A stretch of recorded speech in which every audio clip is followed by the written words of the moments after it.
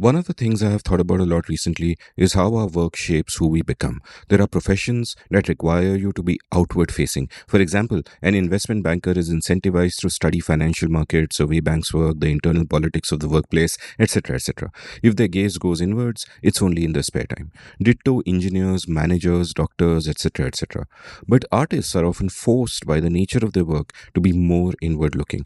Whenever an actor plays a character, the process of donning another skin gives her a better understanding of her own self. Actors, poets, writers, filmmakers all have to turn inwards to do meaningful work. The human condition is their own condition. Self reflection is what makes us more than mere animals, and some are naturally driven to it by the work they have to do. Like my guest today, for example. We had a lovely conversation, and one reason for that is that he is an artist, someone who thinks deeply not just about his art and craft and these times we live in, but also about his own self. And as he peers into himself, you get to listen. Welcome to The Seen and the Unseen, our weekly podcast on economics, politics, and behavioral science. Please welcome your host, Amit Varma.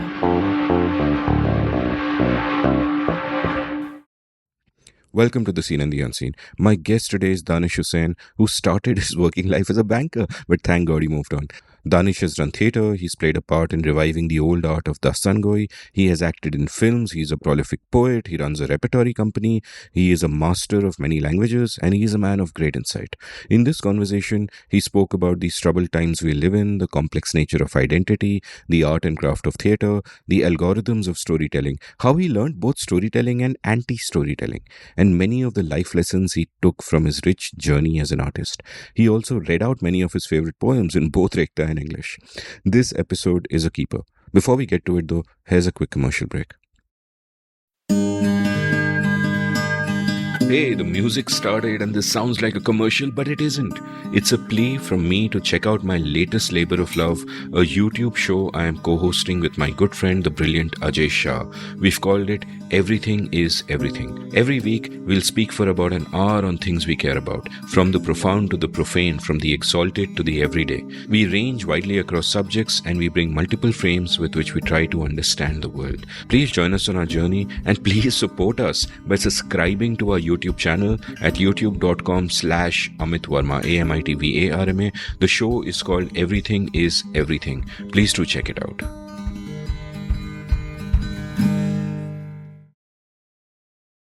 Danish, welcome to The Seen and the Unseen. Thank you, Amit. Thank you so much. Great privilege to have you on. I've kind of followed your work for a long time and we've been on the peripheries of each other's circles, I think. I want to, before we talk about... Before you go ahead, I'll say you've become David Frost of podcasting, so it's a great privilege for me to be here. Please. Danish, I got to tell you, I read what you've written in your Twitter bio where you wrote, people often mistake my sarcasm for humility. Right. So any kindness that comes from you can be looked upon with great suspicion. There is a incident which sparked that Okay. thing. I was performing in Delhi some years back. And I performed and I got out. I think it was at Orleans Francis. I got out and there were these two youngsters. They approached me and they said, "You're good. You're very good. You should try theatre." So I kind of, I look at them and I politely say, "Thank you so much. I'll take up your advice and I'll really look up, theatre." And they were like, "No, we're happy to help you." and then the kids walked off, and the gentleman with me, like, he was like trying to hold his laughter. And when they went away, he kind of burst out laughing. And from that incident, this line came in my head. My sarcasm for humility. Yeah, beautiful line. I do want to talk about your life and I do want to talk about your work. But before that, let's start by talking about a general question that I've asked some other guests and that I think about more and more. And we are almost the same age. I think I'm 2.5 years younger. So, That's almost the same. That's almost the same. When you're 20, it's not the same. When you're around 50, it is pretty much the same. Kind of, And I actually want to ask you about that conception of time because I remember when I was 20, ऐसा लगता था कि 40 तो is old. पहुंचेंगे कि नहीं कुछ idea नहीं है. You used to romanticize all the early dyers. There was a club of 27, all the rock stars who died at 27. Yeah, yeah, yeah. There was another group at 33, and so on and so forth. And it seemed to stretch out forever. And something that was 30 years in the past seemed a long, long, long, long time ago.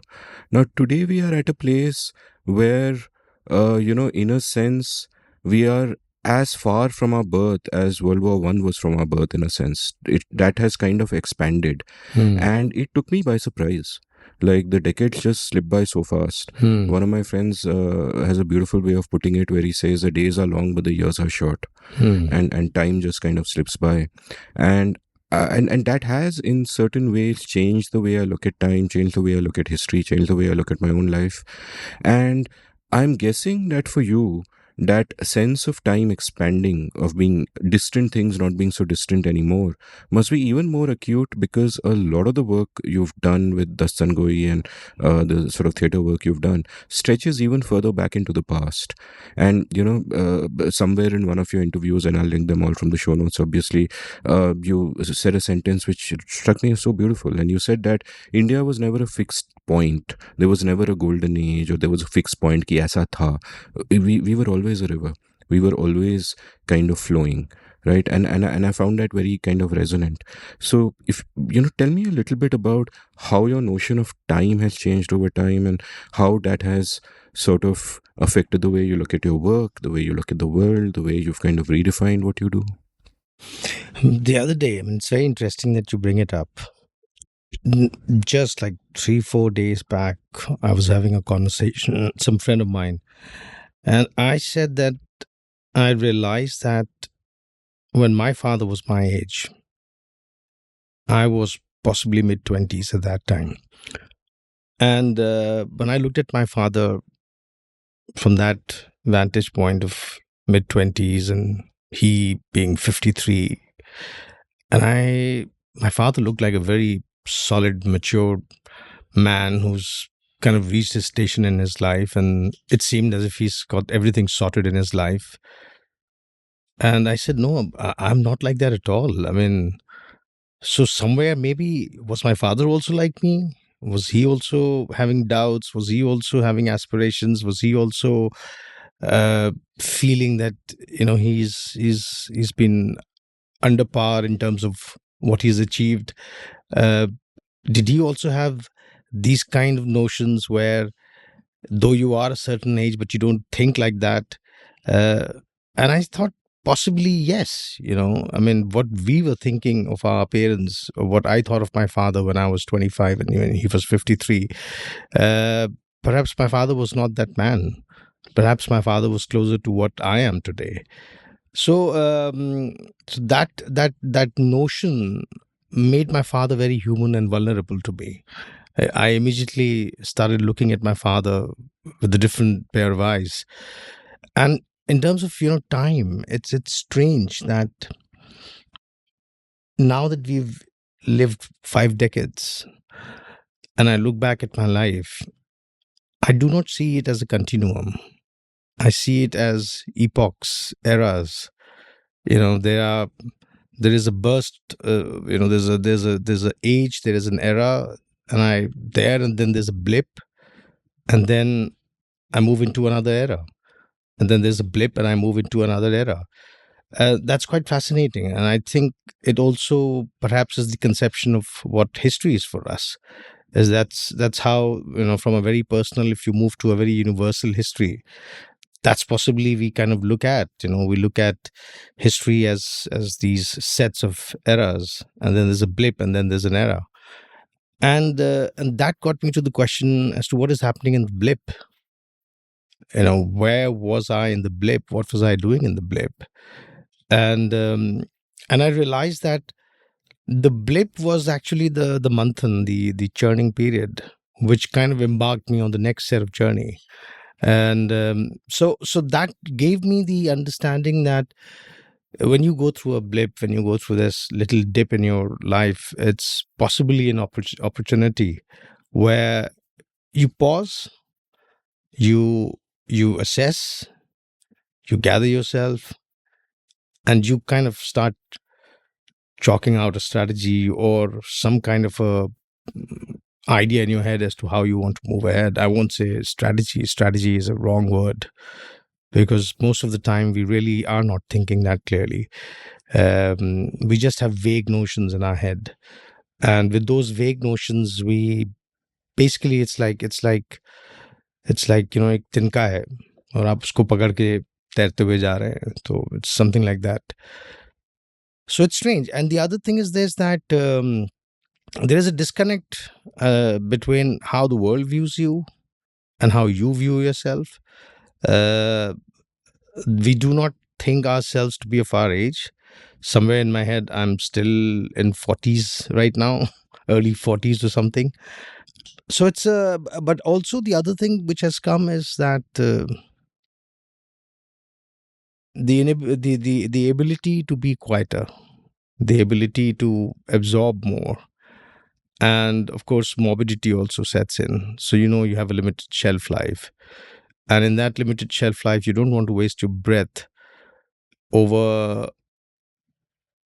You don't want to waste your breath over telling things to people.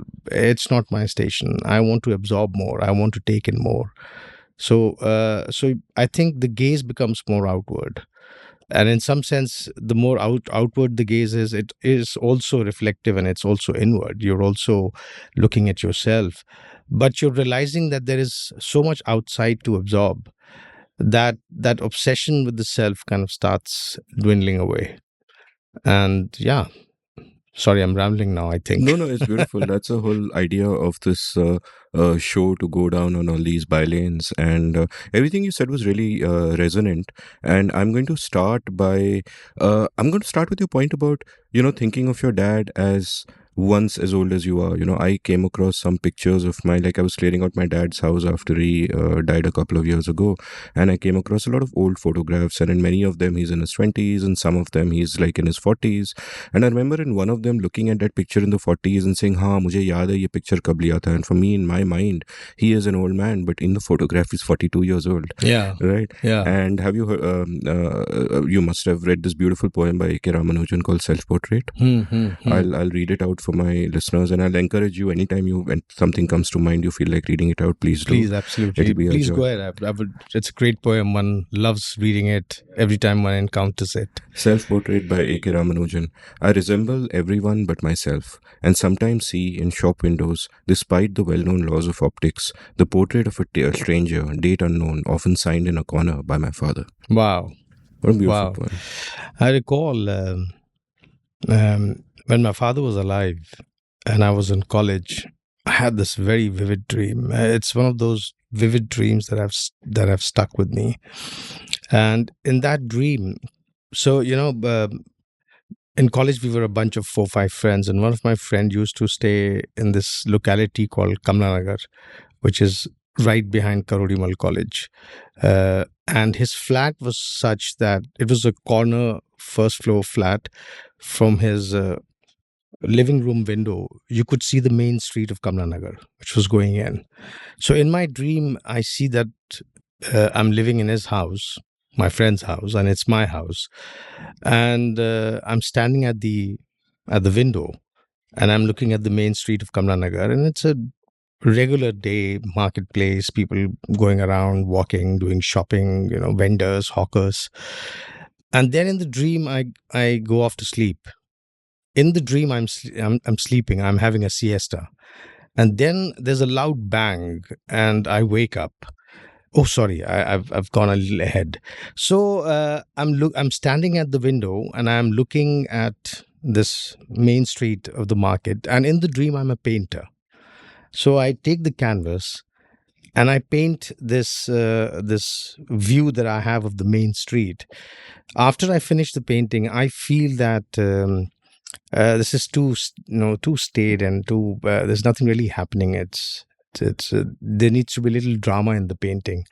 So I kind of put a car accident in the middle of the street, and 2 cars have rammed into each other, and there's a crowd standing there, and there is a body lying on the pavement with a white shroud on it. And after I finish the painting, I'm satisfied that now it's a dramatic painting. There is something happening in it. And I go off to sleep. I go into a siesta in the dream, and there's a loud bang. And I wake up and I see exactly the same view on the street, which is there in my painting. So I'm not able to figure out. Wow, I mean, this is premonition. What? How have I been able to see? Paint something which was about to happen. But then something, then reality kind of strikes in, and I need to go down and figure out what has happened. And I go running down there, and I keep asking people, what happened? What happened? No, people are giving me vague answers. This car came. This car came. And then I step towards the body, and I lift the shroud, and it's my father. And it was one of the most vivid Freudian dreams that you can think of that I had.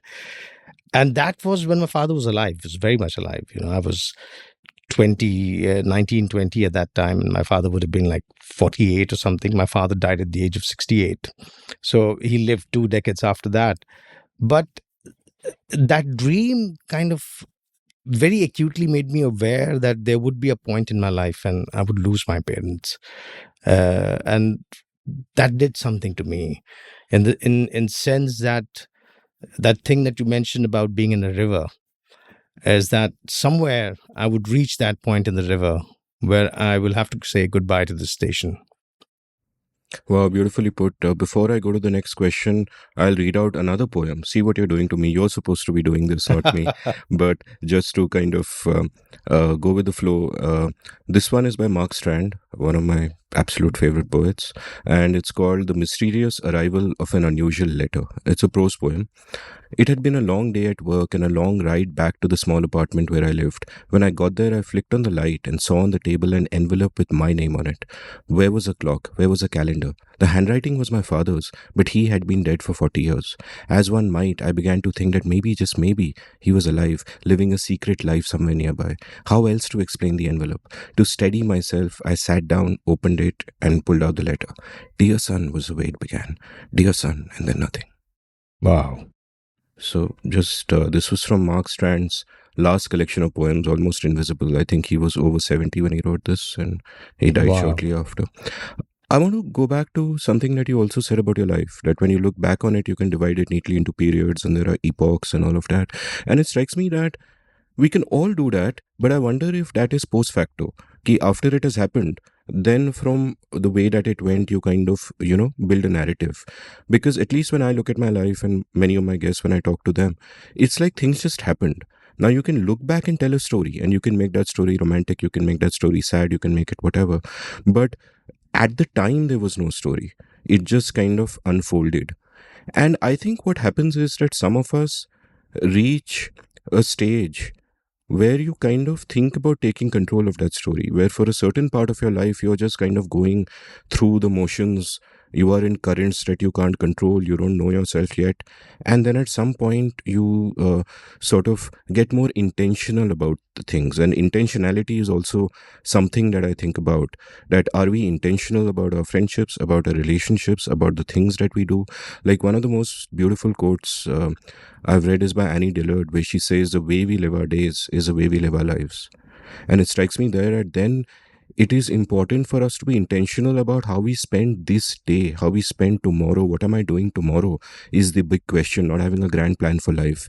And I think by the time you get to sort of our age, hopefully you kind of figure that out. And when you're younger, you often don't. So looking back, one, is that story a post facto story that you come up with after the fact and it's in hindsight? How much of it was intentional, and how much intentionality is there sort of in your life right now? Of course, it is post facto, in the sense that one of the capabilities of ours as a species is inference drawing and pattern recognition. And of course, the whole reason that we have a civilization right now is that we have the capacity to tell stories. We invented language and we have the capacity to tell stories. I mean, otherwise, it's a story that's putting you and me together in this room right now, because of which we are doing this podcast. Otherwise, there is no connection between us. So I'm saying that I would not say that things just like that happen. There are a set of circumstances which lead you to a certain point in your life. Now, when you reach that point in the life, You always have a choice. It depends upon how you view that choice, but it's not that you don't have a choice. Going back to Viktor Frankl's thing, that even when you are in the most hopeless situation, you always have a choice, that I will not let this hopelessness get the better of me. That is your choice that you make in that situation. So you always have a choice, and you take a choice. You make a choice. You go for a certain choice, and that results in your life panning out in a certain way. Now, once your life has panned out in a certain way, we all try to giving meaning to it, and we all try to redeem ourselves, and that's where the narratives start coming in, because now you want to redeem yourself. Now you want to justify why you've taken that choice. Now you want to at least absolve yourself in your own eyes, if not everybody else. So you need to give this narrative to yourself that convinces you that you made a right choice. And that's when the stories start coming out. That's when you have a narrative that comes out about you and your life. So that happens with me also. I'm no exception in that case. But I would say that in my life, I can see there are these nodal points in my life where I can clearly see that there was a choice in front of me, and I made a choice. And when I was making the choice, I knew there would be repercussions. I knew life would be altered. I knew I would go on a different path from now on. And I did not know completely. I may not have comprehended completely as to what will be these repercussions, but I was aware, if not completely cognizant of what will all happen to me. I was aware. And I took that choice, and I said, yeah, chin up, let's move, let's see where it's going. So I'm saying that we always have a choice. And yes, we all will give the narrative. And yes, it's like when you have a high school reunion and you have a certain memory of that, of your time at school. And all these years, 20 years, you kept believing that this is how the event happened. And when you go to the high school reunion, you have five people completely contradicting you, that no, it didn't happen like this. And suddenly you are in doubt, because for you, for 20 years, you've been believing the event happened like this. And now suddenly you've run into five people who were present in that event and who view that event differently and are now even contradicting you and saying, no, it didn't happen like this. So your memory kind of plays tricks on you. And that's when, when people become famous or when they become important, that's where the willingness to control the narrative becomes stronger. Because even if you were to say that this is my life story, somebody else would sit up and say it would not be like this, or it wasn't like this. And that's where the problem starts coming in. So when you are like nobody, obviously, then nobody really cares about you. Nobody really thinks what your story is. And even if they contradict you, it's not really going to cost you anything. But as people become more and more important and they start capturing the public imagination, the narratives start becoming important. And that's why the whole exercise of history writing, rewriting, that's why the whole exercise of who to promote as the hero and who to promote as the villain and who to blame for whatever is happening, because this is all narrative controlling. I had done an episode with the film critic Uday Bhatia. He'd written a book on Satya, and he told me during the episode that there was one particular incident Yeah. which everyone remembered differently. Ramu remembers it one way, Anurag remembers it one way, Manoj Bajpayee remembers it one way, and they are all absolutely convinced that their version is the correct one, which just sort of tells us about the unreliability of memory. And I'm also struck that you remembered that childhood dream so vividly. Is it the case that you also find that things that happened in your childhood can be incredibly vivid memories, but a lot of stuff that happened in your adult years are not quite that vivid? Because my dad even had Parkinson's in his last years, and one of the things that I read about people who have dementia and whose memory starts going is you remember the edges. You remember what happened yesterday, you remember what happened 60 years ago when you were 10 years old, but you don't remember a lot of stuff in between. And I was struck by your memory being so vivid. So is your memory in general vivid in terms of just remembering those kinds of details, or is it like all of us, that there are certain things you just happen to remember really well? And No, it's my memory is just like any other people. Our memory doesn't work as a continuum. It works as snapshots, and whatever is a very important or a transformative or a very impactful event in your life, that memory gets captured. I mean, I remember one journalist friend of mine once telling me there was a phrase for this kind of a memory, which I've forgotten now. So, like, everybody knows where they were at 9/11. You know, across the world, you ask people, everybody knows where they were. They vividly remember when the news first got broken to them on 9/11, where they were. Everybody knows that. So that's how the memory work. If something is impacting or changing your life, like our father's death, we all vividly remember that day as to where we were, what was happening, where we were standing, what were those last moments when things were happening. So my memory also works like that. There are chunks which I don't remember. People meet me, they would remind me of something, and I would have no memory of that. That I've met them or I've had conversations with them. And then there are minute things, I would just remember them. I remember once when we were young, we were in Panchgani, and there was this pan shop guy, and I kind of bantered with him while having pan. And then 2 or 3 years later, when I returned to Panchgani for some other trip, I went to his shop and I took his name, and he was completely shocked as to.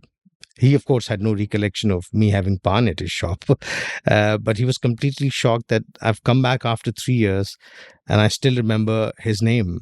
And I remember that whole exchange that took place between us. So it works in strange ways, how your mind is sieving through things, what it feels is important, what touches it, what it wants to capture and store, and what it wants to discard. Sometimes it is our necessities.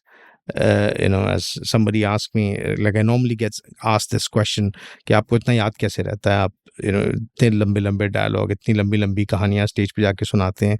And I said, ask a doctor, how does she remember all the medicines and all the diseases, or how does a lawyer remember all those articles and preamble and constitutional things and legal terms and precedents? It's because your survival is linked to that. So whenever your brain, because as the essential purpose of the brain is survival, its purpose is to make sure that how it keeps your body surviving, and your livelihood is survival. So whatever is essential and most basic to your livelihood, to your survival, your brain will remember that, because it realizes that this is a very critical information. Whatever is not, get discarded. But sometimes you are remembering stuff which is not critical to your survival. Why are you doing that? And that is the gray area. That is, we don't know why brain is selecting some memory and why it's discarding some memory. I mean, it's not that I've not had more vivid dreams in my life, but why do I remember a vivid dream which I had some 30 odd years back in such clarity? Whereas I've had more vivid dreams later, but I do not remember those vivid dreams, or I remember only few of them, just a handful of them. Similarly, I may not remember moments with someone very special in my life, but I may remember a moment with a stranger, an interaction with a stranger many years later. So it is still a mystery. At least I don't know. I'm sure if somebody who's working on how mind works and would perhaps have a better answer for that. But I do not know as to how brain is able to sometimes pick on our information and feel that this is a relevant information, and that gets retained in your memory, and how it kind of discards sometimes, which is very essential. People forget their wives' birthdays. Well, you could say they shouldn't, because survival depends on that. By that logic. So you see how how can you forget something so critical? You must be wondering why I was looking at my phone, because when you were reading the last poem, it reminded me of a poem that I wrote. Please. So it's called The Bookstore at the Street's End.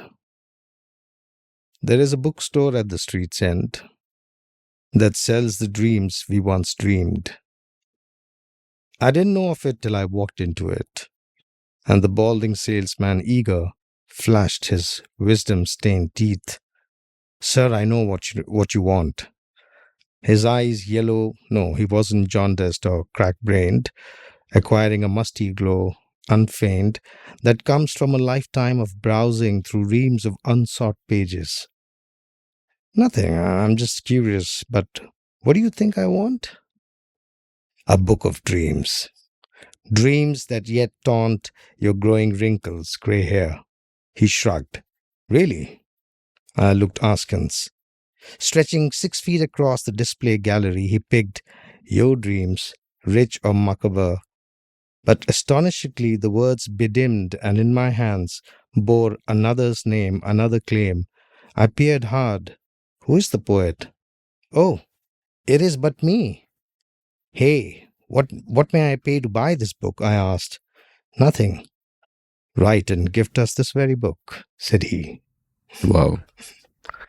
So it reminded me, when Yeah. you read that poem out. Beautifully circular. Yeah. So, since we are talking about memories, I shall call upon your memories and ask you to, go back to the thing that makes survival a possibility, which is birth. So, tell me about, where you were born, what were your early years like? Tell me about your parents.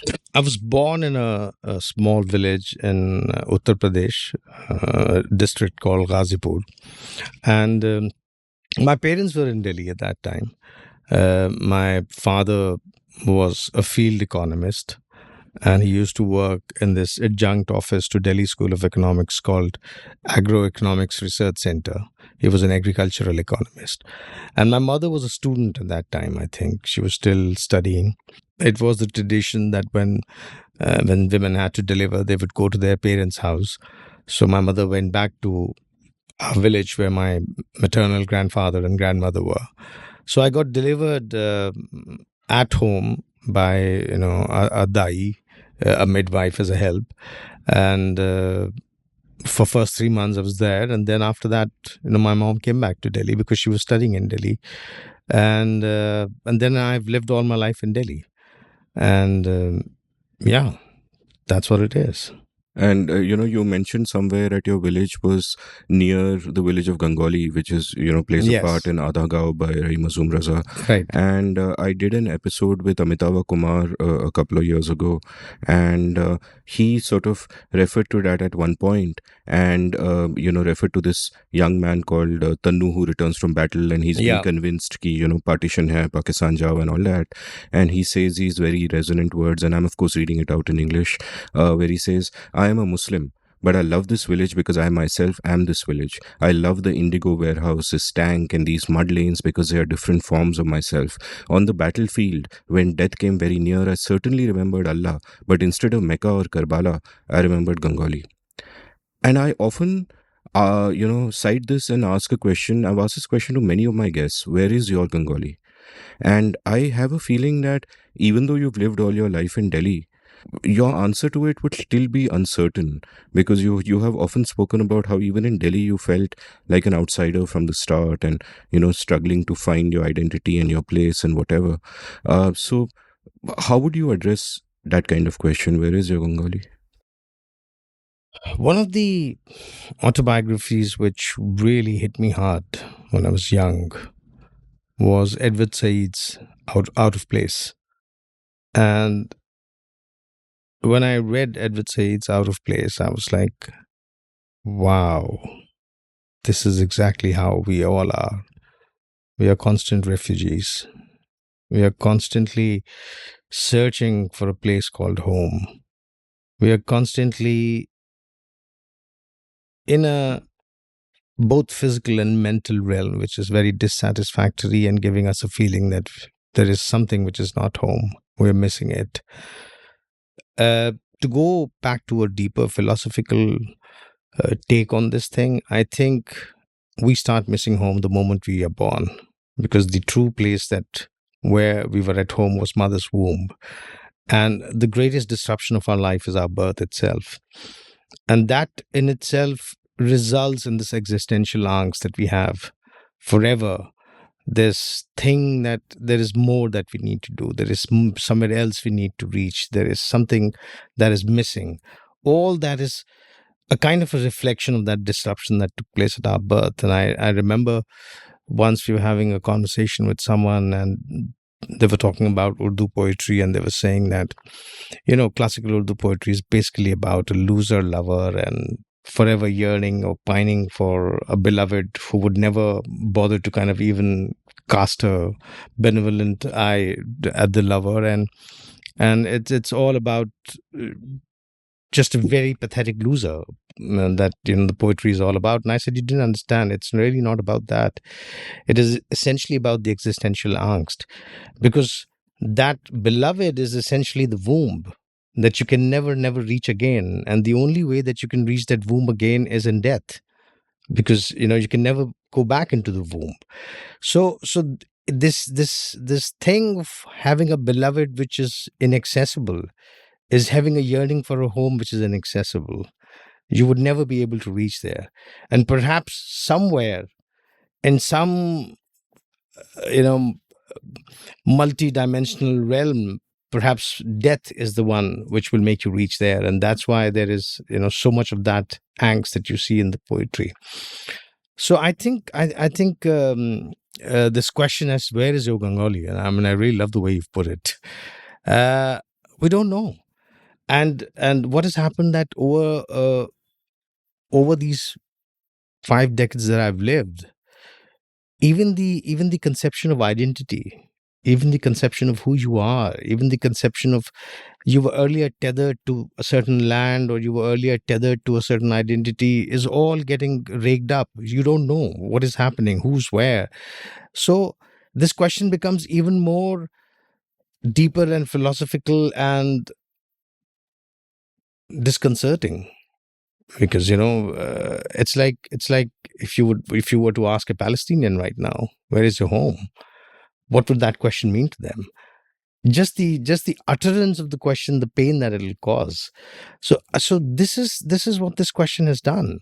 As to when you say, where is your Gangali, how do you answer that? It brings and it inundates you with so many things. I mean, one of the things that's coming in my mind is this, that when we look at identity, essentially, if you were to broadly divide identities, we only have two sets of identities. One is inherited, one is acquired. Now, if you look at how we function daily, we normally like thinking of ourselves through our acquired identities. Now, what are the acquired identities? I see myself as an actor, you probably as a podcaster or a producer. So when somebody meets us, the top of the mind thing is not our inherited identities. You don't think of yourself as, let's say, a Hindu or a Muslim or an Indian. These are inherited identities. We basically think of ourselves as through what our acquired identities are. And then I realized that as a society would evolve, it would give importance to more of acquired identities. As a society would regress, it would become important for them to harp about the inherited identities. So the moment you find societies are clamoring for inherited identities, it is a clear sign that we are regressing, because acquired identities are a challenge to them. Acquired identities would ask questions. Acquired identities would push for an agenda where the status quo would be disturbed. So I realized that all our lives we were aspiring for an acquired identity. I want to be a scholar, I want to be an actor, I want to be a filmmaker, I want to be a poet, you know. Uh, uh, but as we are digressing, and not just here, globally, there is more and more emphasis on inherited identities. What's your race? What's your color? What's your gender? What's your religion? And because we have functioned with inherited identities for so long, that's how the status quo has been able to be what it is, because of focusing on inherited identities. So it becomes very, very difficult to suddenly support or to suddenly unleash acquired identities. And that creates a problem for people who've been believing in acquired identities for long. It doesn't matter as to what you are reduced to you being a Muslim in this country, or you being reduced to a Jew, or you being reduced to a Arab, you're reduced to a skin color, you're reduced to your gender, and that can be very dehumanizing. That could be very demeaning. I mean, just somebody would be a great filmmaker, a great thinker, a great strategist, a great designer, but the moment a man, you know, molests her or outrages her modesty on street, she's been reduced to just a gender, which is extremely dehumanizing and demeaning. So I think these are the questions that we need to worry about. These are the questions we need to ask, because for me, answering where is my Bengali is not important. For me, the question is, who is taking away my Bengali? Why can I not find my Bengali? That is very important. So if we just ask the question, where is my Bengali, I think we're not really diving deep. But who is displacing Bengali? Who is making sure that Bengali is removed from the map of the earth? Why are they doing it? I think that is a more important question, and I think that would give us more understanding of what is happening around us.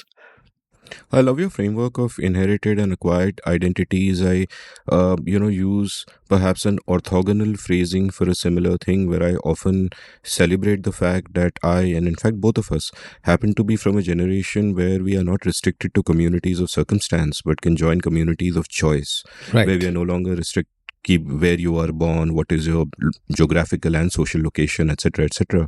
But you can use technology in a globalized world and reach out to others and form those communities of choice. Pretty much all the close friends I have, barring one or two today, are people post internet, people I would never have met otherwise. It simply wasn't possible. And what you speak about, this sort of clash between acquired identities and inherited identities.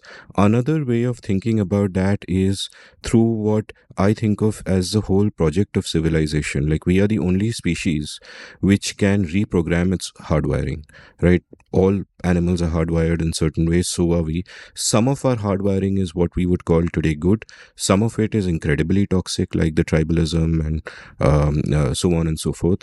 And the whole, in a sense, the whole enlightenment projects and perhaps projects elsewhere would have at their heart the fact that, let us, because we are thinking animals, let us build a culture and fight the bad parts of our hardwiring and sort of amplify the better angels of our nature, as it were. And I would have said that this is always a struggle that requires eternal vigilance. But and I'm kind of thinking aloud here, but what I feel has happened in the last 20, 30 years also is that social media especially has played a part in turning the wrong knobs in our brain, in amplifying our worst instincts. For example, we have become more and more polarized because our tribal instincts are always amplified by social media, and discourse gets incredibly polarized. No one who is not for one particular tribe or the other even dares to speak up. There's no space for nuance anymore. The great writer Timur Quran uses this phrase called preference falsification. He's done an episode with me, and he wrote a book in the mid 90s, called Private Truths, Public Lies, where he spoke about how people may have certain instincts, but it's not polite to express them, so they don't do it, right? Or it's not safe to express them. Like, one example was Soviet Union breaks down. Now, until the point the Soviet Union break down, a lot of people inside imagined that they were the only people who opposed it and everybody else is in favor, because everybody was doing preference falsification. They weren't expressing their true feelings because the consequences were harsh. And then one day you realize that, hey, I'm not alone. Everybody is like me, and there's what he calls a preference cascade. And I think that's happened in a very negative way in Indian society. Like, my hypothesis for example, the rise of Modi and all of that, and what we see around us in society today, is that a lot of innate prejudices that people have, which they could not express, suddenly became socially acceptable. You might be a closet bigot, You might feel women belong to the kitchen. You might not want to share a glass with someone with a different surname, etc., etc. Right? But it's not polite to say that. You have to have a different kind of face in public. But suddenly, you see that the interwebs are full of people like you, and actually they may not be, but you amplify those aspects, get amplified and expressed much more, and then we go down that direction, and suddenly then if our worst instincts are getting ramped up, then no wonder that inherited identities come back in such a big way. Because I think I certainly thought when I was young that the arc of history, as Martin Luther King put it, bends towards justice, freedom, liberalism, whatever you call it. It is clear to me now that it doesn't necessarily do that, and it is not necessarily cyclical either. I'm not sure if I can be absolutely sure that, oh, it's a cycle, it's a phase, nationalistic phase aata hai, you have strongmen, it'll go away, we'll be. I'm not sure anymore because of, so just a bunch of rambling thoughts again, just me thinking aloud. But No, I mean, in the sense that what you're saying, I think what has happened is we all have a kind of a little bit of bias, prejudice, inherent blind spots which we are not aware of, which others can see. But I feel that it's not that the kind of bigotry or the prejudice that you see at a mass level today, I don't really think that you should take it on face value. I think that inherently, I still believe a lot of people still believe in the idea of justice, still believe in what is good, still believe in fairness, because that is the human instinct. To be fair is a very human instinct. That is something that instinctively we pick up when we are growing up. And I think a lot of people are still like that. I think a lot of narrative that you see is actually hacked. It's you're made to see this, and you're made to believe that this is what the mainstream is. You're made to believe that this is what the predominant thought in the society is right now. And I think the silent majority does not have the spine to stand up to it. The silent majority, it is the preference falsification that you're talking about, is that they do not have enough faith or trust that there will be many like us who would stand up. And then the fear that you would be hunted really keeps people quiet. But I actually believe that a lot of social media that you see, a lot of mainstream media that you see is actually hacked, is actually, you are made to believe that this is the narrative, which I doubt is not the narrative, which I think there is inherent goodness in people. And there is, even if you can say that, yes, there is an amount of prejudice, there is an amount of bigotry, yeah, it is there. But I don't think in mass people, like the kind of madness you're seeing in Middle East right now, where I don't think it's like that. It is more because the narrative has been hacked, and it is more because the silent majority is the way the silent majority has always been in this country. And I think I was having a conversation with a Kashmiri Pandit friend of mine, and I said, the problem with this country is that whoever the ruler that came in, the elites and the silent majority just sided with them. We never really stood up. There are very few, 1857, or very few instances that you can say that some people really stood up. But most of the time, instantly the ruling elite, the majority elite, sided with whatever the power was at that time. And that is the story of this country. It continues in the medieval times, in the prehistoric times, it's in ancient times, and it continues even now in the modern times. Instantly, those who have resources, those who have the status quo, they want to preserve it, and they immediately align with whoever is in the power. And that is the reason why we suffer, because we do not believe in this covenant, say constitution, or say a rule of law. We don't believe in that. We don't have faith in that. We have allowed to erode our institutions ourselves, even at a very private level. And when we find ourselves in a situation like this, it is easy to say that it's to blame someone else. But the point is this, that somewhere we all are complicit in this. Somewhere we all, by not standing up, by not doing the right thing, by not sticking to what was the mutually agreed covenant, by cutting corners, by taking shorter routes, and then finding ourselves in a soup and then complaining that why we are in the soup is really what the problem is. And it goes across ideology, it goes across identities, it goes across regions and genders. And that's why we are in this. So I think at somewhere, if any kind of change has to come, it has to begin at a very introspective level with the self as to really, I mean, have I been fair about things in my life? Have I been able to do things where I can demand this kind of a fairness from a broader social structure that I'm looking at? And I think that becomes very important. Yeah, I guess first you change what you see in the mirror, and then you can think of changing the country. And I used that exact phrase you use, silent majority, in my episode with Varun Grover, where I postulated that, hey, vocal minority kuch bhi bole on both right and left, but the silent majority is largely sensible, nuanced, and, whatever. And I think he disagreed with me, if I remember correctly. My memory is not that great, but he was much less optimistic than you. And I think to a certain extent, I'm kind of inclined to agree. I've kind of swung from where you are to, where he would be. And part of that is actually a process that partly doing this podcast over the last few years has kind of brought me to, because my, like, perhaps not doing this podcast but just living through the last 10 years, like, my impression as a young man living in an elite English speaking urban bubble as I did is that broadly we are liberal, broadly we are secular, broadly we are tolerant, sab theek hai, it's a melting pot. There are fringes and that's a problem and all of that. And doing episodes with people like Akshay Mukul, who wrote that amazing book on the Gita Press, made me realize ki nahi yaar, outside my bubble it's not like that. We are the fringe, that actually there's a deep rooted conservatism within the country, and conservatism is fine. I don't want to place a value judgment on conservatism itself, but there are these deep rooted strands within the country, and they are there, and you see it in the sales of many of the Gita Press books, for example, which Akshay has written about so well. So I'll link those from the show notes. And I begin to wonder, did I miss something? And then what convinces me that I did miss something, and that it's not that society has changed, but that society is expressing these aspects of it much more, is the fact that one thing that I believe about politics is that is downstream of culture. Andrew Breitbart's famous quote: politics is downstream of culture. It is supply responding to demand. That there is a demand out there. It is not as if a group of people have suddenly gone and they're manipulating people and they're hacking a narrative and they're doing all that. There is demand out there.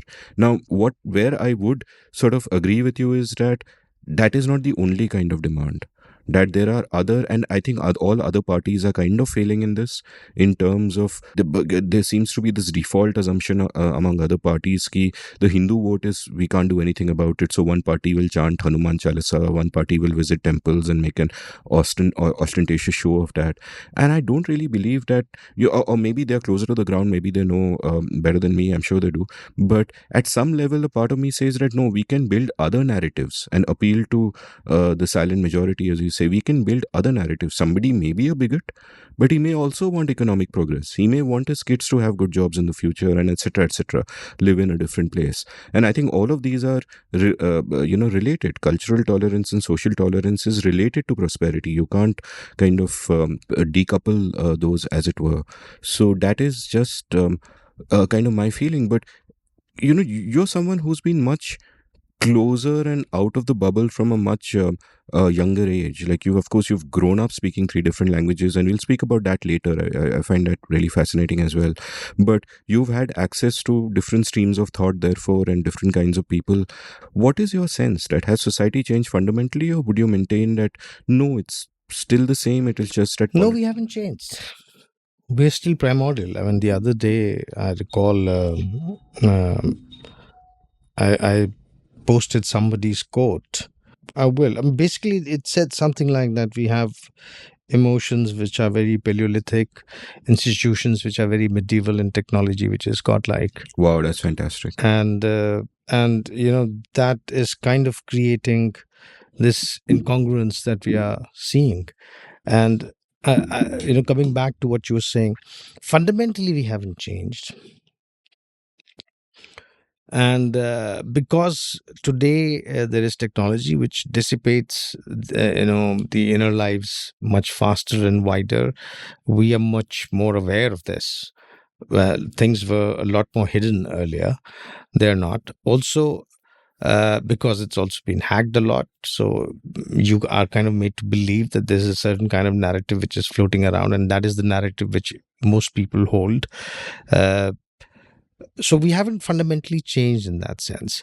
Now, the whole modern idea of education, enlightenment, was that perhaps we will be able to break away from the shackles of inherited identities, and we will be able to create a far cosmopolitan world where people with acquired identities, and what their acquired identities is what would matter, and nothing else would matter.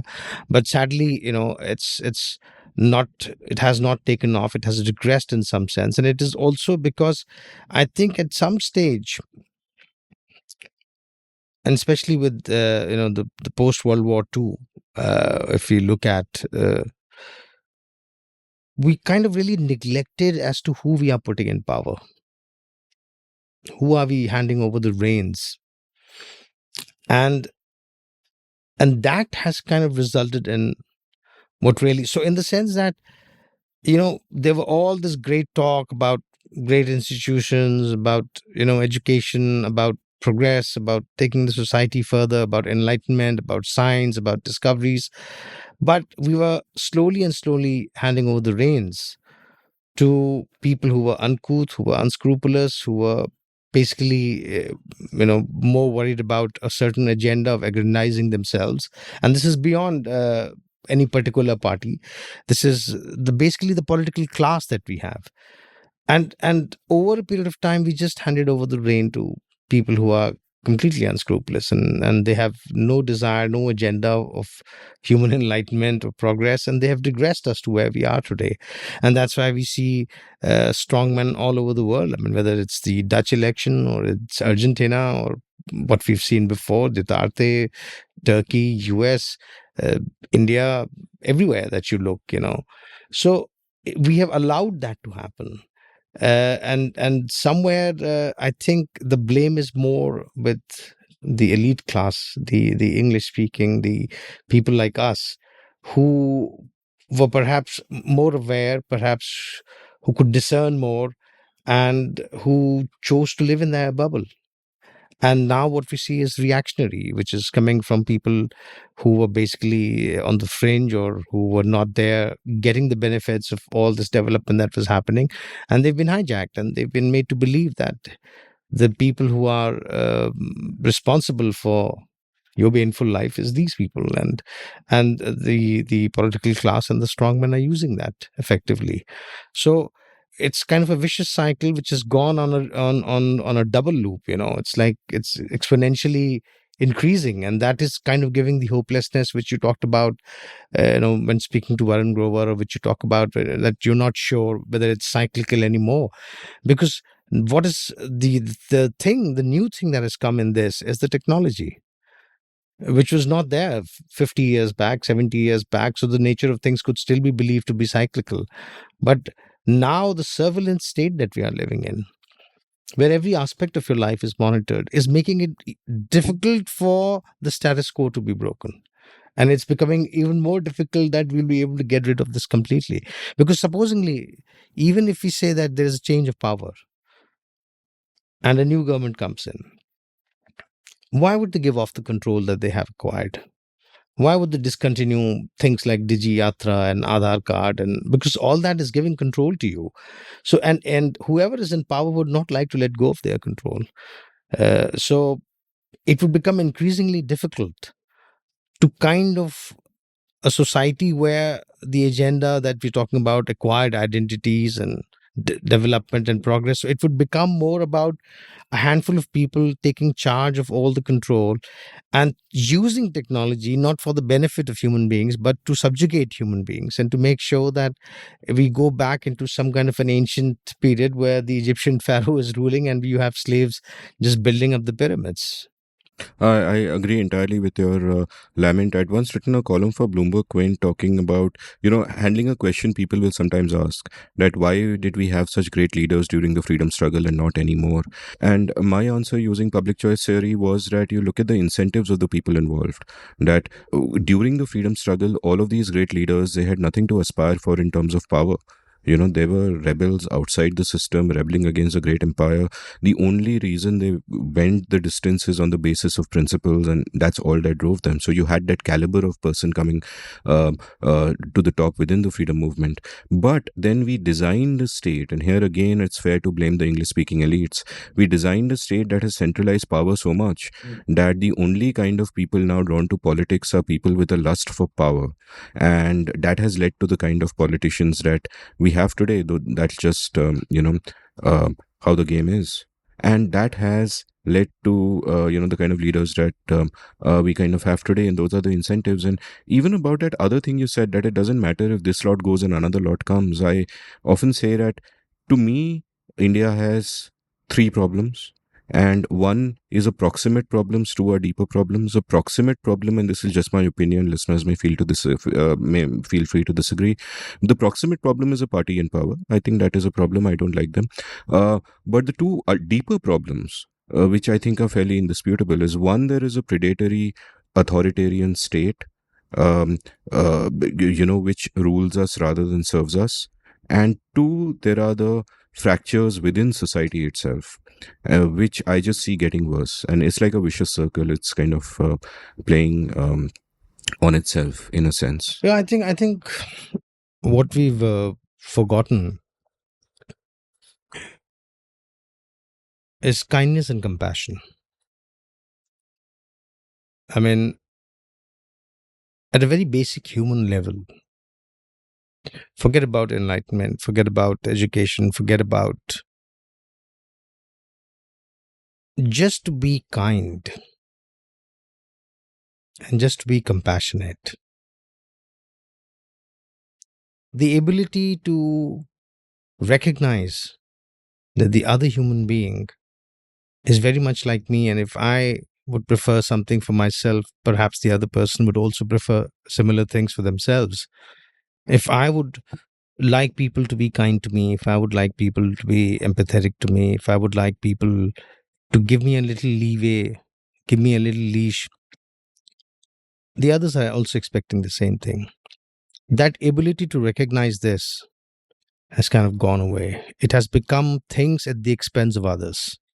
That is what it has reduced to. And also, I had it in my mind while I was talking, the second point that I wanted to raise. All right, we'll come back to that. So, but at a very human level, recognizing this thing is something that we've forgotten. Second, this whole narrative of hero is very problematic. This messiah, this savior to come in, this hero to come out. Why this inability to believe in collectivehood? Why this inability to believe that we together can make things happen? And this is very primordial. This goes right back to our genes' willingness to replicate itself and make sure that the gene survives. So it's like this yearning for immortality, this yearning of my name being carved somewhere, this yearning of me outliving my lifetime, this yearning of kind of standing up in the crowd and becoming bigger than the rest of the crowd. In some sense, what it does is that it becomes detrimental to institutions, the collective institutions that we are trying to create, because institutions necessarily work when everybody puts in together. If not everybody is not pulling it together, then it's not going to work. And it's like a double-edged sword. So we want to create great institutions, yet we want heroes, and yet we don't want you to question institutions. So people are sacrificed for ideas. People are sacrificed for institutions, and institutions are made for you. You're made to believe that institutions are bigger than you. You can't question institutions. Yet you don't want institutions to function the way the institution should function, and you still worship heroes and messiahs, and you want strong men to come and kind of save you. And I think that's where the problem is. This what it does, that it starts making you believe that I can become bigger than others at the expense of others. And it removes other people out of the equation. And I think that's where the problem is.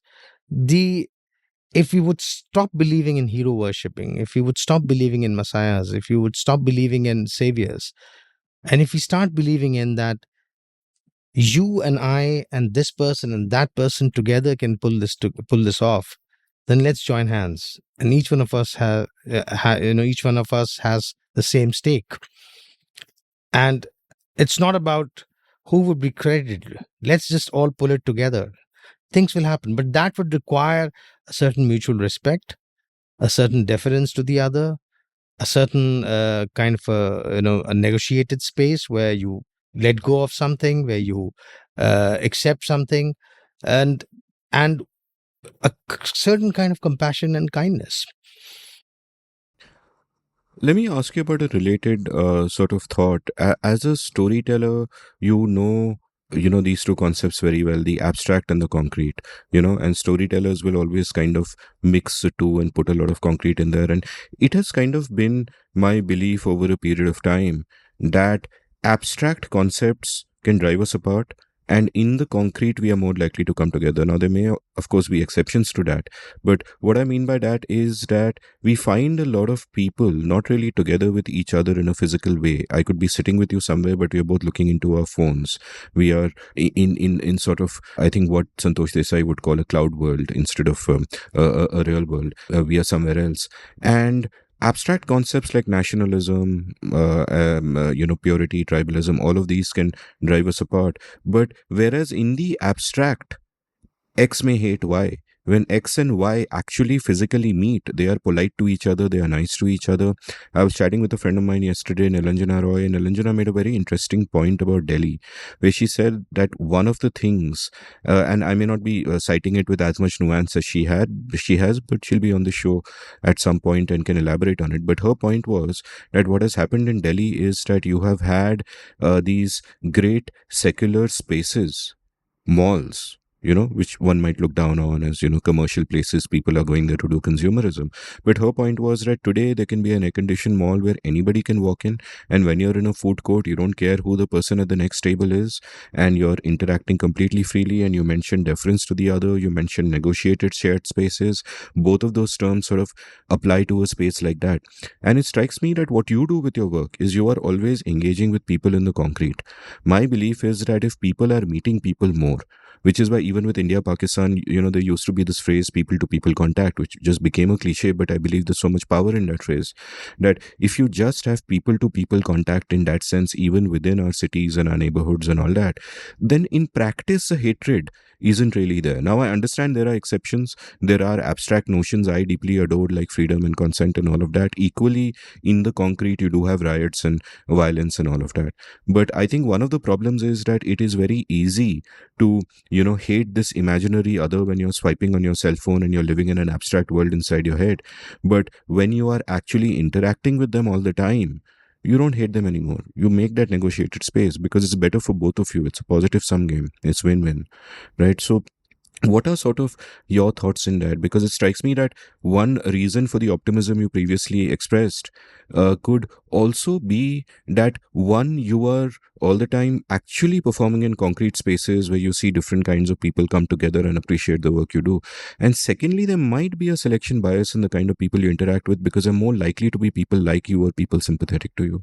So what are your sort of thoughts on my ramble? It reminds me of that Amitabh Kumar's book that I read, Bombay, London, New York. And he talks about textbook enemies. So when you have an abstract people interacting, you kind of create textbook enemies. These are two-dimensional cardboard enemies that you have. The funny part is ki people who are more vocal about their hatred, they are the least likely people who would have interacted with their enemies or would have ever met them or would have.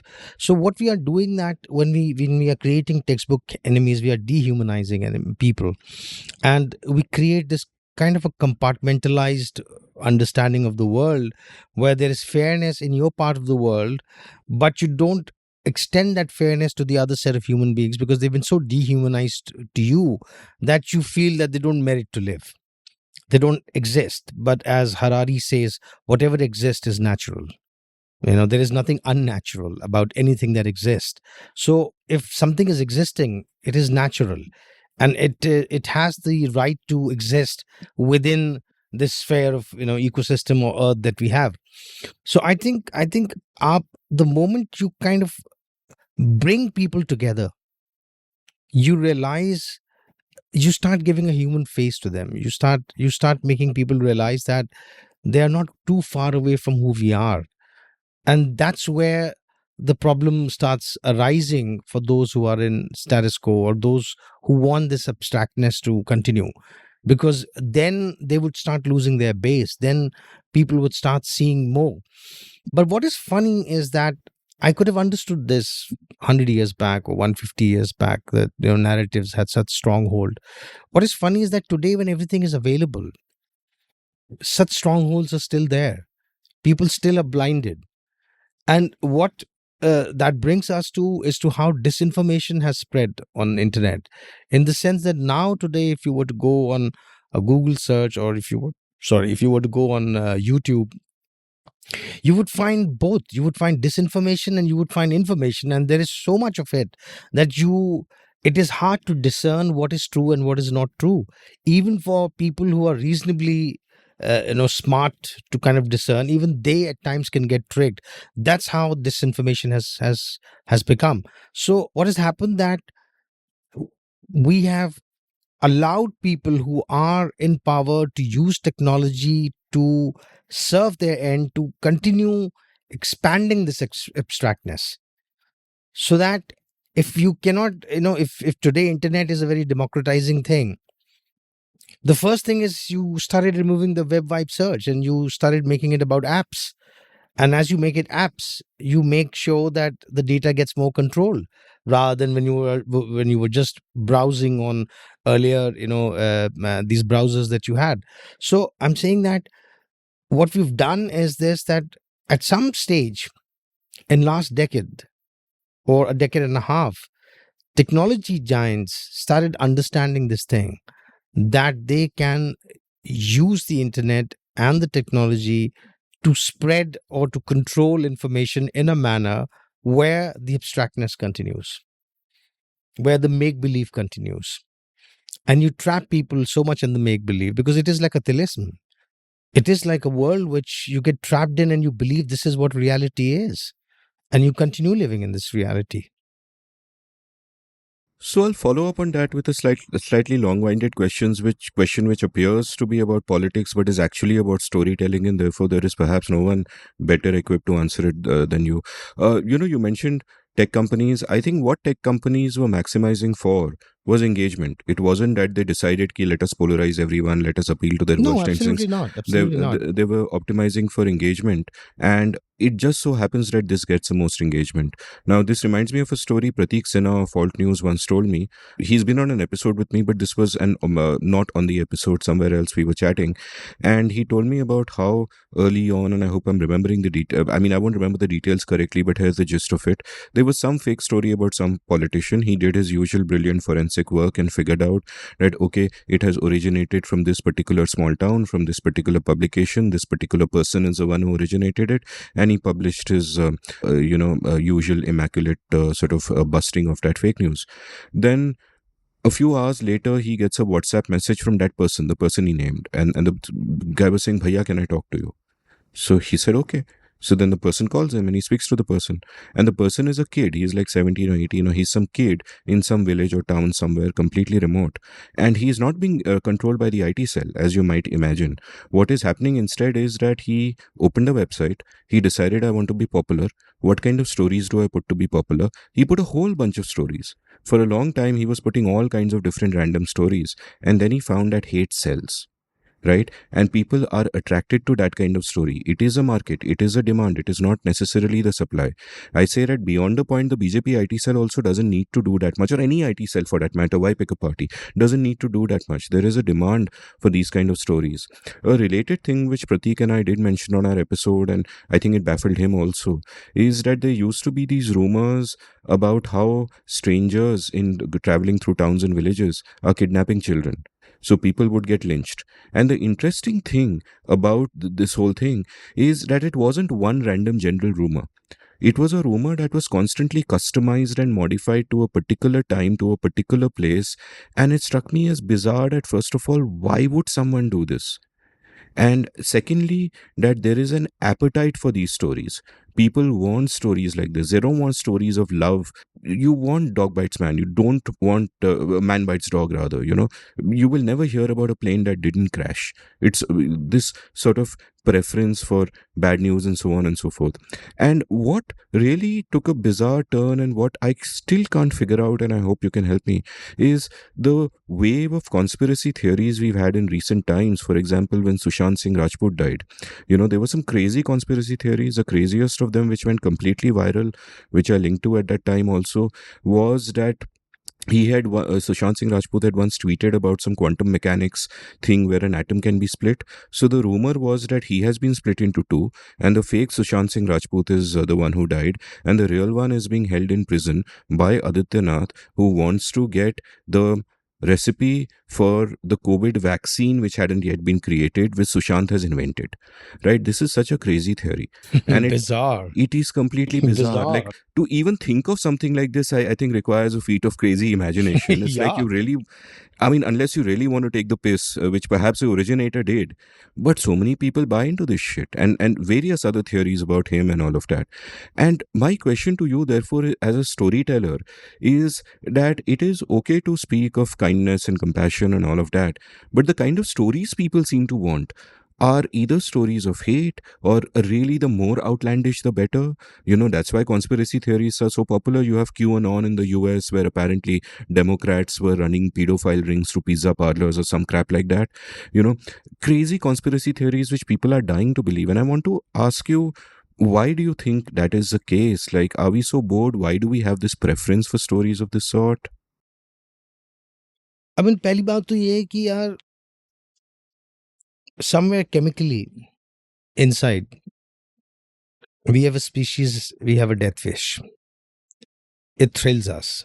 We want to challenge and we want to reach that edge where we kind of mock at death and come out alive. And we're willing to risk it so much that we might just die because we're so close to it. So this death wish has always been with us as a species. It's a kind of a proven fact.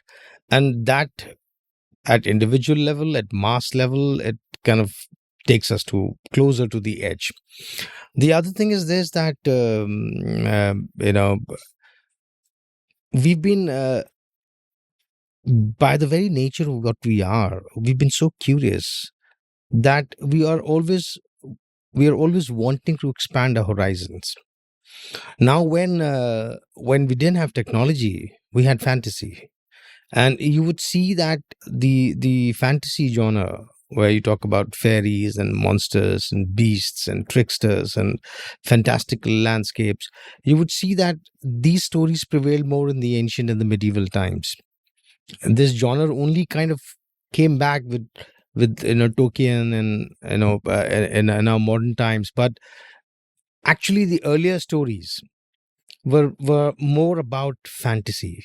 And then when the Victorian age came in, it became novel, kind of rose above every other form of literature, and it became about realism, with people like Charles Dickinson and Emily Bront and all those people.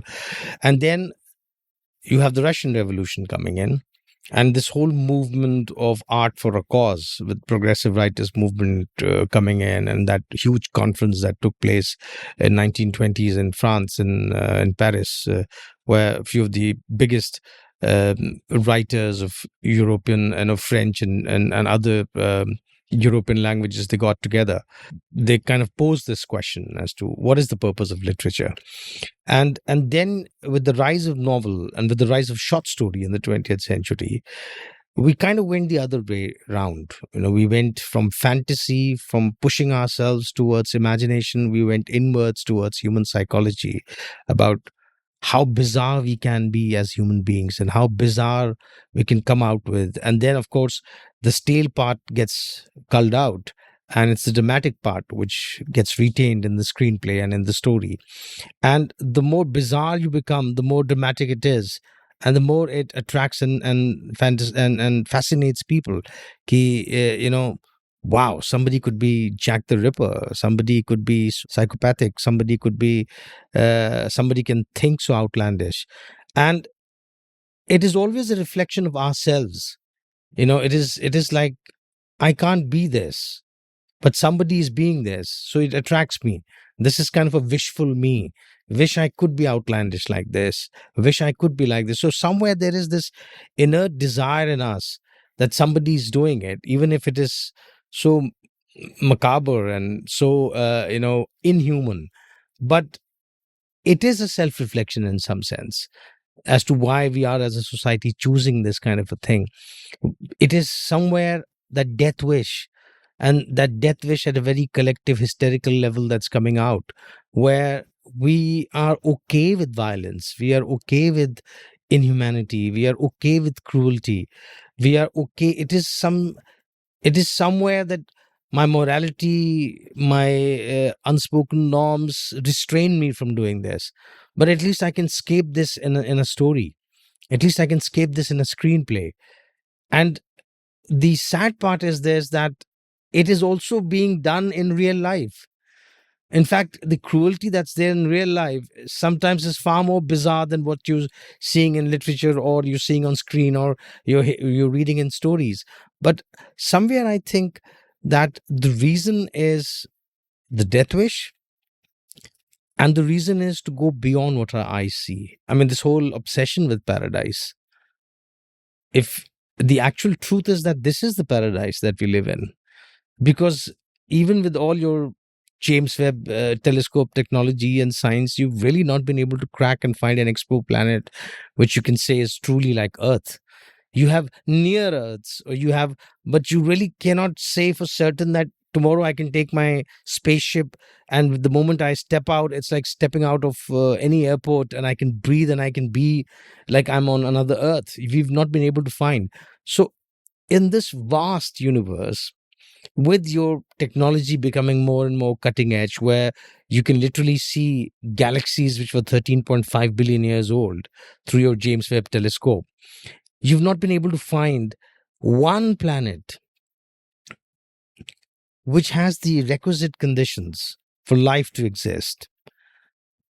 So, in some sense, in this vast universe, the only paradise you have is Earth. Yet, it is so dissatisfactory for us. Yet, there is a search for life elsewhere. Yet, there is a search for life elsewhere. Yet, there is a search within our inner worlds and in our outer worlds, a belief that there is a better world that we can go to. And we are completely disregarding what we have with us, that this is the better world. There is no better world. Maybe we should save this one. Maybe whether it's our inner world, maybe for whatever our circumstances and whatever our lives are, this is the life that we have. There is no other life that we will live. But this human curiosity, this fantasy to go beyond where we are, to believe that there is something else, and that's the reason why we are still living in this Milan Kundera's world of life is elsewhere. We're constantly believing that there is something else beyond the edge, without realizing or disregarding what is there on this side of the edge, from where we are appearing, from where we are coming out. Perhaps the better world is on this side, which we are disregarding, and not on the other side of the edge that we are looking at. Sir, at this point in time, I must correct you and say that a planet just like Earth has been found. SSR found it, which is why they had to get rid of him, and Subhash Chandra Bose is living there right now. But that aside, I'll come up with another hypothesis on the fly. Earlier in the episode when we were talking about aging, Hmm. it struck me that like one theory I've heard about why time seems to pass so quickly as you get older is that you're not doing anything new anymore. When you're young, you're constantly doing new things, and that keeps you engaged, and time seems to pass a little more slowly. But as you get older, you get into routines and ruts, and you're doing the same damn thing every day, and time seems to pass really slowly. And in fact, I heard of someone who I think was vlogging or blogging an experiment in which they were going to do a different thing every single day. Every single day, they would try to do something entirely different and, see if that kind of helped. And I wonder if that quest for breaking out of the monotony of everyday life is why people believe outlandish theories. The more outlandish, the better. Hmm. Because at least those fantasy world may at least, there's something interesting going on. It is our boredom that drives us towards, all this craziness. I think we've not really understood who we are. I mean, even at a very medical level, what I don't think we've completely understand how brain functions, how memories function. This is an understanding which I got when my father fell ill and he had this chronic kidney disease. And before that, I kind of thought medical science is a very exact science. And when my father fell ill, and for 8 years, I had to, be at hospitals with him for dialysis and constantly be in conversation with doctors, I realized that it is not an exact science. A lot of it is hit and try. A lot of it is actually speculation and estimation and trying to fit in with your known set of belief and knowledge and see if this will work or not. There is really no, and I realized that a lot of medicines that we are using are actually very generic medicines which are not really disease specific. It's like spraying an insecticide and you kill all the insects rather than choosing one particular insect that you're aiming at. So all these things made me realize that there is so little that we know, and there is so much more that we need to discover and find out, both in terms of our mind and how it works, and our body, how it works. And if you extend that analogy to everything that's around us, we really, really are at a very nascent stage of understanding how the whole universe works. And every time when we discover a new set of knowledge which is contradictory to our held beliefs, everything is thrown out of the bathwater, and you have to reconstruct everything to understand as to how this whole thing is working. So I think we are at a very, very primary stage of our understanding of what we understand as universe, what we understand of us as human beings, of what we understand of our bodies. And there is a lot that we still don't understand, and we still don't know how to have a handle over that thing. And the problem is this, that our greed and our death wish is messing up with this quest for creating something more meaningful, more lasting.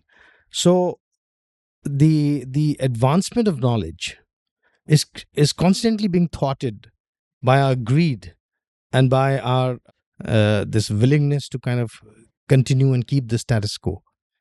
And उसकी वजह से हो क्या रहा है कि we are constantly underperforming. We are constantly living in an underwhelming age where things are not really up to their potential. And if they are at their potential, at some places, the benefits are only to few. It's not trickling down.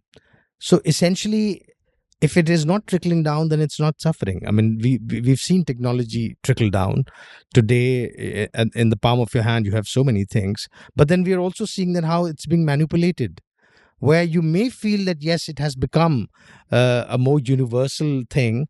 But at the same time, this progress has been thwarted and too slow. It's like taking 2 steps forward and then 3 steps backward. And then, you're only moving in a very, very staccato, zigzag, sideways manner forward.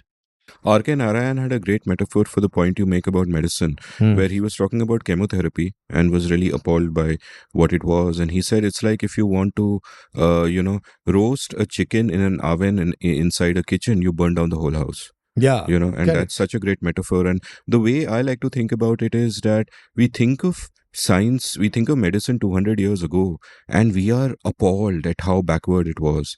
And 200 years later, if we still exist, I think they'll look back on this time and they'll be appalled at the kind of Completely. science there is. Completely. But nevertheless, the scientific method is kind of all you got. And what you said about people getting in the way of progress is also really true. Like one of the best essays I've read in recent years is called Four Quadrants of Conformism by Paul Graham, and he talks about how there are really four kinds of people, and the conventional minded. Like the two broad kinds are the conventional minded and the non-conventional minded, who are thinking differently. And the conventional minded can be aggressive or passive, and ditto for the other side. And the most dangerous people, which are probably almost a vocal majority often, are the aggressively conventional minded, and they stand in the way of progress. That every time you express a thought that is heretical to receive wisdom, you'll have them coming down on you like a pile of bricks, right? And you see this time and again in science as well. Like, most tragic example I can think of is Ignaz Semmelweis, who discovered in the mid 1900s that so many people die at the operating table for the simple reason that you aren't washing your hands, that washing your hands will cut down the deaths by a huge percentage. And for a couple of decades he was reviled. They did not believe him. People continued dying. He died in a lunatic asylum. Today that is just considered absolutely basic. A similar thing with the doctor, I forget his name now. I spoke about it in my episode with Chinmay Tumbe on pandemics, who discovered that cholera is because of bad water. And again, for I think 3 or 4 decades, he was completely ignored. People kept dying because the conventional wisdom was something else. And this is something I realized, that even people who might, in principle, speak about things like, science is great, progress is great, we are this, we are that, will actually be extremely conservative when it comes to their actions. That it's almost like you need to tell yourself a story to explain the world. And once you've told yourself that story, you are stuck to it, man. That is your story. No part of it is ever going to change. That is your story. Maybe because you're cognitively lazy, that requires less energy, just stick to that, or whatever. And anyway, that's kind of a lament. And we've spoken about abstract subjects for a long time. I want to take you back to your. But before we move forward, I Sure, mean, sure. this thing that you mentioned, it is also our relationship with knowledge, Hmm. which results in a lot of way, things are right now. The thing is this, that because of our inference drawing and our pattern reading capability, we've been able to deconstruct knowledge. And one of the ways we deconstruct knowledge is by nomenclature and classification. Because if you have, a book with no subtitles and no headings and no subparagraphs and no chapters, it is one big voluminous book of words. But the moment you divide it into chapters and subsections, and you get a handle over it. It's easy to comprehend what is the route I'm charting, and how am I going by. So what happens is that we process knowledge by classification and by nomenclature. But the problem arises that we start ossifying it. And the ossification of that classification and of that nomenclature, then we want to make it sacrosanct. And now the cost of dismantling that in order to find a new knowledge is so heavy that we are not willing to dismantle it, and we want to live with this ossified structure, even if it has lived its shelf date, it's past its shelf date. But we don't want to do that because we think the cost, the economic and the mental cost to the society to undo this now, in order to get new knowledge, is too high. So I think the problem is this ossification that we keep doing of how we disseminate knowledge. And once we think that something is working, we don't want to change it. But that is the nature of the beast, that the more you want to know, you will have to undo what you've done. Because unless you're not questioning it, you will not find a new thing. And this belief that everything we've done now is sacrosanct and it should not be touched, or this is working, this is how it should be, I think that's where the problem is. And even at today, if you look at the political systems, post World War II, this belief that democracy is the most perfect system that we found. And today it is kind of wobbling, and we are realizing that. And we do not have an alternative to that. But somewhere there is this tussle. So you have these reactionary people who are coming from behind and who want to dismantle it and want to take you to an era of authoritarianism by saying ki ho gaya bahut democracy humne dekh li hai, it's not working. We basically need, like in India, this very middle class narrative of having a benign dictator. So bhai yahi chalega. And on the other hand, you have people who still believe that no, this can function, and maybe we need stronger institutions and are fighting tooth and nail to get that thing. But the point is this: what is not happening is dialogue. And what has that polarizing that you were talking about, what that has led us to, that we are losing the art of having difficult conversations. We do not want to be in room with people whom we don't agree with and have a conversation with them, because that emotional discomfort is something that everybody wants to avoid so much, that everybody wants to be in their silos and everybody wants to just talk in their echo chambers and everybody just wants to hear affirming things. That's it.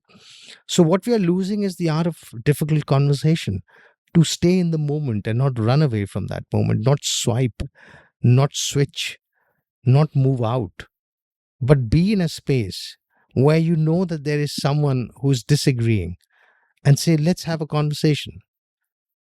We may choose to disagree even at the end of it, but hear me out and I will hear you out. And that middle space is kind of eroding. And I think it is essential to bring that middle space. But in order to bring that middle space, irrespective of ideologies, you will have to inculcate things like compassion, things like listening, things like kindness, things like mutual, if not respect, then mutual tolerance to begin with, or mutual coexistence, something like that, so that the difficult conversation can take place. Because only when that will take place, there is a possibility of finding which is agreeable to everyone. Otherwise, it will always be this black and white, this yin and yang, this that. But I mean, yin and yang is not the right example to give here. But there's this polarizing kind of a thing where people are at each other's neck, and it's always the death wish which is playing out. Do you personally find it easy to have those kind of conversations with people with whom you viscerally disagree? Like, I'm asking because I certainly sometimes I feel that there are people I just don't want to talk to because I disagree at such a fundamental level. Like, obviously the business of what I do is I talk to people I disagree with. I'm very happy to do that. I feel it expands my view, but there are boundaries beyond which I just don't want to go, beyond which I just don't want to talk to you. So, and everybody I know speaks about how their family WhatsApp groups are so toxic, their housing, the building society WhatsApp group is so toxic, and etc., etc. And there are questions like, one way of personally dealing with that is just saying ki, a sanitized version of what Kashinath Singh said in Kashikasi, bhar mein jaye duniya, hum bajaye harmonia. Right? You do your own thing. I don't want to engage with toxic people. I want to be surrounded by my own kind. And the other thing, what you're saying actually involves a lot of effort in different ways. So what has sort of been your experience with these? Are these conversations possible to have? Have they been fruitful They are for possible. They are possible. I would not say that I always engage in a difficult conversation, and you're right, there are certain people I would not like to engage with. But there are two things which are very important. One is grace, and the other is face value. I think, if you operate from grace, where you do not attack the dignity of people, where when you are in a difficult space, what is one of the primary things which is at work there? It is the threat perception. It is the threat perception that the other person is an enemy, is the other person is detrimental to my benefits, to my good being. The other person is here to attack me. If you remove the threat perception out of the equation and you tell them, I am not a threat to you, I want to think of you in a kind, compassionate manner, and I expect that for you to think of me, and not hit people below their belt, and not be ungracious to them. So if you operate from grace, And if you operate from face value, whatever you're saying, even if it's a lie, I give you the benefit of doubt. Let's move forward. And what it happens at the moment you place trust in people, the moment you take people on face value, in some way you trip them. Now they are kind of bound to hold whatever they are saying. It may not happen overnight, or it may not happen in one conversation, but it is a two-way street. So I think what most of the time is happening, that, as you said, you go with a preconceived notion, you go with threat perception, and you do not loosen that, you retain that. So what happens, that the tension is always building up till it breaks down, and then you say it was futile to enter this conversation anyway in the first place. मुझे मालूम था यही होने वाला है. But अगर आप grace के साथ जाएं, अगर आप फेस वैल्यू पे लोगों को लें, तो थोड़ा कुछ रास्ता निकल सकता है. ऐसा नहीं है. ग्रेस आना जरा मुश्किल है. क्या है कि वो उर्दू में एक वर्ड है ज़र्फ. तो when you say somebody is graceless, you say kam zarf. And when somebody is filled with grace, you say ala zarf. But zarf, the literal meaning also means pyala, a cup, a bowl. तो जिसका प्याला अगर बड़ा होगा, पानी छलकेगा नहीं. जिसका प्याला छोटा होगा, पानी छलक जाएगा. So the more graceful you are, your bowl is bigger. You will absorb more, and the water will not spill out. You will not get down to your basal instinctive level. You won't lose your temperament, your temper. You won't lose. You won't hit below the belt. But if your bowl itself is less, you can absorb less. You can take less. Obviously, the water will spill out very quickly.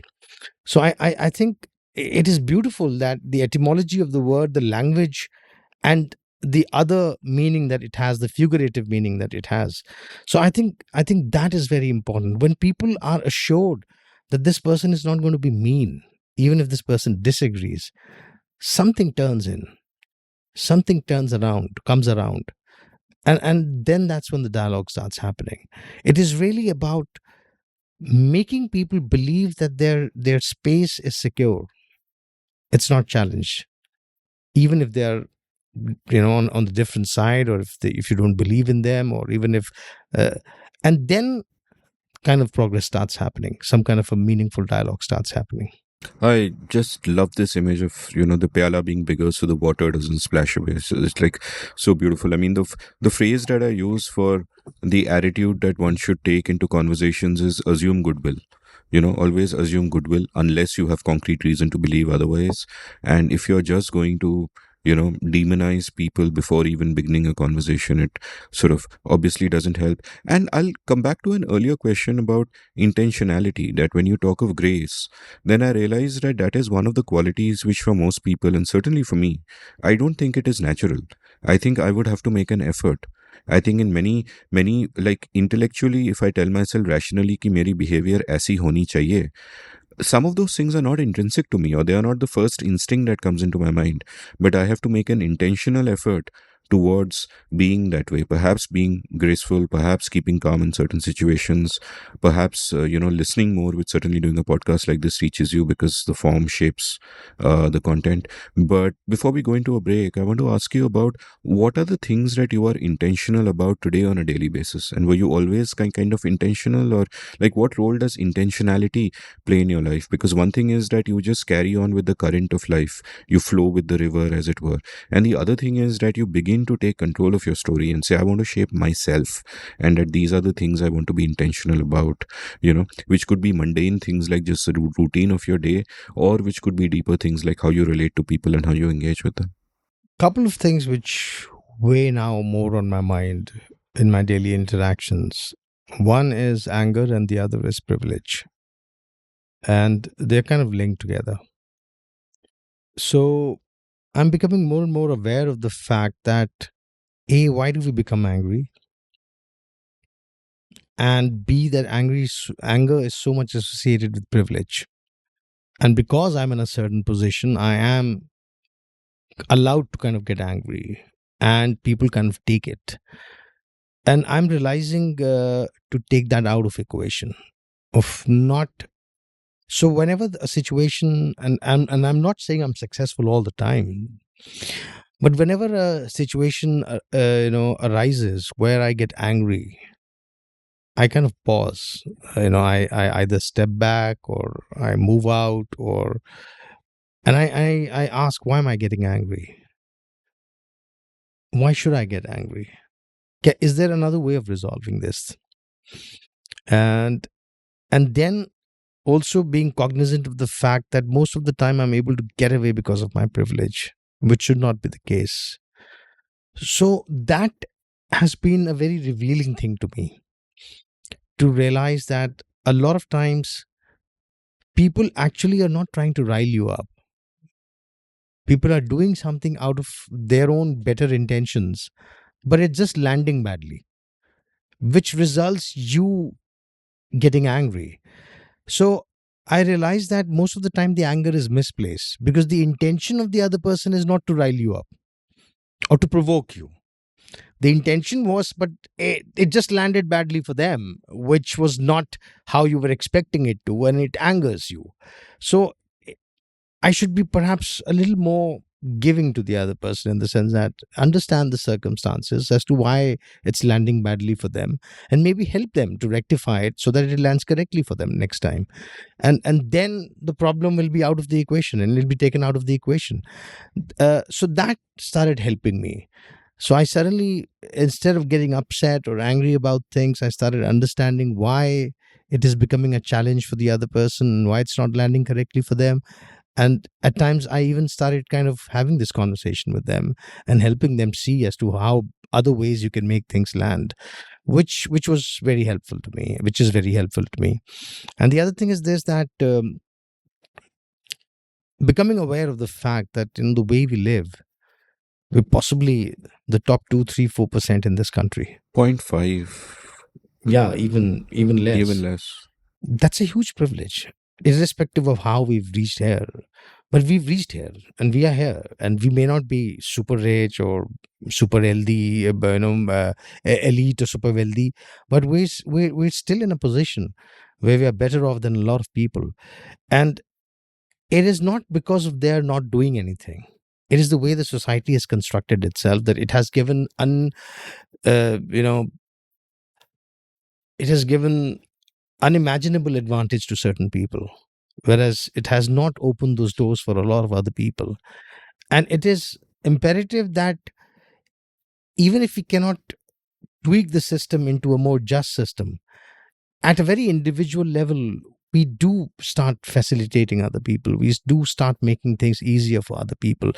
Uh, Even with basic things like people just doing their job correctly, I mean, if all the bureaucrats sitting in the government offices, if they were to just follow their jobs, whatever their job assignments are, their job cards are telling them, whatever the constitution is saying, telling them, whatever their scope of their job is, even if they start doing that correctly and honestly, it would make a lot of difference to people around. So, I mean, if you are a production designer, or a spot boy, or light gaffer, a sound designer, uh, a metro, railway engine driver, at very basic level, if we just start doing things the way the scope of our things are, and doing them well, and with the intention of making sure that the larger project is facilitated, a lot of stuff would improve. And at the same time also being a little human about it, not being arrogant about things, not being not being filled with oneself all the time. You're just one among many, and we all have to do it together.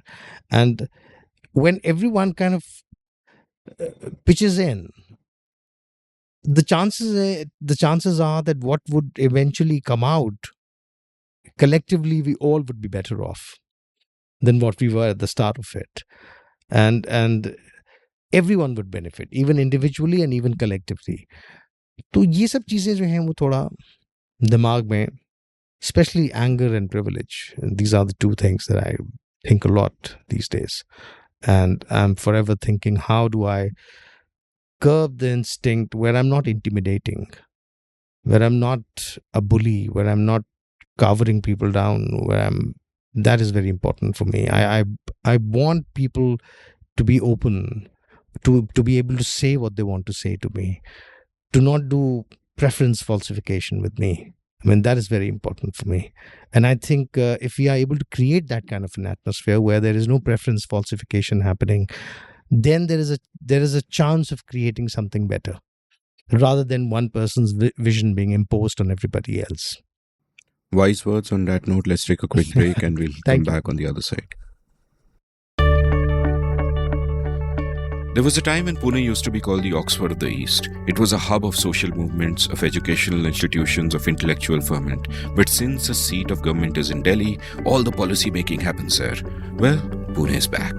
This episode is sponsored by the Pune Public Policy Festival. The Pune Public Policy Festival is an important step towards re-establishing the city and the center of intellectual discourse. On the 19th and 20th of January 2024, Pune's brightest experts of business and policy will interact with some of the most eminent economists and thinkers of the country. This particular event is about the trade-offs that India will face in the next decade. Trade-offs between growth and equality, development and environment, convenience and technology and privacy.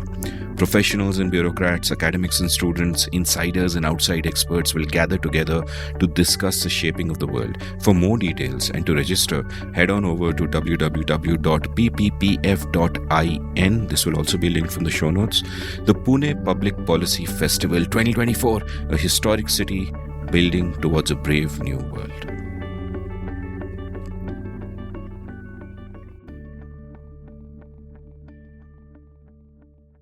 Welcome back to The Seen and the Unseen. I'm chatting with Danish Husain, and we spoke for almost 2 hours before the break and didn't actually start talking about his life, so we will do that now. So I want to sort of, again, take you back to your childhood, and the part of it that I find really fascinating and I actually envy is that you grew up amid different languages, as you have pointed out, that your mother of course taught Persian literature, but you had the Persian thing happening, you had Urdu, you had English obviously, and at the same time you were open to other languages. In one of your other interviews you've spoken about how your mom could sometimes be a little finicky about the right way to use a language and what is good Urdu and all that, but your dad was totally chill, comfortable with all languages. You were drawn to languages like Bhojpuri, for what you've pointed out, the mithas and the apnaiyat, which is such a lovely term. And so I want you to tell me about what that was like, having so many different languages, because to me each language is like a separate world. It's like a separate universe. It activates your brain in different ways, and that's why I said I kind of envy that a little bit. I mean, all Indians are multilingual, but you typically end up focusing on just one language at the end of the day. And in your case, you have been like prolific. You've been incredible across all of these languages. So tell me a little bit about what that growing up was like. What was your reading like? What was your approach towards those languages? So I was growing in a very unusual household in the sense that most people were scholars, were academicians, were linguists, were poets. तो हमारे घर में at least Urdu, फारसी, हिंदी 3 ज़बान तो लोग अच्छी तरह जानते थे. And forever, one uncle is walking in and reciting a new couplet he has written. One aunt is walking in, she's reciting a new couplet that she's written. And so we were constantly in this literary atmosphere. The oral literacy was very high. Even though we were also victims of middle class, where suddenly after the abolition of the Zamindari Act and the aristocratic Muslim families, they found themselves really not doing anything, and education being the only way to pull them out of this new changed world that they were in. So a lot of people went into academic, bureaucratic, or medical or engineering, these kind of professions in our families. So the middle class insecurity that you will not have enough money to earn and to sustain yourself resulted in having a government job, having an English education, going to a public school. So our generation saw a shift where we were not, there was no insistence कि भाई उर्दू सीखो या फारसी सीखो या हिंदी सीखो ये सब ज़बानें. There was more insistence कि you should learn English. English education जो है, that's a gateway to a good life. That's what will take you places. So we were growing up in a very this kind of a discordant scenario जहाँ हम उर्दू ज़बान कोशिश कराई जा रही है लेकिन हमारी दिलचस्पी नहीं है पढ़ने में. हम पढ़ नहीं रहे हैं, हम स्कूल जा रहे हैं, पब्लिक स्कूल में इंग्लिश पढ़ रहे हैं, तो हिंदी भी कुछ इतना दिल लगा के नहीं पढ़ रहे हैं. लेकिन घर में जो माहौल है, जो it's a very literary atmosphere where everybody is talking in poetry and in Urdu and in Hindi and very high class. So we kind of mistook that is the norm. That is the norm at everybody's household. मतलब मेरी अम्मा जब नाराज हो जाती थी तो शेर पढ़ती थी इकबाल का कि वाय नाकामी मताए कारवां जाता रहा, कारवां के दिल से एहसास ज़िया जाता रहा, which was something like what a tragedy. The caravan's wealth kept getting pilfered, but the worst was that the caravan kept losing its sense of loss too. So that was the perennial couplet that was quoted when we were wasting time. That not only our wealth is getting pilfered, but we are also losing our sense of loss too. And for the longest time in my life, I never understood what this couplet was. But then there was one Persian couplet that she used to recite, which I cannot remember for my life. But the meaning of that was कि कुछ जमीन का काम कर लिया कि अब चलें आसमान का काम करने. You know, so me and my sister kind of thought that this is the way every household is. And then when we started interacting, when we reach a stage when early adolescent, when you start talking with your friends in school and when you go to the university and you start realizing that no, this is not the norm. Other households are not like this. We live in a very different household where language is a kind of a privilege. We've inherited that kind of language. Then so the oral literacy was very high. So when I switched from a career in banking to acting, and when I came to literature and to drama and to plays and to storytelling and performances, it was easy for me to pick things up because somewhere there was an echo of these things in my head. कहीं मैंने ये बड़े-बड़े शायर सुन रखे थे, ये story tellers सुन रखे थे, ये नॉवेलिस्ट सुन रखे थे, ये लिटरेचर में ये ट्रेंड्स सुन रखे थे. तो ये सब चीज़ें मेरे लिए बहुत आसान थी उनको कॉम्प्रहेंड करना. It was mainly about like, now, okay, let's dive into it. But I've seen this lake many times. I've passed this lake many times. I've never stopped here. I've never paused here to take a dive in it, but I've passed this lake many times. So it was not an unfamiliar territory for me. And I think it was easier for me to get into it vis-a-vis most actors or most people who do not have that kind of privilege which I had.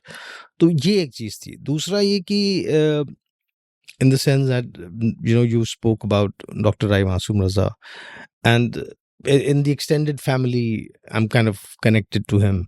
He was in some sense a distant uncle of my father, but my father had a great rapport with him, so he would always travel. And the first time I came to Mumbai was in 1983.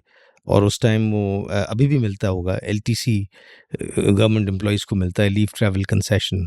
So my dad took an LTC and he booked a first class cabin in the train, and we all came from Delhi to Bombay to spend Christmas and New Year in 1983, and we stayed at Rai Saab's house at Bandstand. So then that's my first memory of Bombay. That's the first time when I saw sea in my life, and I saw Bombay. And it's very funny that Poonam Saxena was the cultural editor of Hindustan Times, and she was translating Rai Saab's novel Scene 75 into English. And she reached out to me and she said, I want you to write an afterword. And I was surprised. I was like, why me? I mean, I'm not a expert on Hindi literature or on Rahi Sahab. There are worthier people to write this. And she made a very interesting observation. She said, what I find fascinating is that you two belong to the same family. You have a kind of a similar career path. You both left wherever you were very dissatisfied, came to Bombay, switched your career, and then you made a name. And you both have a very similar arc. And I said, I never thought like that. I never thought that two people remotely connected in two different eras, they follow an arc, and that arc is kind of similar. So I said, that's very fascinating, but I mean, I never thought like that. But I said, now that you've made this observation, I'll write the afterword. And I wrote the afterword that of that novel. And one of the things which I read when Rise Ups, I've kind of read all his novel and all of his writings over the years. He mentions in one of his writings that we spoke a very special kind of a language at home, which he used to call Bhojpuriya Urdu. So it is basically Bhojpuri, but it has a lot of Urdu words in it, and sometimes abhrashed, distorted words, Urdu. But he said that's the kind of language we spoke at home, and that's the kind of language which my father also spoke. You know, my father could switch from very upper, stiff upper lip kind of Urdu to suddenly into ka bhaiya ka ho raha hai, into Bhojpuri. And I used to love that about my father, because he was in some sense this socialist kind of a man who would always banter with the rickshawala, with the class 4 employees at the university. He would always hang out with them. He would rarely be seen with his own peer class. He would always be mixing around with the people who were truly like at the lowest rung of the hierarchy in the university, and the kind of language that he would speak to that. And I found, and this is the thing with language, this is the thing with our body, even in our speech, because our brain's function is to survive. So it is always trying to find out ways of conserving energy, and that applies to speech also. So the moment you can speak a word in a different way which uses less of your muscles, you kind of slip into that, and words get distorted, and people start speaking that word in that easier pronunciation of the word, which is not what the purist would like to. So a lot of words kind of change like that, and they enter the language, and then they get distorted, and then they become part of the dialect or part of that local language. And same happened with a lot of Persian Urdu words which came into the language of the local people, and they kind of got distorted, and now they've become those words of those language. Examples? Like a word like meraru, which is a word which in Bhojpur people use for their partner, for their spouse, for their wife. Okay, hamar meraru aayi rahi means our wife came, but it's actually a Persian word which means meherru, which means sun faced. Meher means sun and ru means face. So it's sun faced basically. So meherru, which is a kind of a Persian word, ru, and that's from ru you have rubaru, face to face. The word that you use, okay, mere rubaru baitho, like let's sit face to face. So a word like meherru becomes meraru, for a term for use for wife. So I'm saying ki that's how, and that used to fascinate me. This dovetailing of language, this loan words coming in, and becoming part of a language, so much so that people forget that it came from somewhere else, and that part really fascinated me. And when I started working, in theater and storytelling, I started looking for the things like these, these connections that you have in language, stories, how they are traveling, how a same story, like there's a story which A.K. Ramanujan has in his Folk Tales of India, and a similar story is being recited in the Scandinavian folktale also. So it's an Indian folktale, it's a Scandinavian folktale. I remember I was once performing at a storytelling festival, and there was a French storyteller, and she goes on stage and she starts telling a story, and I'm thinking, how does she know the story? This is an Indian story. Maybe somebody in our team told her. And then later, when I asked her, she said, "No, this is a French story." So that's how stories travel, and then they go and assimilate in a certain culture. So these things started fascinating me: words traveling, stories traveling, and now when I'm, it doesn't surprise me when I hear something belongs somewhere else too, because that's the way we've been plenipotentiary, we've been migrating all our lives. That's what I meant when I say we are a river. We're permanently in a state of flux. We were never static. There was no fixed period. There was no glorious age. Beautifully said. I have a bunch of questions, sort of double clicking on different aspects of this. And the first of it, goes to what a friend of mine, Ajay Shah, with whom I do a YouTube show called Everything is Everything, what Ajay once told me. And he pointed to this study by this Nobel Prize winning scientist. I forget his name, but we'll do an episode on YouTube on it at some point in time because I want him to talk about it in detail. But the gist was this: what the study showed was that children who have grown up in families where they are listening to 10-letter words around them end up with an extra layer of cognition that other kids don't have. And obviously, I think of 10-letter words serving as a proxy for a more sophisticated discourse, right? And Ajay's point was that in all the discourse about privilege, there is an extremely important part of privilege that most of us miss completely, which is a privilege of growing up in a mahal like that. You could grow up in a family which is rich and doing well in material terms, but everything you do could be goal directed. There could be no sense ki leisure time mein kitab padhenge. That seems like a waste of time. Everything is goal directed. So what you're reading is to pass exams. You crack the IITs. You do your MBA. You go to Citibank. You become vice president at 40, etc., etc. All of it happens, but there is something missing. And Ajay's point was that this is something. This is a big problem to solve. We need to think about how to kind of address this and make 10-letter words available to more people. Now, I tell my writing students that don't use big words, obviously, for the sake of it. So I don't mean it literally, but I mean in terms of a discourse that goes beyond the stuff that you read for instrumental purposes to pass exams and which are goal directed and so on and so forth. And I'm just thinking that an added element to this that you had was not just the sophisticated discourse, but the discourse in all these other languages.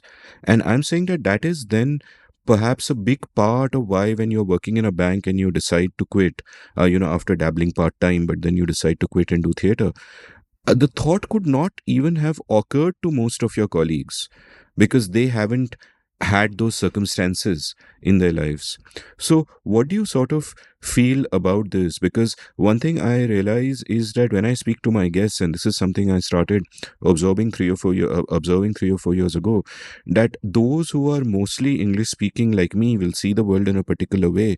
Those who are, who grew up reading Hindi newspapers or Urdu newspapers will have an extra layer of awareness. They'll have a nuance that the pure English speaker won't.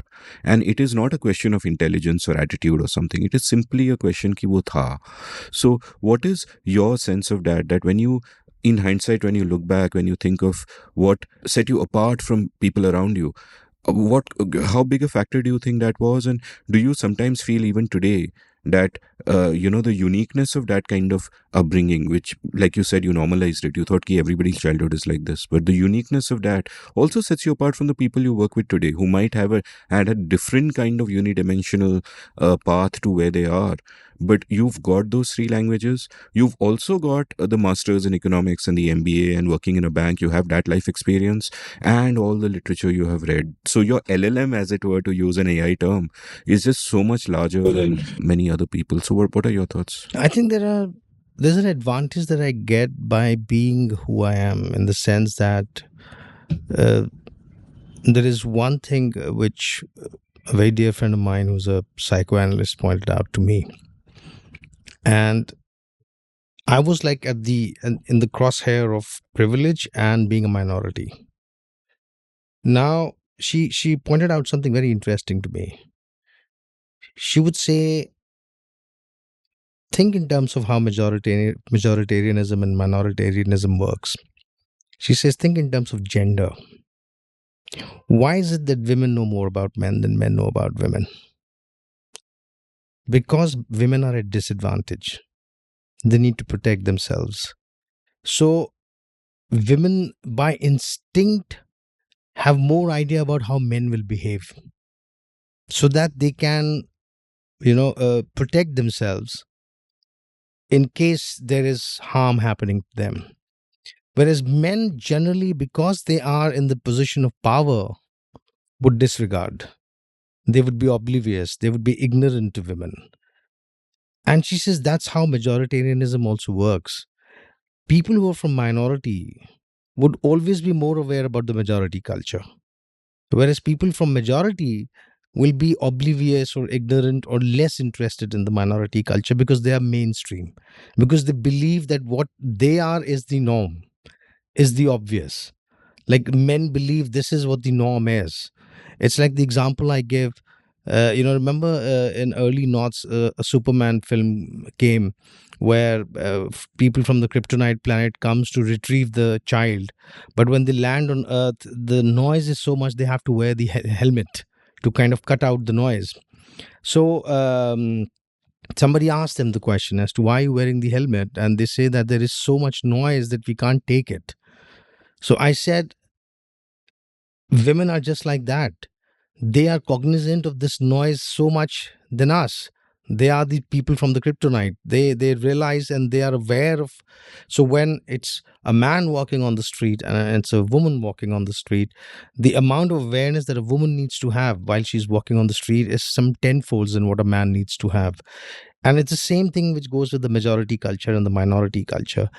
So I think this unique being in the crosshair of having privilege and yet being minority kind of adds a layer which is not there if I would have been a kid of majority culture and would have had the privilege, because somewhere this inherited identity which is I'm being made aware of all the time is also making me dwell in things like why it is being forced on me, why it is imposed on me, why I'm at a historically disadvantaged position. What is this thing? And yet at the same time, I am reaping privilege. I am reaping privilege of some sort. So this kind of places me in a very unique position, which gives me perspectives, which gives me hindsights, which possibly I would not have had if I would have been a regular, English speaking, majority going person. But because I'm here, I think that kind of tilts it to having a certain nuance or having a certain way of looking at things, which possibly I would have missed out if I would have been a person from the majority mainstream. That's a great point about women knowing men better than men know women, and I'd actually say women know men better than men know men. And there's a great quote by Margaret Atwood where she says, men are afraid that women will laugh at them. Women are afraid that men will kill them." Yeah. So obviously your level of awareness is much greater. The point that you made.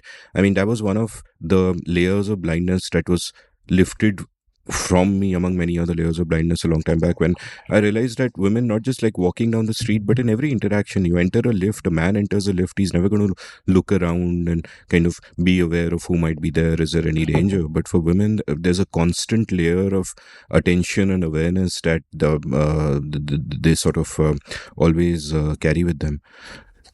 So I mean, coming back to what you're saying, so what was happened that this intersectionality also,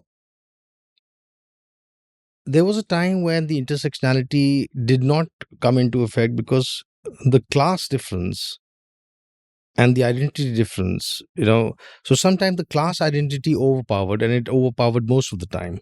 So if you belong to a certain class, you became people like us, and you would find that there would be enough safeguards for you, whereas if you were not from that class, irrespective of whatever identity you are holding, you are disadvantaged, and if you are not from the mainstream, then you are further disadvantaged. But what has happened because of in last 20 years, this class difference has started stripping out. Now, even if you belong to an elite class, the inherited identity is something that you're being made aware of. So the class protection is not there. And this is just the beginning. It is first for, let's say, the Muslims or the Christians or the Sikhs, and then it will go towards within the mainstream, where you will be titled as liberal, as secular, as leftist, and slowly the class privilege would be stripped off. The Dalit feminist Jyoti Lanjewar once said that Dalit women are also Dalits in relation to Dalit men within the Dalit communities. Exactly. Speaking to It's the exactly same what you're thing. saying. I'll go to another question about language. Like I love the way you said that you mentioned Bhojpuriya Urdu, as it were, and one of the sort of interesting phenomena that I see happening is a reversal of an older phenomena. Now, the older phenomena which I would often lament and which seems like such a disaster is a homogenization of everything, and everything is in everything. The most vivid example for me is what Vikram Doctor mentioned in an old episode with me, which is a Cavendish banana. We send bananas out all over the world. We have incredible diversity of bananas. One particular kind of banana became popular in Latin America called the Cavendish banana, and then that got exported back to India. And now, because of some natural advantages it has, like it stores better and whatever, it is replacing all the other bananas. The Cavendish banana is becoming mainstream, and that hurts our banana diversity. Now, I used to worry that a similar thing is happening with languages, right? And that the big mainstream languages remain, but the dialects kind of go out. So you will have a certain Hindi, but Maithili and Bhojpuri and all of those will kind of suffer, because when you go from a village where you speak that dialect to a city, the incentives are towards conforming and being part of the mainstream. And it was a lament I used to have. I used to think, "Theek hai, it's really unfortunate." What has been happening in recent years is that the same forces of markets and technology which were causing the homogenization in the first place are now sort of bringing about a reversal. Like, I had an episode with the founder of Stage, Vinay Singhal, and Stage is they're an OTT platform. They position themselves as a Netflix for Bharat, but the languages they are in are not the mainstream languages like Hindi, Punjabi, Bengali. They are Haryanvi, Bhojpuri, Maithili, all of those dialects. And his point is that all of those dialects do have many people speaking them, and now to find entertainment in their own language is such a delight for them that initially they don't even care about the quality. They're just happy it's there. He speaks about this reverse migration where, yeah, like Haryanvi is one of the languages, so he speaks about this reverse migration where kids who went from Haryana to Bombay to make a career in Bollywood now have gone back, and there are some more than 3,000-4,000 kids out there who are making Haryanvi content, and their rates when I last spoke to him were as high as Netflix, and they had some 3-4 lakh subscribers. So already profitable. I believe they got a massive round of venture funding also after my episode with him, not because of my episode, just after my episode. And that gives me the hope that there is way for traditions which might otherwise have gotten marginalized and lost in the growing push towards sameness and the growing mainstream, that there is a chance that they will survive. Because one thing that I'm coming to believe is that in more and more fields the mainstream is dying, and I think that's a good thing. And of course it means that you have a long tail, you have many niches. Those niches become profitable on your own. For a creator you need 1,000 true fans, etc., etc. But it allows the culture to sort of become more diverse in a different kind of ways.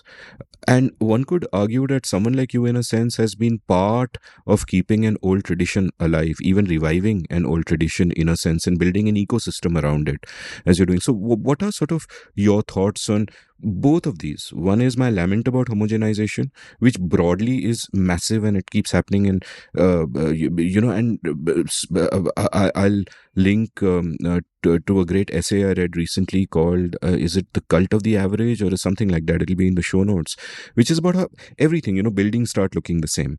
Brands start making the same kind of logos. Chairs start looking the same. There's this beautiful picture of like 40 different brands of SUV, and they all look identical. Why? Because they all went into the same wind tunnels and were quote unquote optimized in exactly the same way. So when you push for scale, economies of scale, and when you have mimetic desire where everybody wants what their neighbor wants, you have this push towards sameness. But at the same time, there is, I think, now the scope for people to rebel against that, and that is what makes them distinctive. And that gives me a little bit of hope. What are your thoughts? Well, the first homogenization began when religion came in with civilization. And I mean, in terms of languages and the mainstreaming, if one reads Ganesh Devi's work, fascinating work, where he talks about how he got interested in the Indian languages. And he said in the 1981 census, he was going through the census of languages in India, and right at the bottom of the languages, there was one column which says other, and it said 1,500 and something languages. So he realized that besides these mainstream 26, 27, 30 languages. And then there was a column which said other, clubbed together, which was the Bolis, the dialects, and some 1500 in India. And this, over a period of 30 years, from 1981 to 2011 census, because that's the last when we had census, and we've never had census after that. And the 2011 census, that other column dropped from 1500 something to 700 something. So in 30 years, we lost some 700 languages and dialects in this country, which brings us to the question of what sustains a language? What sustains the dialects? And I've forgotten the name, but there was this one great linguist professor at JNU who once said that the difference between a dialect and a language is that a language is a dialect with a gun in its hand.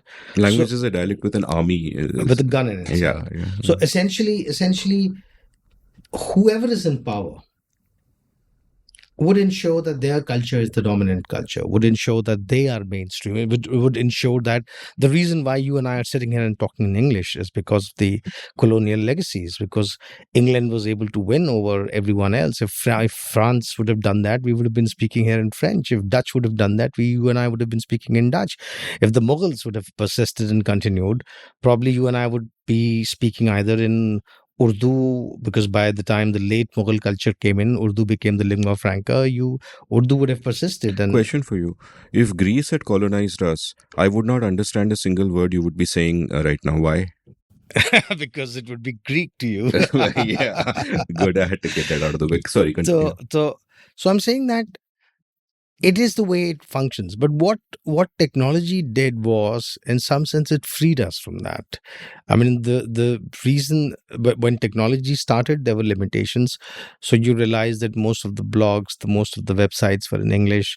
There was not enough technology to support writing in Hindi, in Bangla, in Marathi, in other languages. But then slowly and slowly, developers came in, and the coding for these languages started happening. And now you see websites which are replete with indigenous languages. People are writing in these languages. They're getting posted.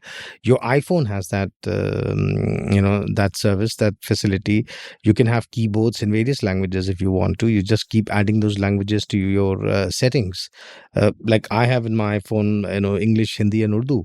So I can type in these languages. If I wish I knew more languages, I can see there's a Marathi, there's a Bangla, there is a Gujarati, there is a Punjabi, and enough coding, enough thing has been done that these languages can now be used.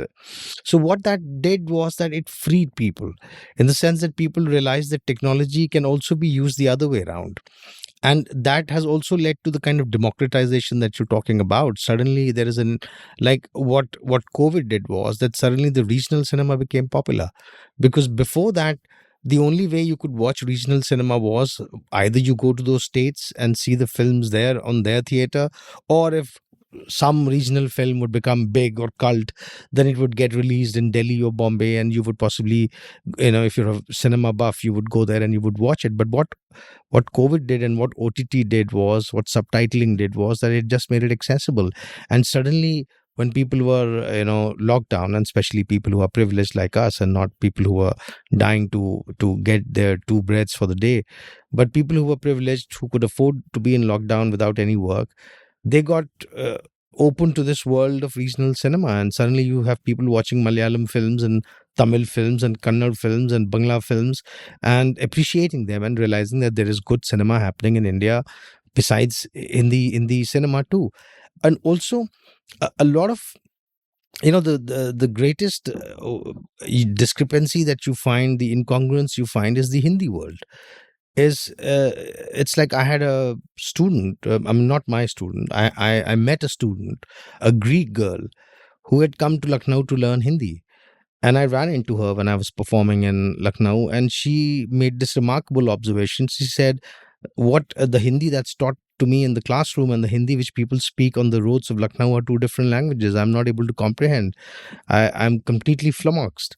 And then somebody told her that actually you should learn Urdu also. because the language that is being spoken is kind of a healthy mixture of these two languages, and that's, unless you know both the languages, you will not be able to comprehend. So she went back to the university and she enrolled in an Urdu class also. And then when she started getting an understanding of both Urdu and Hindi languages, her comprehension of the street language started improving. Now the point is this, that both these languages are in a way the same language, because I mean, I'll come to this point again, but I'm kind of digressing from the earlier point I was making about the homogeneity of the culture, and especially the Hindi landscape that we're looking. And Javed Akhtar made a very great observation once when he said that post independence, when Hindi cinema was being created, Hindi cinema had to cater to a pan India culture, and there was no pan India culture. So a pan India culture was kind of manufactured in our film in that larger world of a Nehruvian social model, where you have the hero which comes from the smaller town, has all the the right ideals, believes in nation building, is socialist, finds villains in these greedy capitalists, and wants to create a just system. Now the milieu that you are creating on screen is actually no milieu, because there is no family like that speak that kind of language. Because if you go towards the Hindi belt, it is a series of dialects that you would encounter. So and it's great that adage that you hear ki kos kos pe badle pani, char kos pe badle vani, that if you look at the northern belt, if you look at the Grand Trunk Road, you look right from Punjab and you go to Bengal, you would find that the language is gradually shifting. So you have Punjabi, various dialects of Punjabi. You come to Haryana, the person in Haryana can understand Punjabi, but it's a different language. Then you move further, you come to Braj. The person speaking Braj can understand Haryanvi, but it's a different language. Then you move further, you come to Awadhi. The person speaking Awadhi can understand Braj, but it's a different dialect. Then you move to Bhojpur. Person speaking Bhojpuri can understand Awadhi, but it's a different dialect. Then you move towards Bihar, and the person speaking Maithili can understand Bhojpuri, but it's a different dialect. Then you move and you're moving towards Bengali, and the person speaking Bangla can understand Maithili, but Bangla is a different language. And then you move further, you have Assamese. The person speaking Assamese can understand Bangla, but it's a different language. But by the time you've reached there, Assamese is a very different language than Punjabi. But it is a hand holding happening as you go down the northern plain. It's a river. It's a river. There's a hand holding happening out there. And so the point is this, that there was no one homogeneous language like Hindi. That Khadi Boli was only in that region around Delhi and Haryana and maybe a bit of Western UP. That's where this Khadi Boli was being spoken, which we kind of understand today as Hindi. But in effect, there were these all sister languages being spoken, or dialects, and together they form this great confluence. Now, what we've done, we've disregarded that. We've reduced them to a substandard level कि ये तो बोली है, बोली की तो कोई औकात नहीं है, जबान जो है वो ये होनी चाहिए.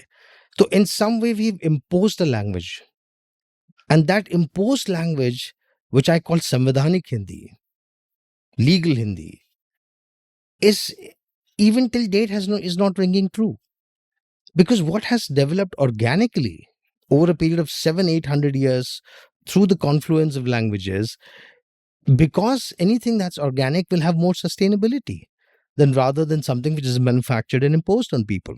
So that problem will always be arising, when you will have something which is being imposed.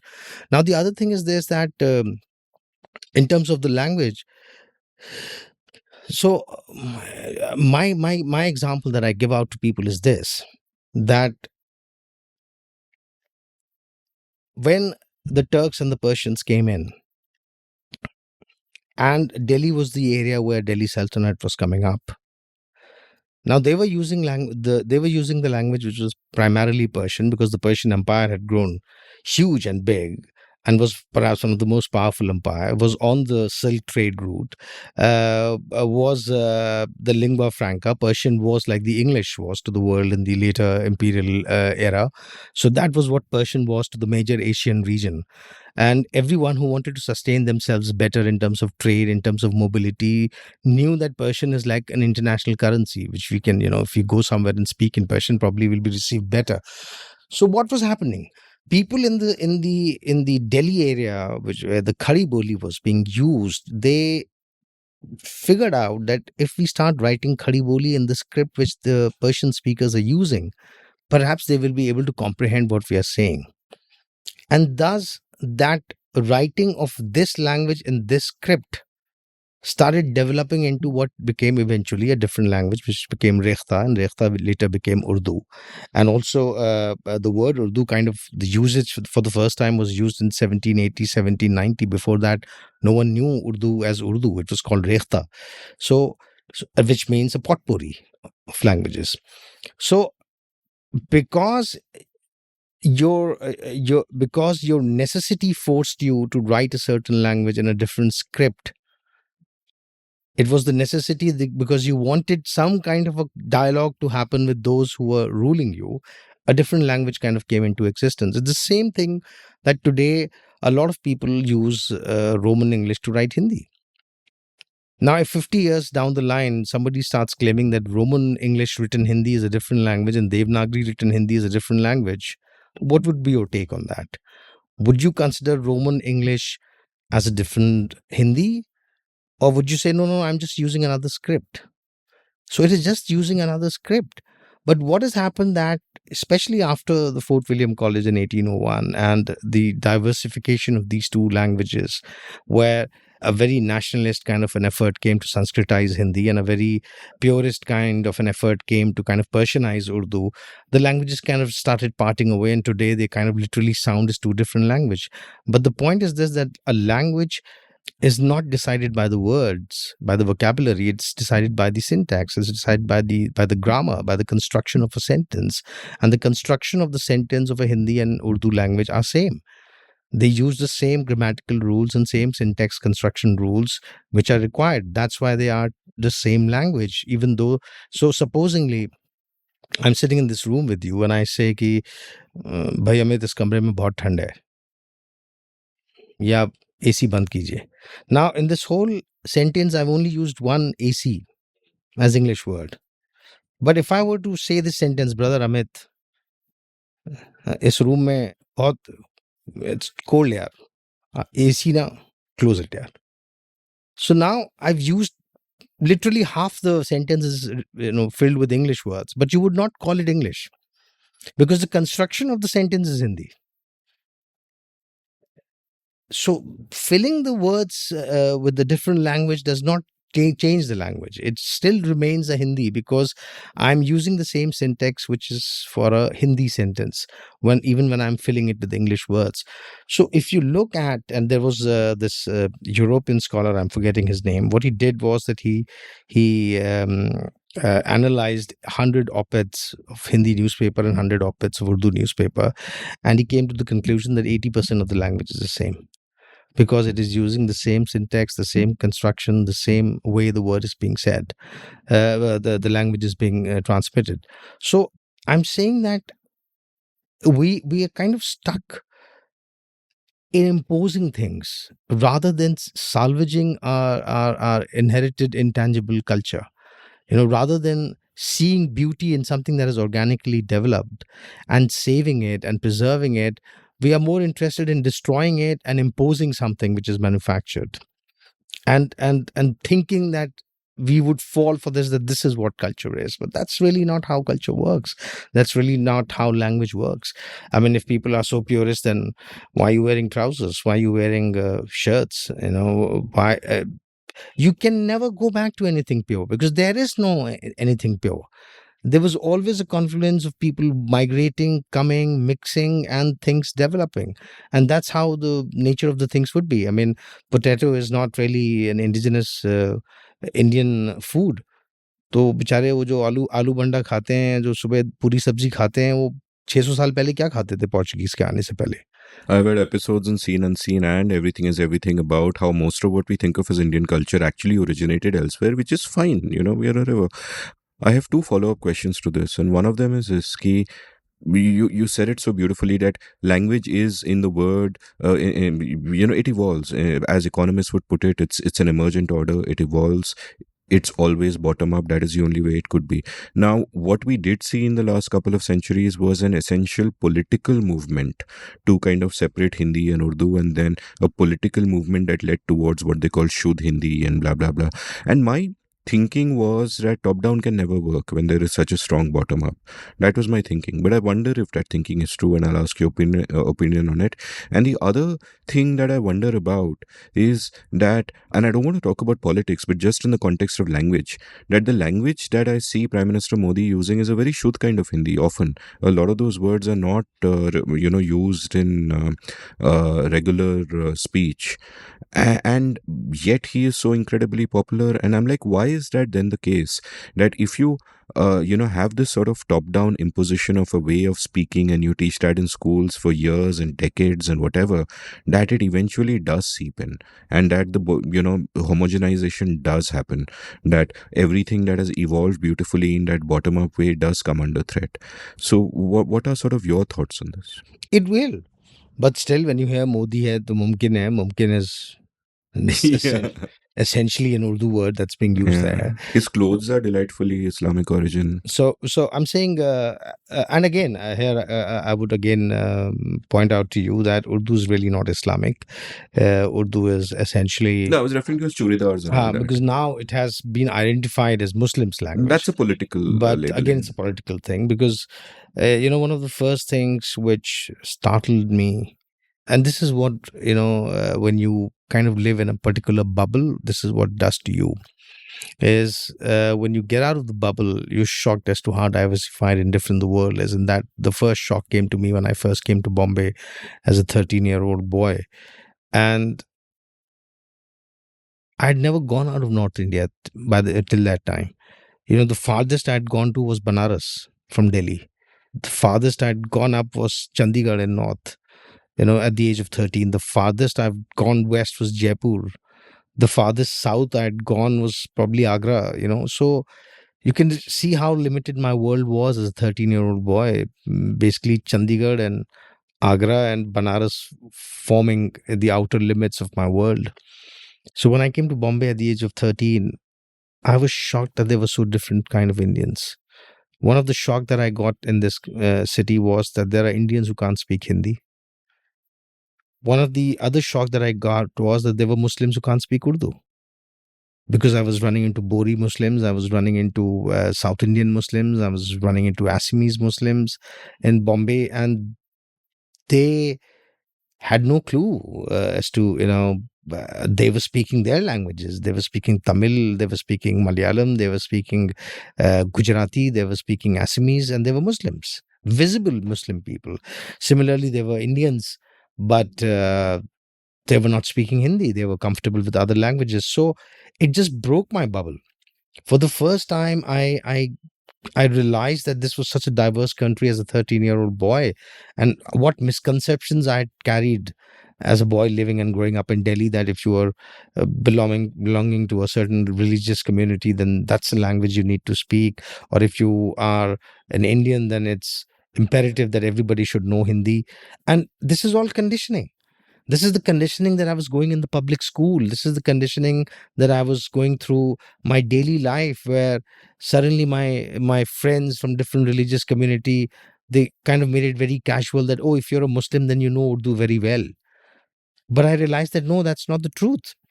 So I'm saying that kind of conditioning, and it takes a long time to break that kind of conditioning, to realize diversification, to realize that there is strength in diversification. And what you're saying is correct, that eventually power, brute power, homogenization will make sure that everything is decimated and wiped out. And that's how so many of indigenous cultures have wiped out, so many of tribal cultures have wiped out, so many of other cultures will wipe out, because slowly and it's not just in languages, in arts and crafts and traditions, you would find a lot of these things happening.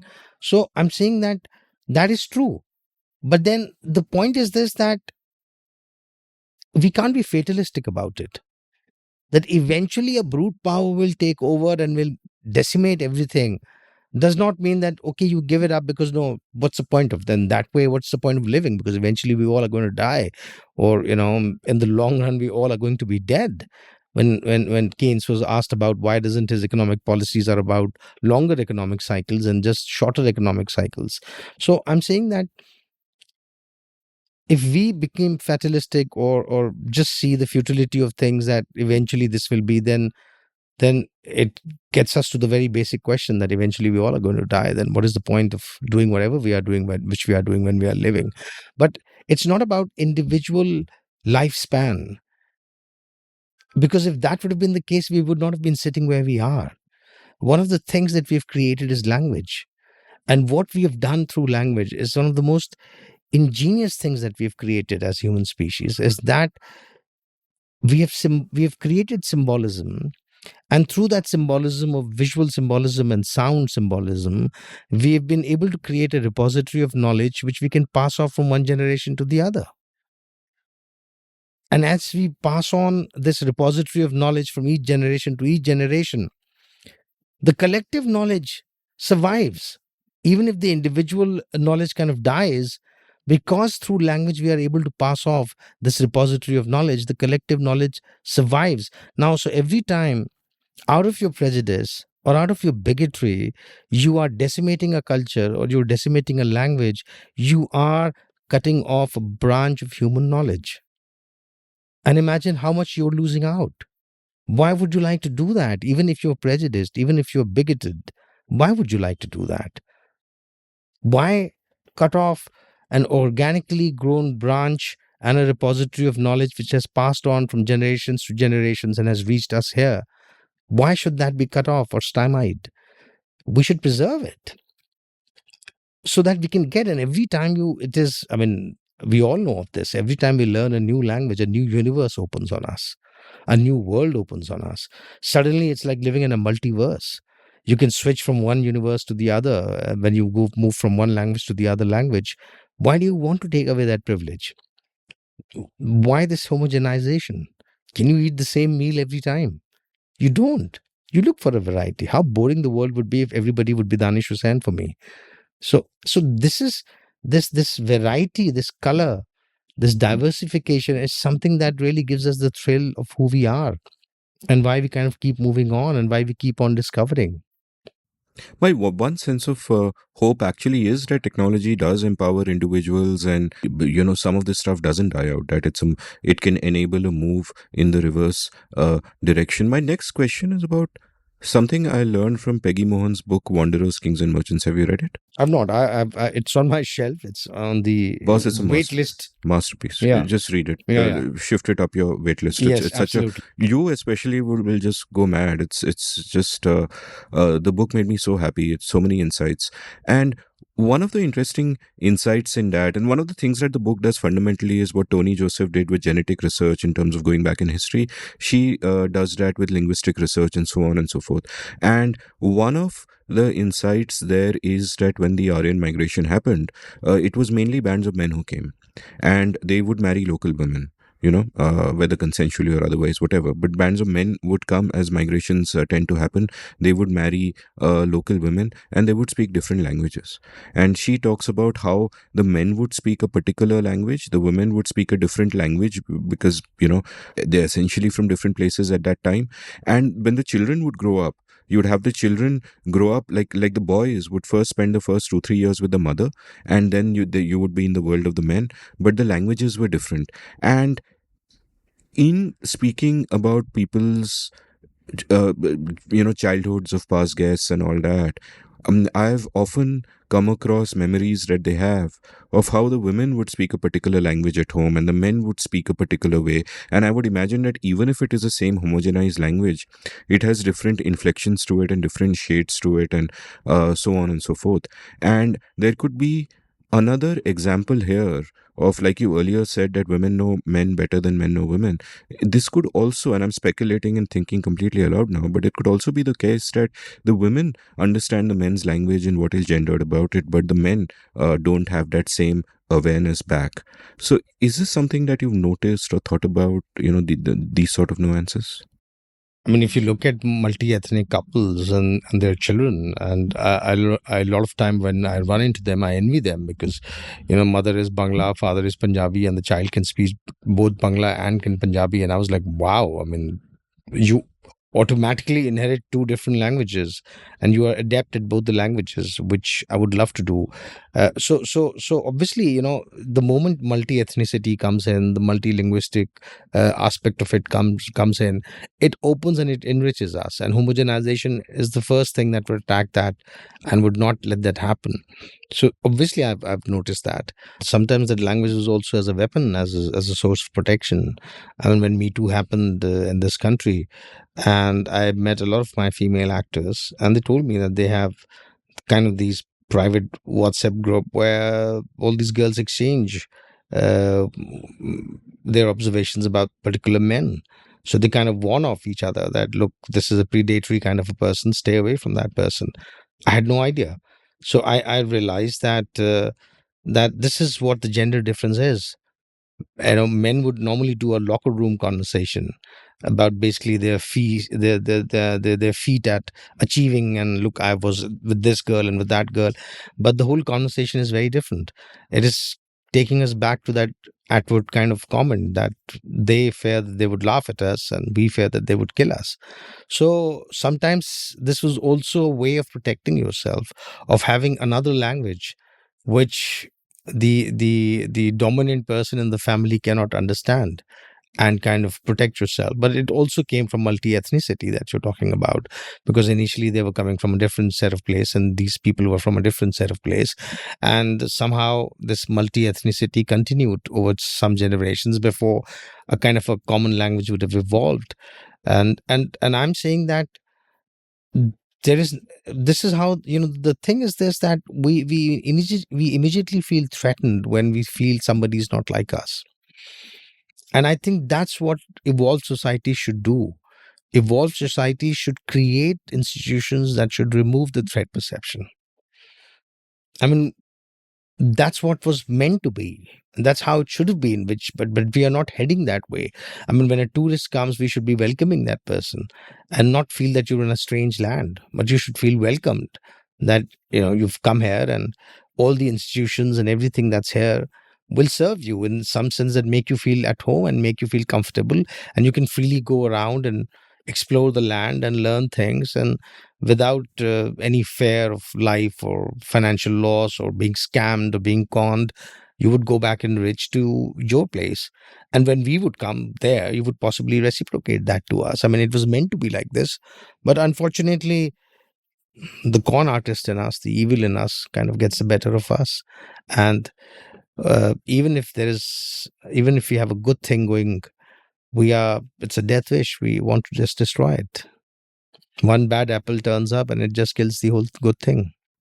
Another question about language. I did an episode with Chandrabhan Prasadji, the great Dalit thinker, and he insists on always wearing a suit and only speaking in English.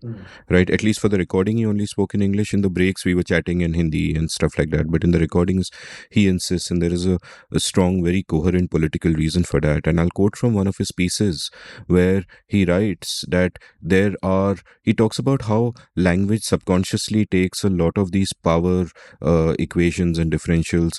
They get embedded within the language. So at one point he says, quote, there are too many caste-based abuses in India. People say chori chamari na karna. In the countryside, these abuses are quite common. Like I'll make you a bhangi is often used as a threat. And what a lot of people won't realize, because these have been so normalized, is that Chamar is a casteist abuse, Bhangi is a casteist, and yet the language has evolved that they're used in regular ways. And his rebellion against this is to just focus on English. Like he's even built a temple in Banka village for the goddess of English, and he goes in that direction quite hard. And even with dress, like at one point, Chandrabhanji wrote, "When you speak English, it so happens that you dress up differently. I get invited to parties, and when I speak in English, people talk differently and are even ready to listen to me. What I speak, if spoken in Hindi, doesn't make an impact at all. I am dismissed, but if I say the same thing in English, I am heard and applauded." Stop quote. This is really a two-part question, and one part is about the way we will often place value judgments on languages. Like you spoke at in one of your interviews, you've spoken about how for a certain part into adulthood, till perhaps you started doing theater, the literature you were reading was all English. And in my case particularly, I had a deplorable snobbish attitude towards local content, and I would consume everything in English, and I would think Western cinema is superior, and etc etc. And later, of course, thankfully, I kind of changed my views on all of those things and realized I was so wrong. But so that's part one, that it's about the hierarchy of languages and how does one then get past that. And the second is that the gehrai with which you look at language, the granularity with which you examine every word and every phrase and all of that. Even here, have there been layers falling off in front of you all the time? Because not just caste, not just gender, there is so much politics embedded in the language that you use and the things that you say. Like Chandrabhanji will always shake hands and say hello. He will never do namaste because he says even that has a connotation of, superior, inferior, and so on. What are sort of your thoughts on this? Because I find it fascinating that language not only conveys the meaning of the proximate thing that you're trying to say, but embedded within the words that you choose to use without knowing it, it's so much else. Absolutely. I mean, it's the what Chandrabhanji is saying is the intersectionality of biases. So when you speak in English and people kind of suddenly pay more attention, it's a colonial legacy. It's because the Gora Sahab was the repository of know all post Renaissance, and because they were able to, through their mercantile adventures, come over to rule the world, and that legacy is still there. Is that the moment we dress up in very Western outfits, we speak English, there is suddenly this more acceptability in our society that, okay, this is a civilized person, this is a more cultured person, this is a more knowledgeable person, which has been taken away from the Pandits and the Gyanis and the Guru and the Ustads, which were far more knowledgeable in the indigenous setup that we had. People who were coming out of, Pathshalas and madrasas and had far more understanding of Sanskrit and Urdu and Hindi and Farsi and the indigenous languages, the bolis, the muhavras, the poetry. We somehow, because this whole East India Company and the later people like Elphinstone and John Macaulay and the British government's systematic effort to dehumanize the natives, to dehumanize their culture, to dehumanize anything that they have good, has resulted, and it's all deeply embedded. As the casteist slurs are deeply embedded, as the racist slurs are deeply embedded, as the religious connotations, slurs are deeply embedded. These are deeply embedded, so much so that after a certain while, they become the norm. You don't even think about it. And you see that generational shift now. A lot of things that our parents are saying, we suddenly find it so politically incorrect. Like, how can you say that? They're not bad or they're not ill intended people, but it's so normalized in their world that they would say it without thinking. And we are more cognizant of that. And the generation after us is even vokier than us. And they would point out to things that we say which are politically incorrect in today's age. So I'm saying that recognition is slowly coming in, but it has also been taken to the other side, where there is extreme kind of wokeness, where everything is becoming cancel culture, And very performative and so and on. yeah, and where again the room for dialogue, this difficult conversation of understanding is kind of eroding. That space is kind of slowly going away because it is again becoming either you are here with me or you are with them, and that us versus them, that polarization still continues. So what is in some sense was good is again become weaponized, and again that thing is not really helping us having a conversation. But what I'm trying to say is this, that everything, every act is an act of politics, because that's the way we have created our systems. A science class is an act of politics. A culinary class is an act of politics. A yoga class is an act of politics. A gym culture is an act of politics. A mall going culture is an act of politics. Eating in a restaurant is an act of politics. Choosing what to dress is an act of, everything is an act of politics. Because every time you pick on something, there is a counterculture running. There is a statement that you're trying to make. Now it is you have to figure out, and you have to make yourself aware as to, am I doing it inadvertently? Am I aware of it? Or I'm just doing it without thinking, just thinking it's cool to do it. And I think that's where what is important. What is important is eventually to disseminate knowledge. आप लोगों को इल्म दीजिए, उनको पढ़ाइए, उनको aware कराइए, वो खुद नतीजे पे पहुंचेंगे। लेकिन आप उनको कैप्सूल में ज्ञान ना दीजिए, क्योंकि दैट वो नीम हकीम खतरा जान, आधी नॉलेज वाला हकीम जो है वो जान के लिए खतरा है। तो that is what is important when you kind of package things. This is what the influencer culture is. When you package things, you make it in capsule, and you make people believe that everything is a bullet point, and take it and consume it, and your world would become better. That is the problem. We need to kind of make sure that we are able to create that kind of a atmosphere where willingness to take new knowledge opens up, where curiosity is kind of initiated in people, where people are willing to ask questions. And I think then possibly we will move towards a higher plane, in the sense that a plane where there is more understanding, where there is more compassion, where there is more kindness, where there is more quest for actually finding something out which would be beneficial to everyone, but or a simple pure pursuit of knowledge, where understanding how things are the way they are, why this thing is behaving in this way in nature. It doesn't have to be goal oriented, as you said at the beginning. It doesn't have to be there doesn't need to be a payoff at the end of it. It can be purely for the sake of it, for what it is, of understanding simply what my station in this world is, or what our station in this universe is. And that, when that would start happening, a lot of these things, this counterculture, this slur, this prejudices, this biases would start dropping out, because people would start seeing that these are kind of roadblocks. These are these little, bed of nails that you find on the road, when you're driving, and you need to just take them off, because it's just obstructing your path towards something which is greater, which is better. Every bullet point is a bullet. Yeah. Before we go in for our lunch break, I just remembered a great example of what I meant of politics embedded in language, and I got this from. Oh, it's already 1:30. Damn, I didn't realize that. I got this from Shrana Bhattacharya in my episode with her, and she spoke about how women will often say "मेरी शादी हो रही है." But a man will say, "मैं शादी कर रहा हूँ." And see the difference in agency. The there. verb in that. Yeah, and it is so common for women to use that passive formulation, "मेरी शादी हो रही है." It is something happening to me, and a man saying, "मैं शादी कर रहा हूँ." And obviously, I'm sure listeners can think of counter examples of elite women who have agency and who say, "मैं शादी कर रही हूँ." But I thought if you just listen to language closely, there's so much embedded in there which can be so instructive. But let's have food for the stomach, and then more food for thought on the other side of the plate. Thank you so much, Amit.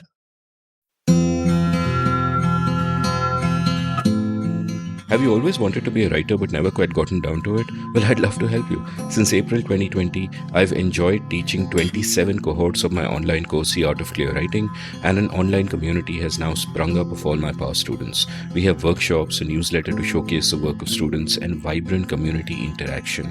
In the course itself, through 4 webinars spread over 4 weekends, I share all I know about the craft and practice of clear writing. There are many exercises, much interaction, and a lovely and lively community at the end of it. The course costs rupees 10,000 plus GST, or about $150. If you're interested, head on over to register at indiauncut.com/clearwriting. That's indiauncut.com/clearwriting. Being a good writer doesn't require God-given talent, just a willingness to work hard and a clear idea of what you need to do to refine your skills. I can help you. Welcome back to the Scene and the Unseen. A sumptuous lunch has been consumed, and you will note I used passive voice, which Peggy Mohan, I remember, had once told me that the languages to which passive voice is most natural are Marathi and Urdu for some reason, and she spoke about some connection between the two. And I found that really interesting because I had earlier observed in my years as a cricket writer that there are some commentators, and the examples I noted were Sanjay Manjrekar and Ramiz Raja, who speak backwards, who will say, "Beautiful shot has been hit to the boundary by Saurav Ganguly." and the reason for that, of course, is in their native languages, that is exactly how they would say. That is the correct construction. And then they would mentally translate it and it would Right. come out like this. So I just found it so charming. I'd be like, hey, these guys are speaking backwards. Let's kind of go back to talking about your childhood. Tell me about what were the influences to you in terms of books and reading. And you've already mentioned that there was this mahal where there are many languages and you're exposed to poetry and literature and all of that. But tell me about how your your view of the world began to form. What were the big influences in that? I think I was like most regular children, in urban centers like us, public school. And I remember when I was young, I had an uncle who used to work for Penguins, and there'll be a lot of these rejected books, because there'll be some printing error, some page torn, some cover torn, so they would get immediately rejected at the press. And he would just pick those one of those, and especially the children book, and he would come and he would give that to me. And sometimes that error would be so small that you would hardly even notice it. It would almost look like a normal new book to you from a bookstore. But so that was a great advantage, because soon I had a library. He would get me those Ladybird books, and he would get all those Penguin, Puffin children range, and he would and they were published very lovely. They were illustrated beautifully, so it got me interested from a very young age in reading. Then my dad, my uncles were great storytellers, so we would always end up at night hearing, especially from my dad and my uncle, stories. So very early on, I got interested. The next shot I got at reading was when in our school, in the Hindi section, we had the Hindi short stories kind of given to us. And suddenly I was reading Premchand stories, and I was reading other writer stories, and I was quite fascinated by that world, those short stories that I was reading. And then again, it was the usual growing up, Hardy Boys and Agatha Christie and, Nancy Drew and Indrajal comics and Chanda Mama and Champak and Amar Chitra Katha. Our generation had no choice, and that was a mainstream, and it's now dead. So I was reading all this stuff. I think the real education in terms of opening to the literary world, and that began when I went to college. And when I went to college, my friends, people I made friends, introduced me to some great books. So suddenly, at 18, 19, I'm reading Milan Kundera, and I'm reading Marquez, and I'm reading Saul Bellow, and I'm reading Henry Miller, and I'm reading Octavio Paz. I'm reading all these great writers, and a lot of it I was not able to comprehend, because the ideas that they were talking about, the even in their fiction. Uh, a lot of things were beyond me, but even then, there was so much meat in it. So much blood got smeared to your face that that lust for that literature increased. And after that, I never returned to the Robert Littlehams and James Hadley Chases of the world. After that, when I got exposed at the age of 18, 19 to these writers, my search kind of began. And one of them was also Salman Rushdie when I read The Midnight Children at that age. Um, so that hunger kind of kept increasing. And the other transformative era or age was when I went to Delhi School of Economics. And there I was truly exposed to like really world class ideas, in the sense the kind of thinkers we had to read in our syllabus, the kind of people we were interacting with. We almost had an Ivy League faculty at that time, and not just in economics, in the sociology department also, which was across. And you had these interdepartmental seminars. So you have, Andre Bete coming in and talking, and Jeet Oberoi coming in and talking, and Kaushik Basu is standing here and talking, and Minal Datta Chaudhary is saying something. So, you were forever surrounded with these brains, and saying things, and that really opened a lot of stuff. That my that desire to read great literature and great thinkers and great writers increased when I went to Delhi School of Economics.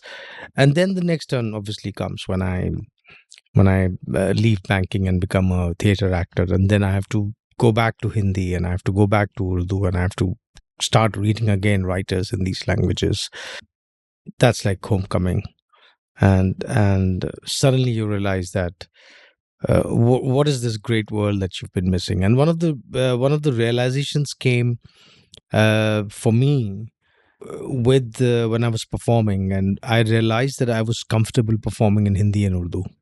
And I was, for all my English education, for all my English training and reading literature in English, and it just didn't ring true to me when I performed in English. I felt it was too alien to me. I felt performing an English play was too alien to me. Playing an English character was too alien to me. And the moment I was given an indigenous character, a moment I was doing a Hindi play, a Hindi or Urdu language performance, it was like natural. And slowly, I started appreciating the power of knowing your own language and performing in that language and playing characters from that language, and that started appealing me more and more. So much so that I'm not excited at the idea of playing an English speaking character. I'm always excited playing an Urdu speaking or a Hindi speaking character. You refer to this as a discovering Hindi literature again as a homecoming, and in a different place you've cited Dom Murray's poem "I'm here in a foreign land building a bookshelf for myself," and maybe that's your Bengali. Your language, your books, that is home. Yes, I mean, I'll invite you to one of these days to my home, and like your place, the most obvious thing when you enter my house is books, and that's all that you see everywhere: books, books, books. And and that's what I saw at my parents' house: books, books, books. That's what I saw at my uncles, my relatives' houses. So for me, perhaps this is the only wealth I've inherited. This is all that I know of. It's like a very interesting conversation I was having with somebody, and that person made a very apt observation that people don't want to part with what they consider it as their wealth. So those who think money is their wealth are not willing to part with that. And they said, for you, your wealth is your book. That's why you keep telling people that you can read whatever you want, but you can't take it from my bookshelf, because that's your wealth. And I thought that was so cool. I never thought like that. When it comes to money, I really don't think much about it. I'm very happy to dispense with my money, but when it comes to books, I'm very particular about it. I kind of come down heavily on people and say, no, Sorry, you can click a picture, you can go and buy it yourself, but I'm not lending this book to you. And if you're reading on Kindle and all your books are in the cloud, then even that, I mean, then there's no concept of giving away. Everyone can get their own sort of digital copy. I want to ask you next about the anxieties of identity. Like, on the one hand, you've spoken in the past about how you had to sort of grapple with being an Indian, and then with being a minority within that as a Muslim, and then being a minority within that as a Shia, and then with whatever cosmopolitan identity you were building apart from that. And that's one element of identity. But I also find that all of us, when we reach adulthood, there are two simultaneous anxieties we have to deal with. And one is the anxiety of trying to fit in always, what other people are thinking of us. And we often, like, there is a great phrase in psychology, the looking glass self, where we shape ourselves through what we see in the eyes of others. And so that's one anxiety I want to ask you about, that how much of you was being shaped, or how many of your actions were being directed by the anxiety to fit in, and where does that take you? And the second anxiety, in a sense, is the anxiety of finding oneself. Like, what the hell do I want to do? And many people just fall into a groove, and they're in that groove all their lives, and they never have that moment of self reflection, that is this really what they wanted to do, or etc. etc. And in your case, it seems that, that journey you took, where you do your BA and your MA in economics, and you say, hey, I don't want to do a PhD. And so you do an MBA instead, then you join banking, and then you start doing theater in the evenings. And then one day you say, forget it, I'm giving this up. And so, to me, that seems not. And what is interesting there is not the exterior event so much, but what your interior life must have been, because all of that time you're obviously figuring out what you love doing, who you are, what do you want, what do you not want. So take me a bit through that process of understanding yourself and shaping yourself. Yeah, it's like one of the things when people ask me in the press interview as to what made you, leave your banking job and become an actor, and I said one understanding that dawned at me at that time was that this is not what I want. What I want, I don't know. But I certainly know that this is the career, this is a life that I don't want. I said that was very clear to me when I resigned from the bank. I wanted to be an actor, but I was very vague about it. In my family, nobody has been in acting or in this industry. Nobody had any clue how to go about it. So there was absolutely no role model in that sense to look at, that, I can go to this person and I can ask this person. I really had no idea how to do it. Um, and I didn't, I wanted to be an actor, but I didn't have aspiration at that time to be a cinema actor. I thought I would be a stage actor. In fact, when I resigned, my dream was more, because I've been doing theater for 2-3 years by that time, part time. So my dream was more to open a repertory company, a theater company of my own, and maybe just create plays, and maybe just travel the world with my plays and perform everywhere. And that's really what I thought at that time was my dream, to have a repertory company and to perform the plays that I want to perform, and to travel the world with my plays. And then as I proceeded with this career choice, at times not having a game plan, at times not understanding how things are going to pan out, at times not realizing that how much disadvantage I have not having a pedigree, not coming from an institute like NSD or FTII, not really knowing that circle, not having the ears of the grapevine, how much I'm at disadvantage. But it was pure kind of, sometimes when you don't know much, when you know less, it also can be an advantage to you, because you're not you're not weighed down by the knowledge of what is around you. It's you're not intimidated by what is around you. You just, like foolhardy, like a blinkered horse, run straight into the field without realizing where are you heading into, and what is the dynamics of this place, who all do you need to negotiate to kind of find a foot under the sun. So I didn't have, and then life started happening. Things started happening. One thing led to the other. One thing led to the other.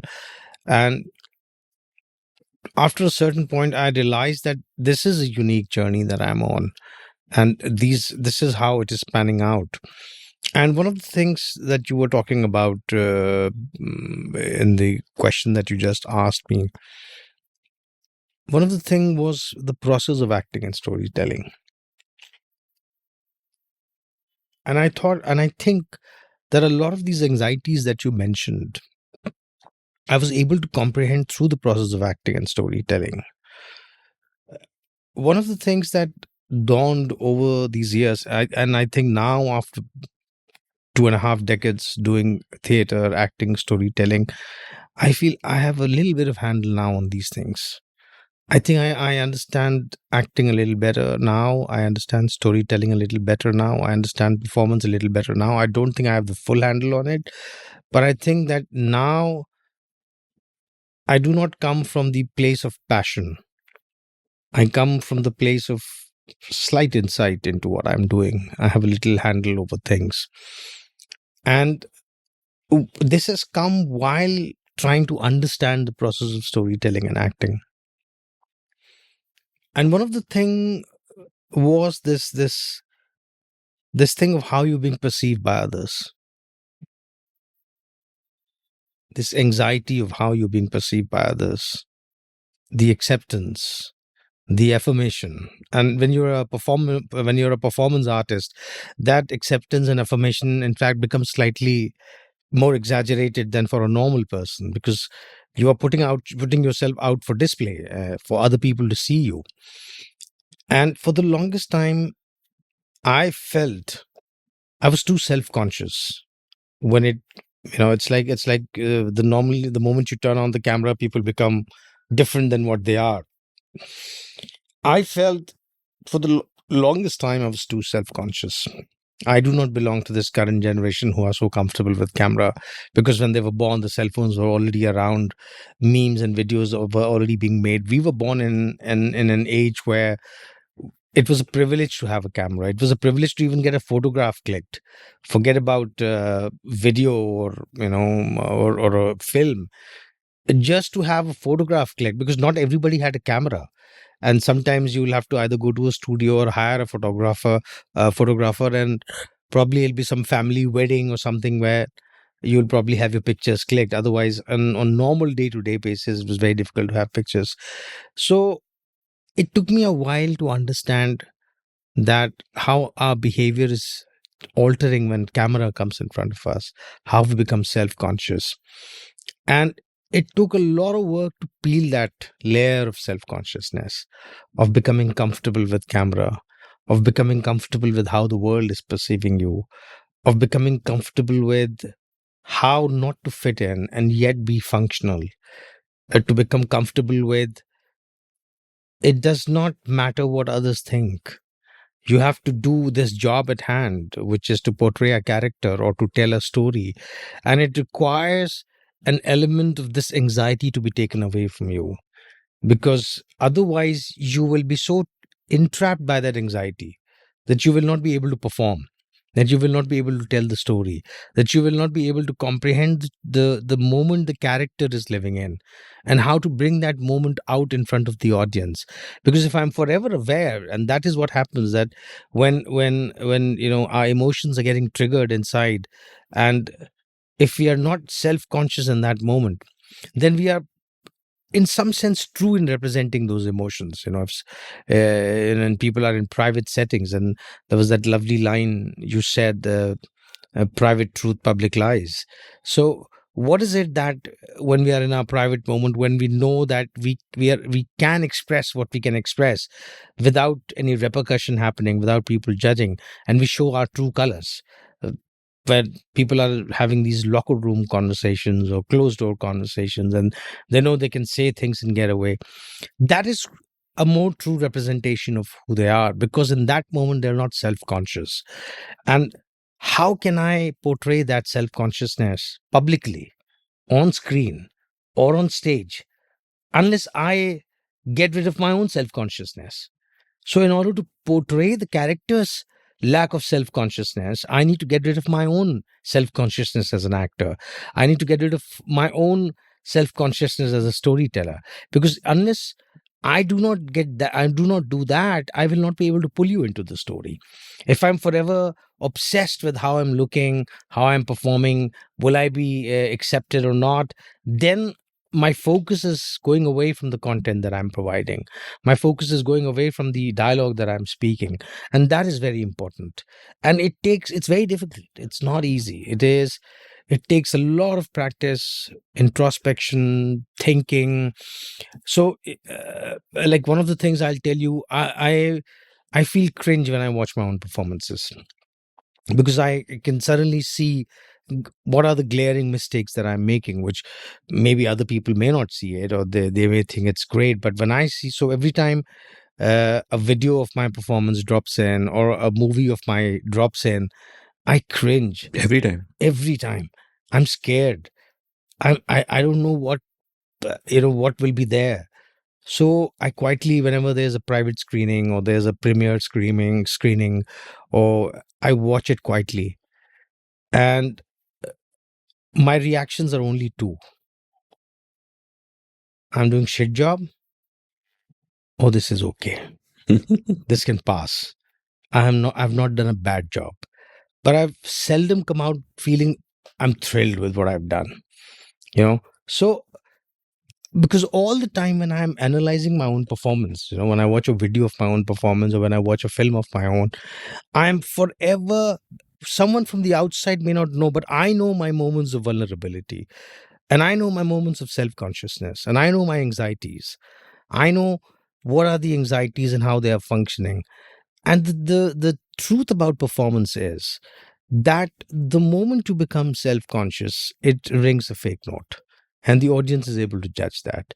Audience is very smart and they're immediately able to understand this is so no matter how much how good your craft is, that you're able to fake it, but there is an element of honesty, a truthfulness, an element of I don't know what honesty and truthfulness are. Actually, these are abstract terms, and we don't. Everybody's. It's absolute. It's not absolute. It's relative. It changes. What is truthful to you is not truthful to the other person. But the element of self-consciousness. Am I putting on an act, or am I actually doing what I'm doing in this moment? That for me becomes the difference. So when I'm doing a gesture on screen, when I'm looking this way, when I'm doing that, and it's very difficult to delineate these things. It might be natural, it might be staged. Which one is true? So I'm very, very particular about finding the organicness of what the performance is and trying to bring in that without self-consciousness. And that's why I'm very critical of whatever I'm doing. And that has kind of made me also look at human psychology, also look at our own personal anxieties, also look at the way we conduct ourselves in real lives.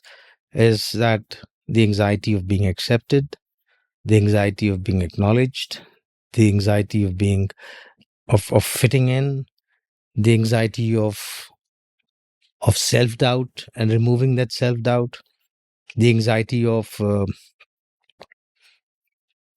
being relevant. And that is the greatest anxiety that we all have. Will we become irrelevant? And that's the reason why a lot of time our actions are really not about grabbing power. A lot of time our actions are about grabbing relevance. As we don't, that is the greatest fear everybody has, to become irrelevant and to become irrelevant in their own lifetime. And isn't it a fear that no one should have, because it is outward facing? It is about what other people think of you, because relevance after all is, relative to the world. Like, are you with it at the moment? Whereas I would imagine every artist should try to get because beyond. irrelevance is tied to a lot of other benefits that you get. No, I agree that in a practical, rational way, you want to be relevant. But to grow as an artist, do you want to be relevant? Yeah, I mean, that it's again a double-edged sword in the sense that, in some sense, to find your unique voice, and in some sense, to find something which is peculiar to you, you need to be, you need to be, you need to to disregard a lot of stuff.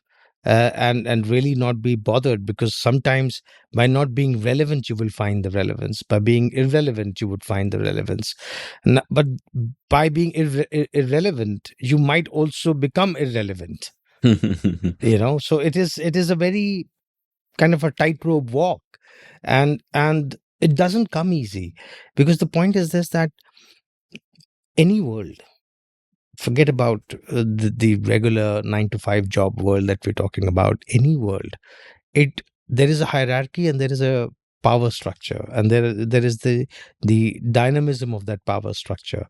And everybody, whichever, whether it's the art field, whether it's the film industry, whether it's the theater industry, whether it's the music industry, you know that more benefits would accrue to you if you are relevant, if you are the trend, if you are the person in fad, if you are acknowledged as this great artist. And that's when things would happen for you. And everybody is scared because, in some sense, it's open to all.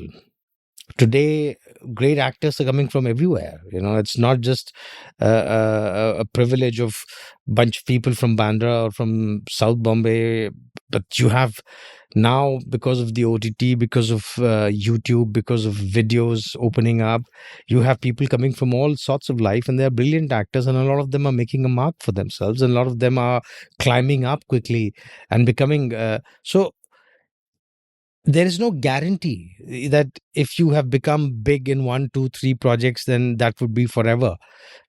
In olden times, there was at least some kind of assurance that, if you've reached a certain mark, if you're living in the age of 60s or 70s or 80s, then if you've reached a certain mark, then there would be a consistency of work that would accrue to you for over next 1, 2, 3 decades. That's not there now. You may even do one great web series, two great web series, two great films, and yet you go out of work because it's churning so fast, because so much is happening. So the fear of being irrelevant is very high. And paradoxically, you need to conquer that fear to be relevant, to keep finding newer things in your own work. Because if I'm forever besieged with this fear of irrelevance, then I will not be able to function. So I will have to disregard the fear of irrelevance, and I need to kind of keep exploring to the extent where I am flirting with irrelevance.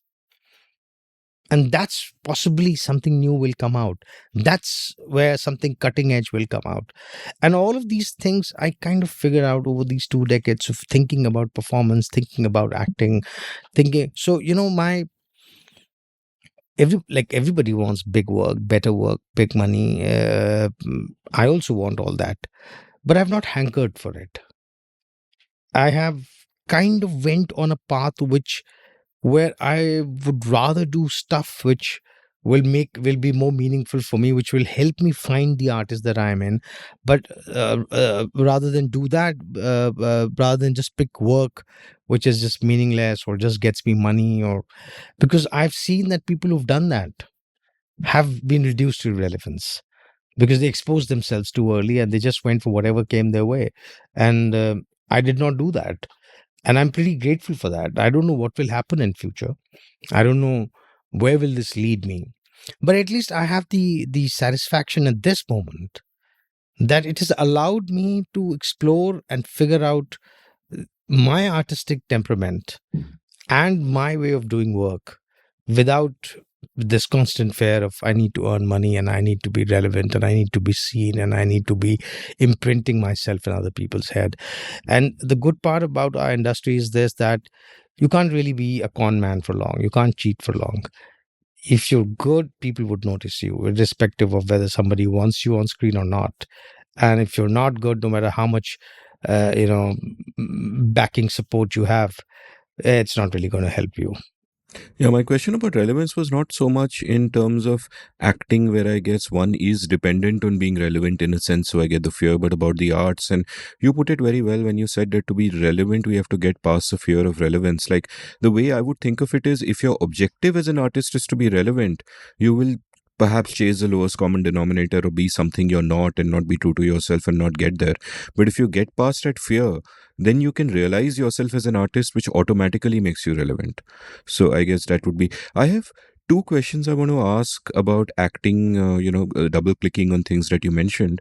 But before that, a brief anecdote. You spoke about how you find fault with every performance of yours, and that took me by surprise. But I remember this anecdote about the musician Rubinstein, where he once said that if I don't practice for 1 day, I notice. If I don't practice for 2 days, the critic notices. If I don't practice for 3 days, the audience notices. Wow, that's a great And quote. yeah, and I thought, like, yeah, so you are, I guess, in the Rubinstein and 1 day kind of phase or 0 days kind of phase. You're taking it too far. So, one of the things I want to double click on and which made me curious is when you spoke about the fact that you didn't have formal training. Like a lot of your colleagues, they would have been from NSD or FTI or whatever, formally trained and whatever. And you said that that might even have been an advantage. And I want to sort of ask you to elaborate on that sort of trade off between training and intuition, and whether the training can sometimes get in the way by making you think along fixed grooves, whereas your intuition sort of leaves you open. Like in this book called Theatre of Independence by Aparna Dharwadkar, she quotes one of your mentors, Habib Tanveer, as saying that the true theatre of the people exists only in the villages. Right. And one of the ways I interpreted that was the reason for that is that in the villages, they don't have the baggage of prior conditioning of what theater would be. And you can go back to a more primal sense of the role that storytelling plays in your life and all of that. And I don't know if that is related to the question about training versus intuition and, not carrying that, the baggage of the training, or not even the baggage, but just the set formats along which you might think. So can you elaborate on that for me? And I think what came handy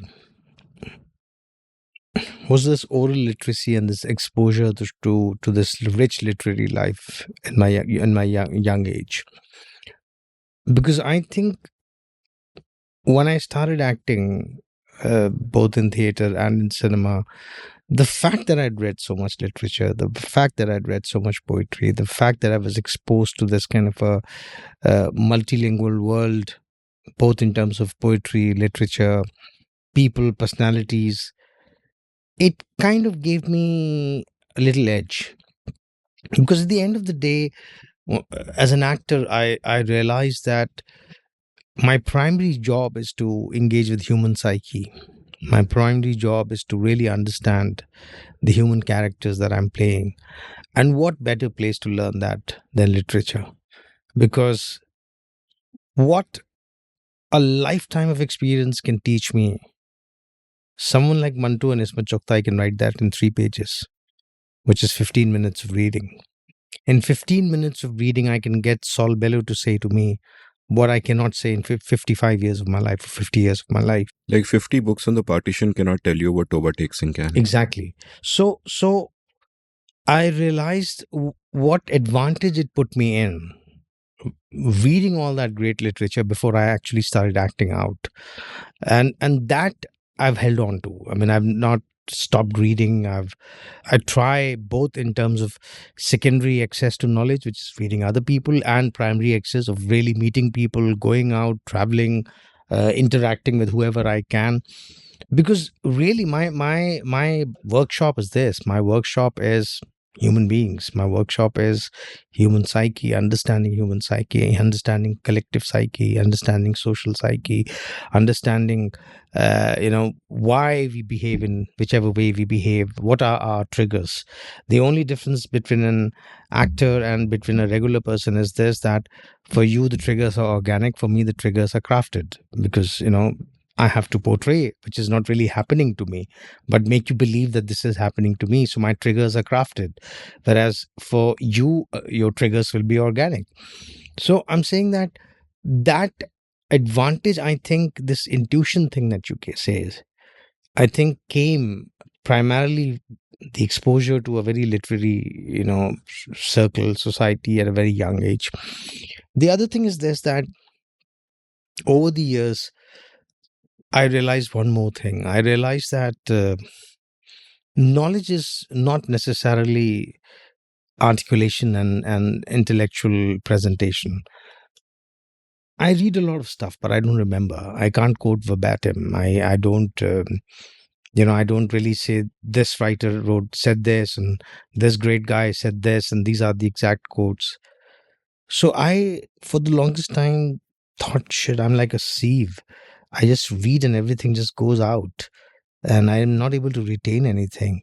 I have this constant fear of imposter syndrome. I have this constant fear that, people generally perceive that I know a lot and I've read a lot, but I don't remember anything to prove that point. I can't quote verbatim things. How will this ever be translated that, yes, I actually have read a lot and I actually know a lot? But then I realized that a lot of it seeps through you and gets retained as emotional intelligence. And that is what I really need as an actor, this emotional intelligence. What is not important as to I can quote Manto or I can quote Ghalib or I can quote Freud and I can quote T.S. Eliot, but what is important is that what I gained from there, it has seeped through, and when it seeped through, it kind of get retained as some kind of a non-articulated intelligence, as some kind of emotional intelligence, and that gives me great insight when I'm performing. In terms of presenting a moment, that's where that insight comes in, and that gives me the advantage. And then I started appreciating this emotional intelligence a lot more than actual articulated obvious intellectual intelligence, that, whether there's a term like that or not, I don't know. But where it's just a mind thingy, where just a brain thingy. You write in so many words, and you quote, and you write very well, and you quote a lot of stuff, and it's very impressive, where intelligence can come out in a non-articulated way. And I thought that is really where the strength as an actor lies, where you are able to assimilate and present that in your bodily form. In the sense that I've forgotten this Hollywood critic who analyzed 60 best performances, Oscar-winning performances from 1960 to 2020, and then he wrote a long-form article on his analysis of the performances. And he said that I saw some great performances over 60 years. But the one unique thing which I noticed was the presence of these actors. That even when they were not saying a dialogue, even when they were in the background, one could not take their eyes off from these actors. Their presence was so strong. They embodied the character so deeply that you got so invested in that character that you would look at that character. And I thought about this analysis, and I realized that this is what emotional intelligence is, where you bring the performance in your body, where it is not so much about the dialogue that you're speaking, but it becomes about being the character. And it becomes about so convincingly being the character that as an audience, I get invested in that character, and I get invested in the story that that character is showing to me. And I start following, even if the character is not speaking a word, even if the character is mute, even if the character is in background. But that whole emotional intelligence has been distilled into a performance, which is non-verbally speaking to me. And a lot of our assimilation of knowledge, of insight, of understanding in the world is through the non-verbal part of it. I mean, it's not just what we read as words and what we hear as words, but also what we are seeing, what we are touching, what we are tasting, what we are experiencing is also adding to our knowledge. And I think that is a significantly huge part of our knowledge, which we kind of at times disregard because we have raise language and words to a very sacred level, at a very sacrosanct level, so that if the knowledge is not getting distilled through the verbal part of it, through the knowledge, through the articulated part of it, then perhaps it's not so much of a knowledge. But then that's not true. I mean, if you look in ancient cultures, there is like one of the things that I heard about tsunami, that in Andamans, they were told by their ancestors that if you see the sea receding far, then just climb up to top places. And it was an understanding that their ancestors got, that if the sea has receded far, then a huge wave is coming towards you. There will be a repercussion. So the knowledge with these people was that if you see the sea receding far, just climb up to higher places and do not waste time. So I'm saying that that kind of intelligence, which is not articulated, which is felt, which is understood, which you just by hearing or by seeing or by experiencing it. And I think that became very important for me. And I started appreciating that over the period, that, this is something that I must bring in, because at the end of the day, dialogue is a very limited part of my performance. The larger part of the performance is actually the non-verbal part of it. And unless I do not have the sensitivity or the capability to grasp things and turn it into a non-verbal way, this intelligence, I will not be able to portray it. I'm reading this great book called How Music Works by David Byrne of the Talking Heads. Hmm. And it's a masterpiece, one of the best books I've read in years. And in that book, he talks a All lot. these 5, 6 things that you've mentioned to me so far, I will just send it to you. just send it to me, Yeah, because yeah. I want to read them immediately. Sooner than you think. Yeah. So, literally. And it made me think deeply about something that I've been thinking about a lot in the context of other things I do, which is the importance of form. And when he writes about the evolution of music in that, he talks about how the earliest kind of music was percussion based music, because you're performing in the open, probably for the tribe. You're gathering them. It's percussion based music that travels the best. But percussion based music doesn't always work everywhere. If you're performing in a large concert hall, for example, the way European concert halls are designed, percussion based music simply would not work acoustically. And therefore, you have symphonies which are a particular way.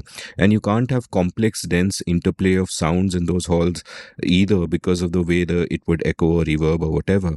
And that kind of complex interplay of sounds comes perhaps later in jazz clubs and little rock clubs, which are full of people and full of furniture and all of that. And the music is bouncing off everything, and you have that separation of tones and notes and all of that.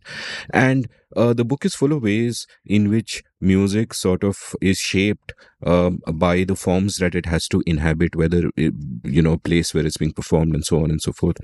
And the same, in a sense, is true of acting, theater, cinema. Like, I would imagine that if you are a performer in a large amphitheater for a lot of people, the key thing is projection. Everybody has to be able to hear you. So you're going to have to project yourself in a particular way. Your stage presence has to be like that. Whereas if you are acting, say, in a modern, made for television European art film, the experience is much more intimate. Projection is a bug, not a feature, and so on and so forth. Like, another interesting way in which form comes into play is in the visual medium, and I often like to give this example. If you're watching a film in a theater, there's a certain distance between you and the screen, and there's a similar distance often between the camera and the actor. So you have your grand westerns and your car chase scenes and all of that. If it's a television, it's a couple of meters and a similar distance between the camera and the actor. So Friends, Seinfeld. If it's YouTube, it could be you just see somebody's face, because your laptop also is that much away. And that's perhaps the most intimate. I mean, I argue that the most intimate medium possible is the podcast, because it's a voice in your head. I want you to, talk about this in the context of what it means for acting, because you've spoken even in the past about the emergent school of acting, about being a character so much that nobody notices the actor. And I must say, whenever I've seen any of your films, I've seen you in Newton or Bard of Blood or whatever, after the first moment of recognition, I forget it's you, and that totally works. But it seems to me that that is not all you have to do, inhabit the character. You have to inhabit a character in a different way, depending on whether it is an open air theater, whether it is a small, intimate theater. If you are acting for camera, it is completely different. So, take me through all of these. That how does the authenticity of you being the character and the self-consciousness being absent, how does that authenticity then translate into all of these? What are the learnings you've had? What's the journey you've made in growing as an actor within these different fields, while keeping true to what you call, the emergent school? So, at the end of the day, the brass tacks is this, that you want a certain story to reach to your audience. That's the brass tacks. So my first focus, or my first attention to detail, is that I want this story to reach that audience. Now, what happens that once we've understood that, now we have to understand as to what is the medium that we are using. Sometimes it's a stage. Sometimes it's an intimate theater. Sometimes it's a proscenium. Sometimes it's a thrust stage. Sometimes it's an open air. Sometimes it's a promenade theater. So each time your surrounding is changing, it is impacting the medium, the process of sending your story across to your audience. And the same analogy will go to whether you're making a grand panoramic western, or you're making an intimate love story, or you're making a podcast. So it is very important that A, we understand the story that we want to send across, B, how we want to send that story across. If we do not have the understanding of these two, then we might have a great story, but it may fall. I mean, you can't make somebody sip wine from a barrel. You will have to make them sip it from a wine glass. So you may have a great wine, but you can't just place a barrel in front of somebody and say, have the wine. So it is also important how you present it. It is also important what is the form that you're using to present that. And that form enhances your story. That's why you're using that form. What can be said in an op ed cannot be perhaps said in a fiction story. What can be said in a fiction story cannot be said in an op ed. What can be said as a lecture cannot be said in writing. What can be said in writing cannot be said as an anecdote. So the moment the form is changing, the messaging, the story is also changing.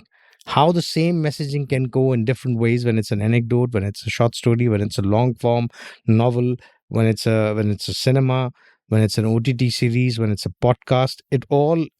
This all is impacting the way your story is being told.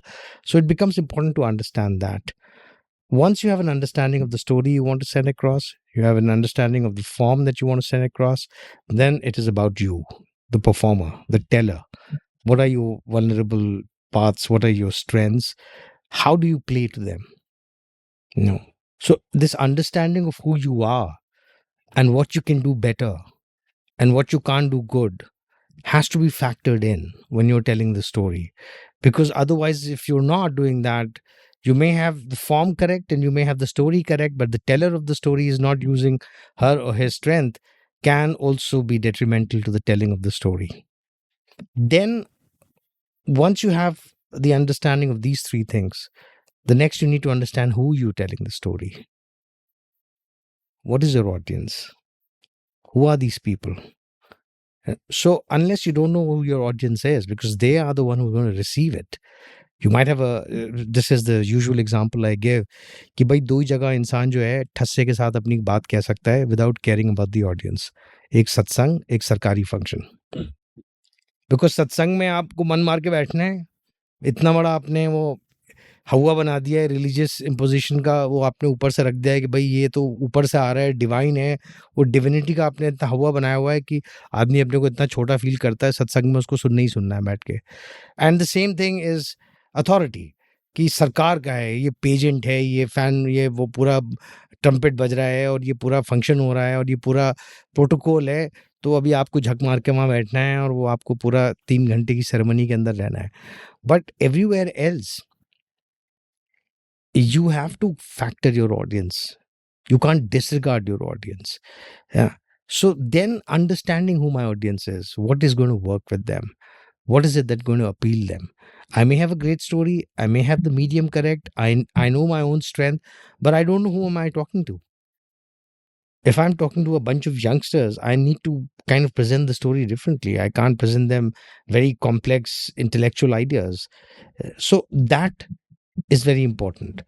And once you have all these 4 things, the final thing is the larger world that you're operating in. Now, how you're operating in the larger world is your politics. If I'm telling you a story right now and I'm disregarding that there is, Gaza happening right now, or there is climate change happening right now, either this in itself is my politics, that I want to be insular and in the bubble, or I'm ignorant. But it cannot be free of any politics. It can never be free of any politics. So if your neighbor's house is burning and you keep pretending and having a great dinner in your own home, then it is your politics, or you're so ignorant that you don't know that your house is going to get burned too very soon. But somewhere this has to reflect in the storytelling that you're doing. Somewhere these things will seep in, because you cannot. It's like being a coal in a pit, and you complaining about fire being very high, the temperature being very high, something like that. So it is very important that you're cognizant of all these things, and that's when the whole packaging, the whole messaging starts coming through, and it starts reaching out to your audience. So it's not just about having a great story. It's about looking at all these elements and getting all these elements right before you can be kind of sure that your story reaches out to your audiences. Can you give me an example of how something, maybe a snippet of a scene or a story, could be presented differently depending on the medium or the form or the audience, just to make it more concrete and vivid for us? Like, supposedly, if I have to play a scene on stage and I have to play a scene on camera, the playing of that scene would change. Now, when I'm playing it on stage, the first thing is this: the the way the audience is perceiving the scene, and it's unidimensional in the sense it's only in one direction they're looking, and only in one direction the performance is coming to them, unless they're sitting on a revolving stage or something like that, or the stage in itself is revolving. Normally it's static. So the physicality of it is unidimensional. It is only coming this way to me, frontal. Now there is also a physical distance between me and the audience, so there has to be a projection. So a lot of things go in more exaggerated forms in terms of the body language, in terms of the voice, and you have to find that balance, that you are louder than what a natural person would be in a natural setting, and yet that loudness seem very natural to what is happening on stage. So you have to calibrate your performance to a level where you are louder in terms of your physical gestures, in terms of your voice, yet at the same time maintaining the integrity of the emotion that you're playing. And it should not seem fake, or it should not seem unnatural to the audience that is watching. The moment you go on screen, you have to understand that what is the edit going to be. Now suddenly you have different perspectives. You have a wide perspective, you have a mid-shot perspective, you have over the shoulder perspective, you have over the shoulder perspective here. So literally, why are you doing this cutting? This cutting is happening because you want to take your audience in every zone, in every plane that you can, which cannot be achieved when you're on stage. There, the plane is there in front. That's the only plane. But with the use of editing, I'm able to bring my audience in a different plane. So you're standing behind the shoulder of this actor, then suddenly you're standing behind the shoulder of this character, then slowly you pull out and you're having a vantage view and you're seeing both the actors in the frame. So I'm doing this because I want to give a multi-plane kind of an experience to my audience. Now, when I'm giving a multi-plane kind of an experience to the audience, the performance kind of changes, because sometimes you are far, so the camera is viewing you from far. So perhaps you could be a little louder, where the performance is not so much on face, in your face, but the performance is more in your body, because it's a wide shot. So you being seen from far.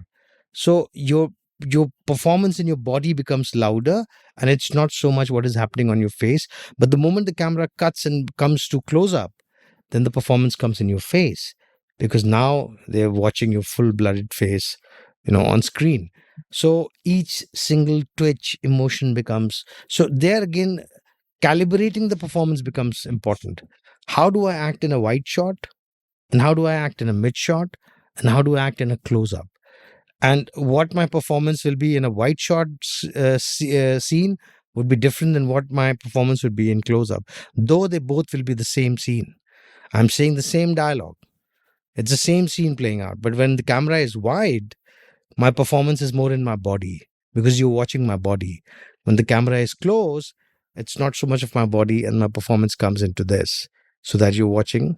But then I have to make sure that what I'm showing here and what I'm showing here are consistent, so that when you're cutting from wide to close, you do not feel it's a fake performance. You should be able to feel that this is exactly what is happening in the moment. What you saw a person from far, and when you come close, you find the same expression in the person. It's the same intensity that you find in the person. So it's like you're standing at the edge of the road, and you see a mob fighting, and you see two people fighting. You see them fighting from far, but when you come closer to disentangle them, the expressions on their faces are also of livid anger, which is very true to what you experienced when you were standing far and when you decided to go and disentangle them. And that's again the same thing which is happening as an actor, that when the audience is watching a wide shot, they're basically watching me from far. And now when they have come close and watching a close up, the audience has possibly come close to disentangle.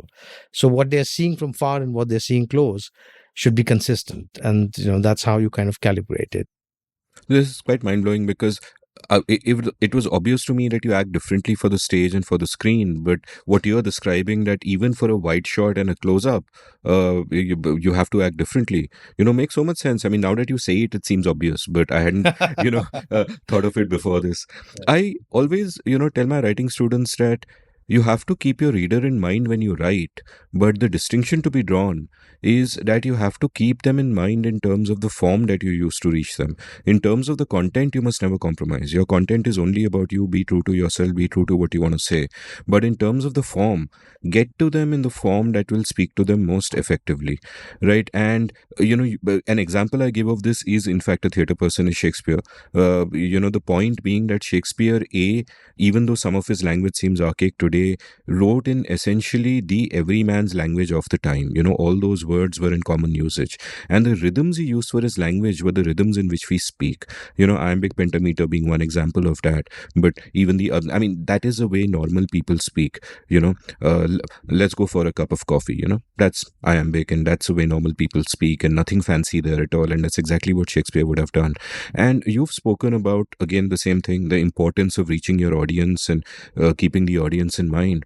But one interesting thing that I notice in a lot of work that I see in Rikta and so on is that often a lot of the words are words that I don't understand, are not in common usage, and the performer is aware of that. Like, very often while performing, you will explain words as you go along. There is this absolutely delightful interview of yours by Irfan Saab, where he does an extremely user-friendly thing, that whenever you use a complicated Urdu word, he puts the English translation on the screen, which is, very thoughtful and just a lovely conversation. How does one then reconcile that? Because at one level, to me, it's a trade-off between being authentic and being accessible. At one level, you are being authentic to the language and to the flavors that it carries, and you can't be disloyal to that. At another level, you want to reach the audience and you want to make sense to them and so on. So, how have you thought about this over time and reconciled this? This is something that I've been grappling right from the start. Because when I started off, especially with Dastan, my thing was that, this is a great piece of art and I'm presenting it. And if I dilute it, then I'm not kind of being true in presenting what I'm presenting. And the example that I used to give was that if you have a khayal singer, you can't really request a pop song from that person. If you have a jazz purist, you can't really request the jazz purist to play, a rock number or something. So, but then over a period of time, I also started realizing that it is my responsibility to be accessible as a performer. Because at the end of the day, the audience is invested in me. They've taken out not just their financial investment, but also their emotional, their time. They've come to watch the performance, and it is slightly unfair to kind of expect them to know everything. And unfortunately, we don't live in that kind of a milieu where it's not like Ram Leela, which has a continuous tradition. So even if you go on the seventh day and you see Lakshmanji, fainted on the stage, you don't go around asking what's wrong with this man. Why has he fainted? You know exactly. You know exactly when you're entering the story, what point of the story you've entered. You go and you see, oh, अच्छा, मैं लक्ष्मण जी मूर्छित हुए हैं, मैं इस वाले scene में पहुंचा हूं. So that because the milieu still exists, this is a continuous milieu. So there is no need for explanation. I'm doing stuff where the milieu has been disrupted. That milieu is not there anymore. Those stories are not there anymore. That language is not being spoken anymore. So I cannot play a purist and say this is Chaucer and that's how Chaucer was. That's it. So you have to understand. If you don't understand, then go and read your Milton again. It's not my problem. But I can't do that with the audience. So I had to find a way of making the stuff accessibility.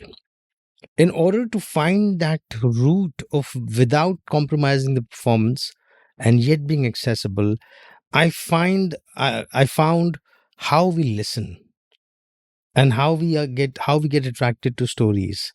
And I found that we don't like linear narrations. We like circular narrations. And it's the same thing that I said to you in the morning. It's about first getting excited by this dense forest and just running wild into it, and then finding yourself lost, and then again finding the trail back, and the same thrill comes back that I have found the trail. So you wanted to get lost initially, but then in between you wanted to be found again, and then you again want to get lost because that's the thrill, and then you again want to be found. And that's how narrations work. So people don't like linear narrations, people like circular narrations, people like segues, people like detours, and then people love when you come back to the same point. And I found that in these segues, I can bring in glossary. In this segue, I can bring in explanations. In this segue, I can bring in accessibility. So there are portions when I'm going pure into the language, and then I break it. The tonality of it, the form of it, the mode of it, and then I become conversational. And I crack an aside. I do a joke. I basically do possibly what a stand up would do. I would have a joke at the expense of the audience. I would have a joke at my own expense. I would get into a gloss. I would tell an anecdote. I would recite a couplet, and then I would come back into the story. And that keeps constant engagement, because one of my struggles forever has been how do I retain people's attention? How do I make sure that 90 minutes, 1 hour, 20 minutes that I'm on stage, you should forget about your phones. You should not even think about it. You should get so engrossed in this world that I'm creating that when it gets over, then you realize you have a phone, you have a life outside, that you have to think about that. And I had to find ways of finding that engagement. That engagement did not come just in one go or just in one performance. It took me like 2 decades of performances and engagement with audiences and performing again and again to find that kind of rhythm where I know that how by breaking the monotony of voice, by breaking the monotony of content, by segues, by detours, by asides, I can bring in both accessibility and yet not compromise on the form that I have or the language that I have. And I think I have a little hang of it now. I haven't mastered it because the kind of repository of knowledge that one should be as a great Dastango, I don't have that. I forget things.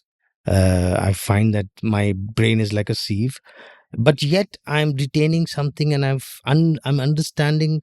I'm basically understanding the listening habits of audiences, and the more I understand the listening habits of audiences, the more I'm able to bring in a story and a presentation which would appeal to them, and that would not come unless you practice listening yourself, which I did a lot. I curbed my which brings me back to your anxiety question. I curbed a lot of my impulses to talk about myself, to talk about what my life is, to talk about who I am when I'm in a gathering, when I'm in a place. And I started making it more about listening, about being genuinely interested in people, about being curious about people, about asking who they are, about what they are doing, what their lives are. And the more I heard and listened with the actual intention of understanding, the better my comprehension of understanding what people are. So by making people talk, I understood better what they like listening. And slowly I worked around the telling of the story in such a way that the engagement starts becoming more and more, so that the audience completely forget about their phones and about their lives outside, and they get completely engrossed in the story that's being told to them. So, my next question is about another sort of trade off, which is exemplified by this beautiful story you told in a performance which I watched on YouTube. I'll link that from the show notes as well, where you speak about how Mahatma Gandhi once goes to a concert by Bare Ghulam Ali Khan. And after Bare Ghulam Ali Khan has given this sublime performance, everybody applauds. And then Gandhi ji says to him that, आप गा रहे थे, मैं स्वर्ग में था, लेकिन तालियां हुई and I came back to earth. Words to that effect. And it seems to me that that's a great sort of metaphor for this classic trade-off that every artist faces, that are you true to your art, or I mean, we are human. We crave the applause. We want the validation also. And in a sense, that is what feeds us and keeps the art going also. As someone who's done theater, who's done Dastangoi, which initially might have seemed to some people to be an impossibly, inaccessible thing to do until you actually did it and it got the sort of love and reward that it did. And then you've done film. So what do you feel about that trade off? How does one think about that trade-off, because it is so easy even to it's easy for people to go down that direction, for example, where where they can rationalize making all kinds of compromises, and then it's a race to the bottom. I don't think I thought so deeply about those things. The only thing that I did think deeply about was the applause part of it, because it's a very human instinct to crave for applause, to crave for appreciation. And especially as an artist, when you are giving a public performance, why are you giving a public performance? There is one innate desire to be applauded, to be appreciated, to be given thumbs up for your performance. That yes, what you presented is something that we value and that we really appreciate you for doing that. The understanding that I got was this, that applause is like a byproduct. It is not the thing. So if you start believing that this applause is the thing that you live for, then it's a fallacy that you're falling for. And I give this example to my, actors who work with me, that think of it as a beautiful bird which has come and sat on your shoulder post performance. So when people come and praise you for your performance, they're basically praising that bird sitting on your shoulder. And the moment people walk off the theater, that bird flies off and you go back to who you are, being the normal person. So when you're out of that space and when you're walking back to your home or to wherever you're going to, do not take that bird along with you, because that bird is not there anymore. So if you would expect people to behave in a particular fashion every time you are anywhere, then that's a fallacy that you will fall for. And does that same bird also take the indifference of people when a performance falls completely flat? Again, it holds two ways. So when you're getting the brickbats, do not take it personally, because it is not personal. It is something that they saw about the performance and they did not like it, or they were critical of it, or they were not appreciative of it. Hear them out. Maybe there is a grain of truth in what they are saying. You may not need to apply everything, you may not need to agree with everything, but hear them out. Don't defend it immediately. Don't immediately give an answer, even if you know that criticism is unfair, even if you don't agree with what is being said to you. But just hear it out, because it is a public performance. And what do you expect when you publicly put out something? You would not get universal appreciation. There will be people who are bound to dislike it, and when they're bound to dislike it, you should be open to them also. And whatever you feel is of value to you, you take it from there. See how you can use it. But whatever you don't feel, you can disregard it. But it again gets me back to the question of grace, is that you need to operate with grace, whether it's praise coming your way or whether it's criticism coming your way. You should not be off your rocker, when you're getting praise. And similarly, you should not be sliding down a rabbit hole when you are listening criticism. You should be just balanced enough, graceful enough to take both of them. Be appreciative. If people are appreciative, be thankful to them. Be humble about it. Be kind that things that you did, you were able to pull off and people liked it. And just hold on to that feeling and then move on. But don't kind of make it the norm for you, that every time, people should be just thinking of you like that. And I think that's when we start getting into narcissism. That's when we start becoming delusional. That's when the ego kind of starts taking over. That's when you start losing perspective. And I think losing perspective is something that an artist must not afford. Because once you lose perspective, when you become delusional, then it'll start affecting everything that you're doing. And also this kind of belief starts coming in that whatever I'm doing has to be accepted by everyone because I'm this great artist. Why? No. Nobody's obliged to take anything from you, no matter how great an artist you are, no matter how great a thinker you are. Everything should be open to question. Everything. My question was not so much about the anxiety for validation or the greed for applause per se, Hmm. but more about the trade off between doing the kind of work that you want to do and yet being commercial enough to thrive.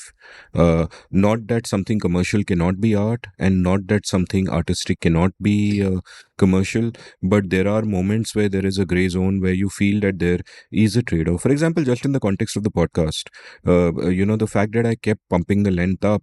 Would sort of a lot of conventional minded people definitely did push back and say that what the hell, we're not going to listen to such long podcasts and all that. Now it turns out that I got an enormous amount of love for it and I feel completely validated and all of that. All of that happened eventually, but initially when I did it, my thinking was, I don't care. This is what I want to do. I'm going to do it. I'm going to follow my heart. It's a labor of love. And if I don't find listeners now, I'll find them 30 years later. I'm creating a repository. So slightly arrogant attitude, also purest attitude, but I took it there saying I don't care.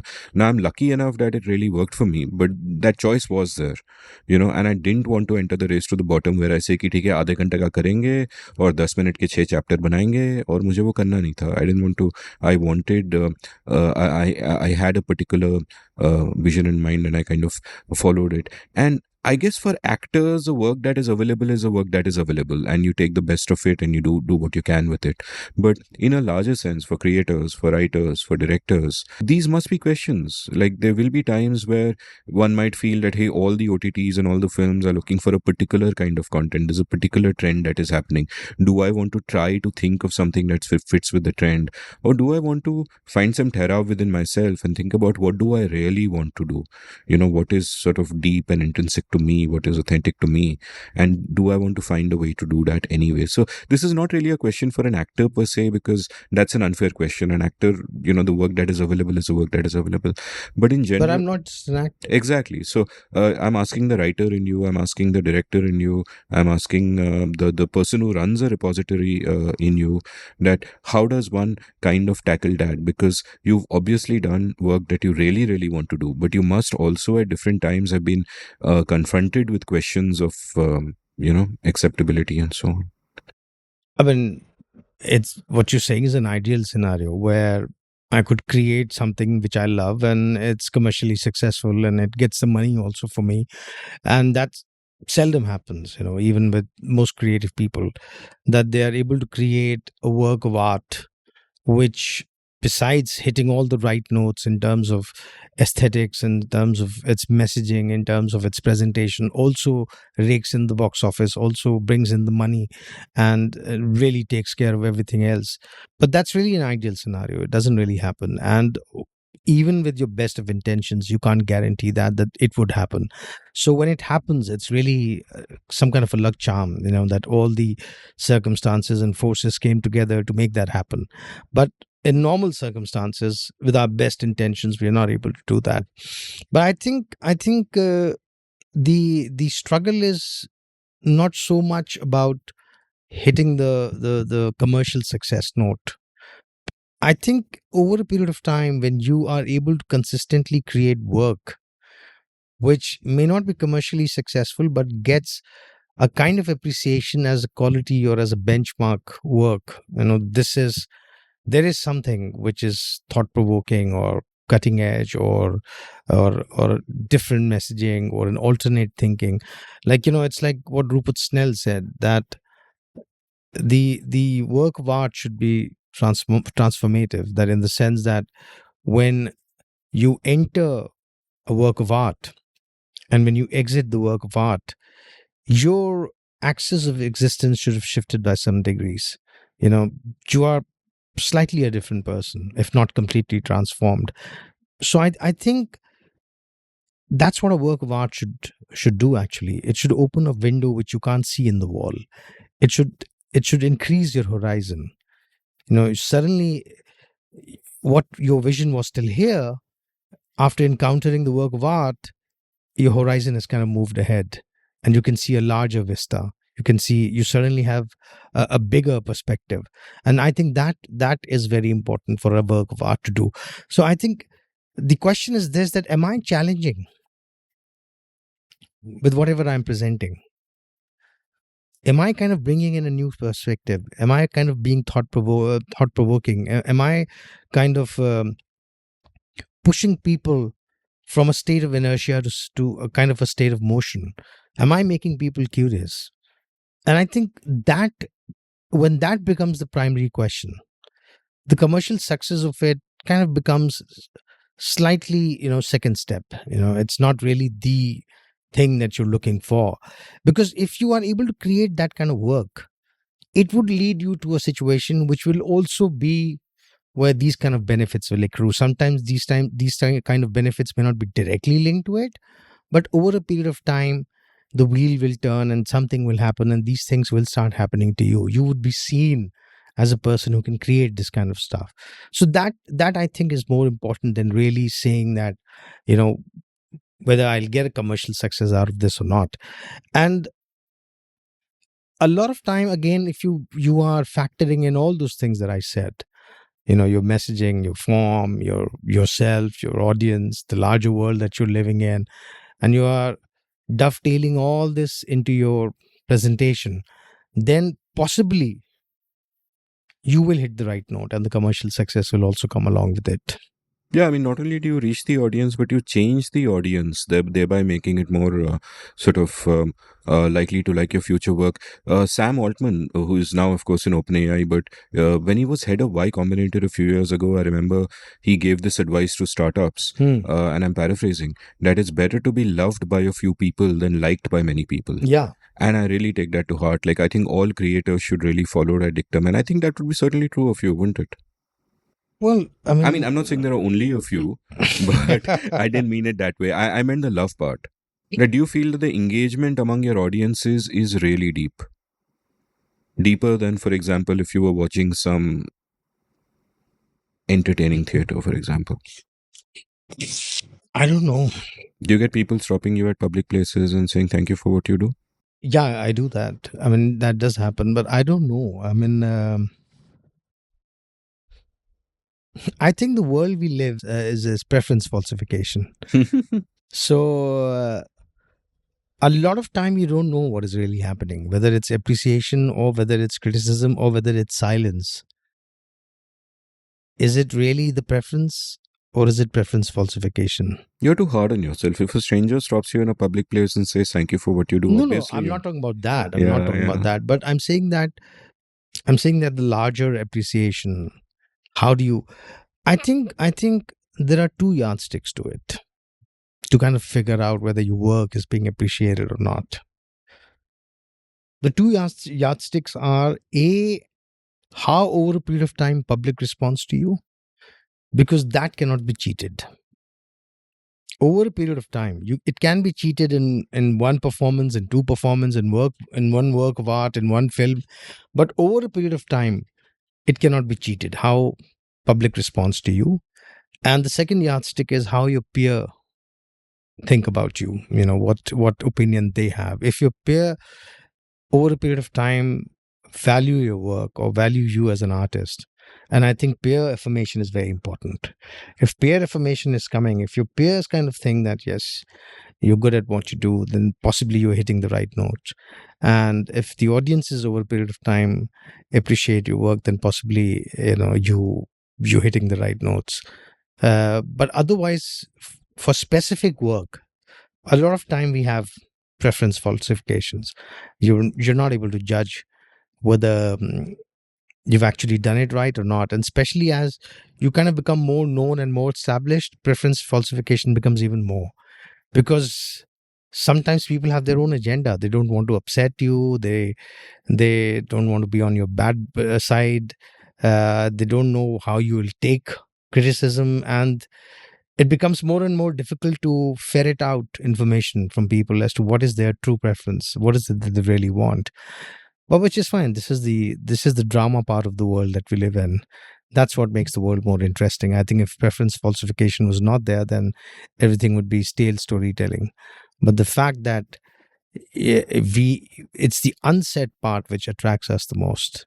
It is the subtext which attracts us the most, which is the one which is the unseen in your podcast, which attracts us the most, is what keeps the world moving. I should rename this podcast as Said and the Unsaid, and every 8-hour episode should be 4 hours of conversation and 4 hours of silence to match the name. You spoke of hitting the right notes, Mhm. and I want to ask now about sound, which you mentioned earlier plays a really important role in your theater and your storytelling. And I know about that in the context of the West. Like in my writing class, I have one webinar just devoted to sound, and I'll talk about Shakespeare and what he did with sound and Hmm. all the things you do with it. And I'm endlessly fascinated by even modern singer songwriters Hmm. who have to match the music of the words to the music of the music, Hmm. which the best of them seem to do with such effortlessness. And what it seems to me when I listen to your performances or really anything in Urdu, and there are other languages like that also, is that they are so incredibly musical on their own. आप रिक्ता में गाली भी दोगे तो मतलब बहुत अच्छा लगेगा सुनने में, सुनते सुनते सो जाएंगे. That's So, because these languages come stronger from the oral culture. hmm, The writing in these languages took over much later than the orality aspect of it. And in order to pass off the generational wisdom in oral language, you had to find rhythm. So if you go in Urdu, if you go in Persian, if you go in Arabic, you would find a lot of rhyming words. so that makes it easier to remember. It makes it easier to remember because if you have something rhyming, because the most natural thing that we can immediately identify is the beat. The beat. That's why you said the percussion is the music that came earlier. The beat is something that is the most inherent and the most intrinsic thing that we identify very quickly. So when you have a rhythm in the language, there's a beat in the language.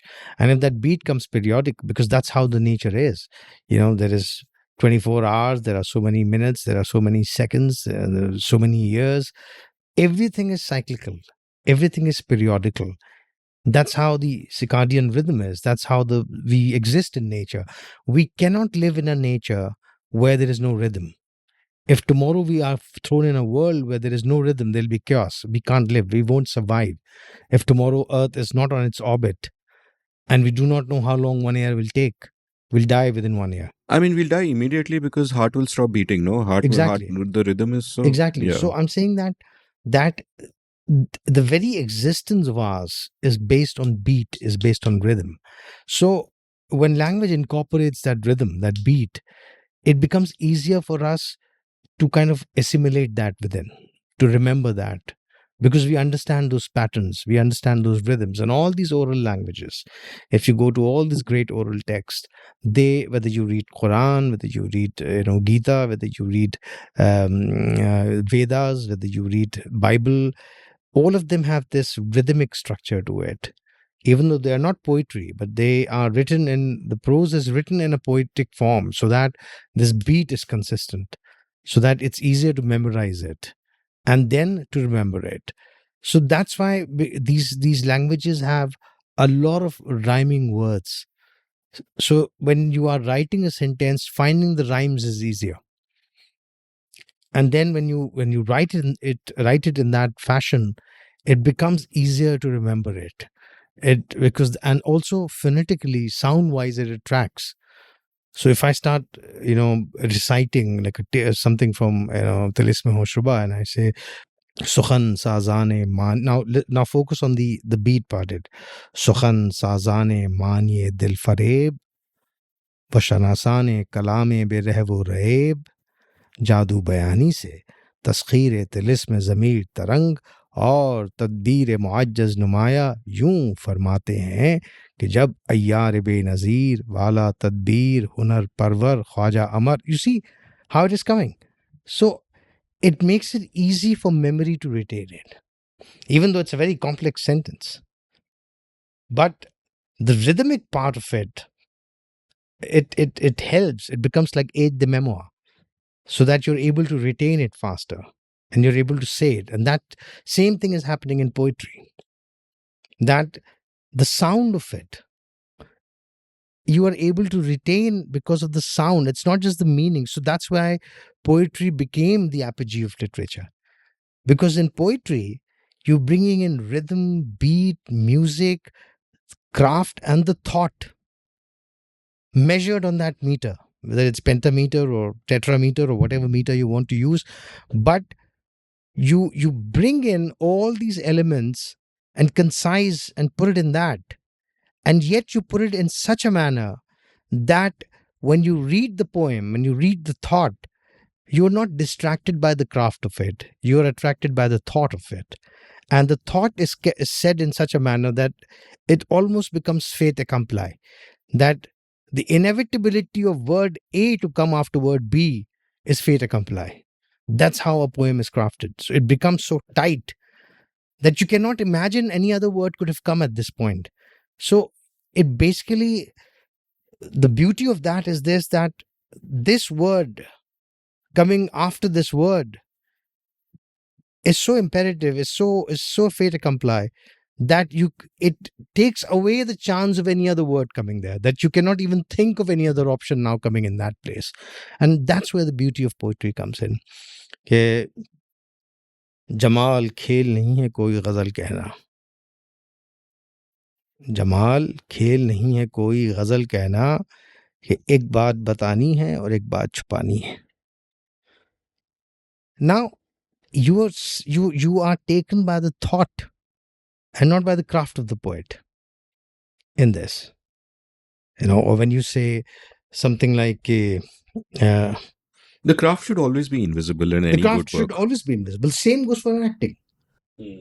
And this is the example that I give my actors. But the way you said that just now, ek baat chupani hai, ek baat batani hai, was so beautiful. It wasn't just the words. The words are very musical, but the way you said it as well makes so much of a difference. And is that something you have to consciously pay attention to kind of figure out, and how to make it even more musical for the language? Or do you think that is already baked in the It's words? already baked into it. You have to follow the thought, and that's what I tell the actors. I tell the actors that acting and poetry are exactly the same exercise. If you understand poetry, you understand acting. If you understand acting, you need to understand poetry, because they're exactly the same. And this शेर, जमाल खेल नहीं है कोई गजल कहना, कि एक बात बतानी है और एक छुपानी है. Now, that's exactly what you are doing in acting. That the craft has to be invisible, the emotion has to be paramount and out there, and yet while you're saying the emotion, there is a part of the emotion that is explicit, and the part of it is mysterious and unsaid. And that's when the audience gets hooked on to you. There is this something this character is hiding. There is something that this character is not revealing. And it's like what Louis Gluck said, that what makes poetry so beautiful is that it's mysterious and also inaccessible, inexhaustible at the same time. That no matter how much you interpret a poem, it's inexhaustive. You can never exhaust its meaning. There is always a certain part of it which is mysterious, which will keep attracting towards you. And that's exactly what portrayal of a character is. If your character is two-dimensional, then it's exposed. But if the character has, if your portrayal of a character is such that there is something which you are exhibiting, and there is something that you're hiding, and the audience is feeling that there is something this character has more to reveal, which we are not getting it, and that mysterious part of portrayal makes the character so interesting. So it's very much that the craft is invisible. It should not look like you're acting, and yet you are acting. And that's why I say the more a performance looks easy, the more the work on craft has been done, the more the rehearsal has been done, the more this has been practiced. The easiest looking performances are the hardest worked out performances. What you said about something has to remain mysterious reminded me of a poem by Mark Strand, so I will read Yes, it out. please. Why not? It's again a prose poem. It's called Harmony in the Boudoir. After years of marriage, he stands at the foot of the bed and tells his wife that she will never know him, that for everything he says there is more that he does not say, that behind each word he utters there is another word, and hundreds more behind that one.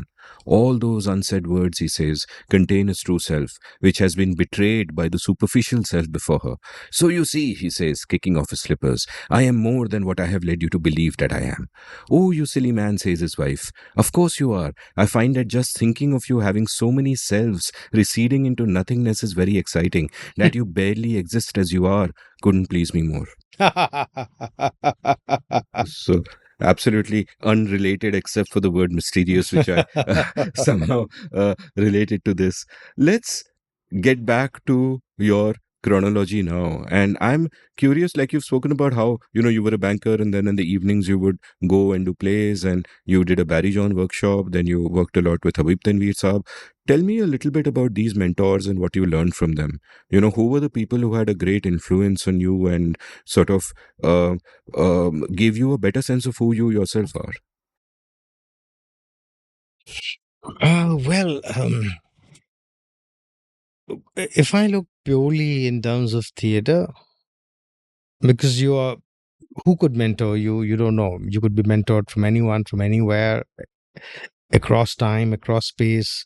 You may not even be knowing that person at a personal level, and yet a lot of these people could be shaping up and could be framing you and could be giving you a direction to your life. But my first school was actually Barry John, because that's the first person I went to, and that's the first time I realized that acting is a craft, that you need to learn things about it, that it's not instinctive and intuitive. It's not like you just sit up one day and start acting. There is a thought to it, there is a process to it, and you have to go through it. And Barry was the first person who kind of opened me to that thing, to the craft of acting and what really acting is. And the other, I learned from almost everyone that I worked with, but certainly, Habib Tanveer was a great influence, just because the sheer wealth and the the sheer heritage that that person has. I mean, so much was within one person is unimaginable in today's state in terms of his knowledge. Like, I just fared an unpublished play of Habib Tanveer. It was lying in his manuscripts, and it was written in Urdu, handwriting, and it was very difficult to decipher what was written. And a year back, somebody approached me, and I said, "Go to my mom, because she's an expert on manuscripts, and she does Persian manuscripts, so she would be able to decipher it." And surely enough, my mom was able to decipher it. And as she fared the Urdu text, I also fared it in Devanagari, and I kind of wrote the whole play in Devanagari in that sense. And when you read the play, the play is about Ghalib and Ghalib's life. It is literally taking a master class in Ghalib. It's just reading the text of that play, the kind of debates he has in that play, the kind of interaction he has between Ghalib and other characters, the kind of debate that is there between Persian literature versus Urdu literature, between Persian poetry versus Urdu poetry, the kind of debate there is there about dictionaries and the creation of dictionaries. And it's unfathomable that one man had that kind of knowledge, that he could distill it and put it as a play about Ghalib's life. That's what my mom was telling me, that even if this play is not performed and just there published in the library, and academics and scholars go there and they are able to read this play, this one play will tell them so much about Ghalib's life, and the debates and the controversies happening in his life than they can have by reading 5 books about that. Why academics and libraries put it for free on the internet? Well, it's not my copyright. Right. It's Okay, not that my way. PR. Yeah, So I don't have that option. But I'm saying that so it was incredible to work with that man, because the knowledge of music, culture, literature, history, sociology, politics, language, it was unbelievable what all he knew, and how simply he kind of put that across to you when you were working with him.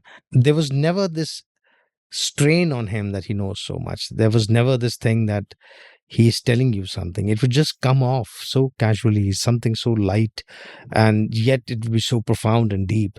So certainly, he was a great influence. And then of course, uh, I had a great time learning, working with Nasiruddin Shah, and his craft as an actor, his approach towards acting, his method of deconstructing acting, his method of diving deep into what he's doing. It's incredible.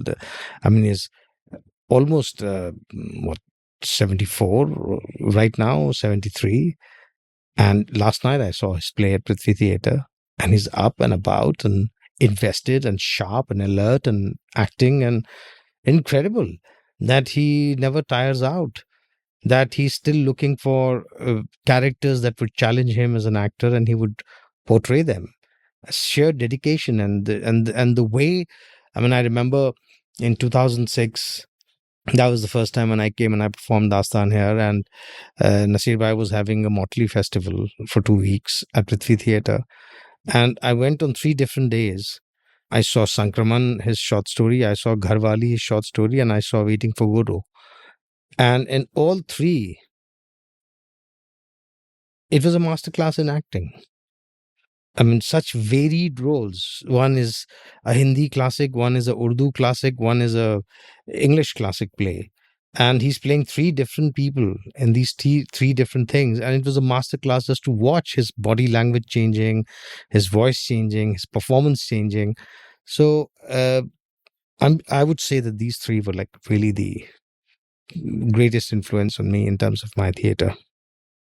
Tell me about how you kind of moved to Dastan Goi, because what I find really interesting about that is that it is different from all the work you've done before, because there's so much improvisation involved. Like, you've described it not as storytelling but anti-storytelling, where you've said that part of Dastan Goi is Dastan Rokna, where you'll stop the story at a particular point and then you'll go off in different kinds of tangents and deep descriptions and all of that, and then you bring the audience back and then you take them again and all of that, and every night in a sense is a different night, and I can imagine how that must make you feel so alive and so on and so forth.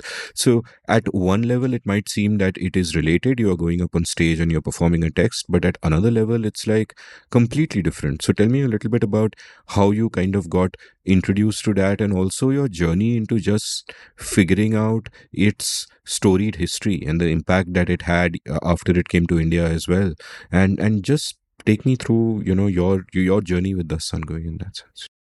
Well, Dastan Goi got revived in 2005, and I was working with Habib Tanveer at that time. And Habib Saab, we were performing in Dehradun at a Virasat festival. We had just finished performing Agra Bazaar, and Habib Saab said that tomorrow morning there is going to be a Dastan Goi show, and if you're an actor worth your name, then you should be watching this art form. And that got me very curious as to what is this that he's talking about. And I went and I saw, and I was like, wow, this is something that I should do. And this was like literally 3 or 4 months after the first Dastan Gai show was ever staged. And because I've grown up in a tradition of Marsiya Goi, where I've seen long form epic poetry being performed on in religious theater, so I was very fascinated. And the moment I saw Dastan Goi, I said, oh, this is a very secular thing. This does not require a religious context as Marsiya Goi needs. This could be performed anywhere, and it uses the same registers, it uses the same Urdu, it uses the same. Later I realized that most of the Dastan goes were also Marsiya goes. So when it was not Muharram, they were writing Dastans, and when it was Muharram, they would go to Marsiya Goi and they were performing Marsiyas. So I said, this is something that I should do, and fair enough. Couple of months later, I was offered to perform Dastan Goi, and the whole journey of Dastan Goi began from there. And then, as I started reading about Dastan Goi and the history of Dastan Goi, I started realizing that actually it is a misconception that it's a storytelling. It is not really storytelling. It is anti-storytelling, because one of the greatest skills that a Dastan Go can possess was stopping the tale, Dastan Rokna, and really having segues into things which are not related to the plot of the story, and yet keep the audiences spellbound, and then bring them back into the story. And how the longer you can take them away from the story, the greater the Dastan Go you were. I mean, this is a unique kind of storytelling tradition where the longer you are kept away from the story, the greater the storyteller you are. It was not really about the story itself. It was a virtuoso, impromptu performance. It was about how great the storyteller is and not how great the story is. And it's a unique kind of a form which is marrying performance and literature. That you stop the story, you stop the tale, you take away the audiences from the tale, from the plot of it, and you are impromptu creating great literature while not really telling the story. And the longer you can withhold the story, the greater the storyteller you are. So that got me really interested as to what is this going on. And then, when I started diving into the history, of literature, Dastan Goi. I realized that, though its origin was Arabic, but the earliest manuscripts that you get are Persian, and it really started becoming like a franchisee in medieval Persia, perhaps. And these storytellers, possibly during the Mughal times, they came to India. The Kaltu Khan was this great Dastan Go who possibly came with Humayun when he returned from his exile. And his son, Darbar Khan, became this great Dastan Go in Akbar's court. And so much so that Akbar got influenced by these stories. And he commissioned the largest art project in Mughal history, which is called Hamzanama, where these paintings were illustrated on a canvas of 2.5 by 3 feet, and some 1,400 folios were painted over a period of 15 years in the Mughal atelier with some 300 artists. And these artists of Hamzanama are the artists which later go on and influence the Jaipur school of painting, the Malwa school of painting, the other various northern region school of paintings that you're looking at. Because when the Mughal Empire started disintegrating, a lot of these painters went and they got work in these other smaller princely states, and they kind of developed the artistic style of these other later princely states that came up in northern India. So these paintings became a huge influence. And then one of the things which was critical in storytellers becoming anti-storytellers was that the position of a storyteller was always lower than a position of a poet, because a poet was considered as the apogee of literature.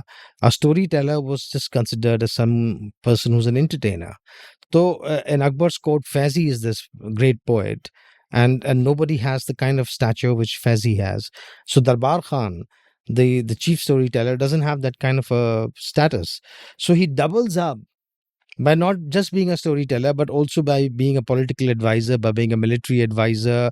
Some of the storytellers are also tanpura players. They're also musicians. Some of the storytellers are also painters in the ateliers. So they had to double up their work in order to get the recognition which a poet has. A poet didn't have to do any of these things.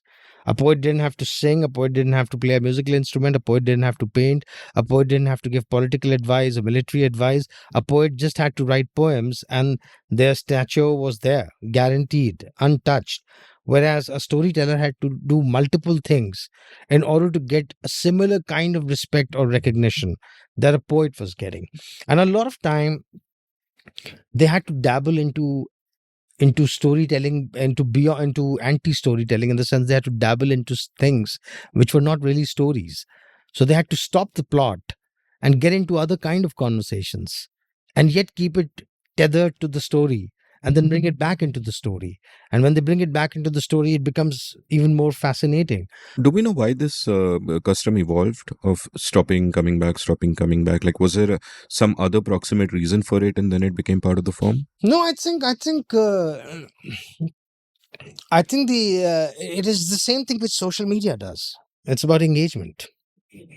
It's about, I mean, they didn't intend to be so diabolical, but they realized that their principal product was engagement. So And they, not the story. Wow. so they started creating algorithms which would keep the engagement on. And that's what the storyteller was doing. The storyteller knew that I'm relevant till I'm telling. And here is my great strength, that I can stop the story. So not only tell the story, I can even stop the story and I can still continue with my narration. And you would be spellbound and you'd be hooked to what I'm saying. So it is like something like um, it's like the same death wish, that I would perform a feat which is near impossible, and possibly I can die, but I defy death to become a great performer. So I would be a trapeze artist jumping from one building to the other. I would do a line walk from one building to the other. I would do terrace jumping. I would ski somewhere in a place. So all of that is death wish. It's like I'm performing live, but I would go near death, defy it, and come back. I'm performing a story, but I would defy a story, go away from the story. Yet your engagement will not reduce, and I would come back to the story. I would create a social media platform, and what you believe is the product is not the product. The product is actually engagement, and I would keep creating algorithms where your engagement will not go away. And that's what the storyteller is doing. He's creating engagement. It's not really so much about story. It's about how long can I hold your attention. And as long as I hold your attention, I'm relevant to you. And you will pay me for that. You mentioned that a work of art must create a change, a true work of art must create a change within the viewer or the reader or the listener or whatever.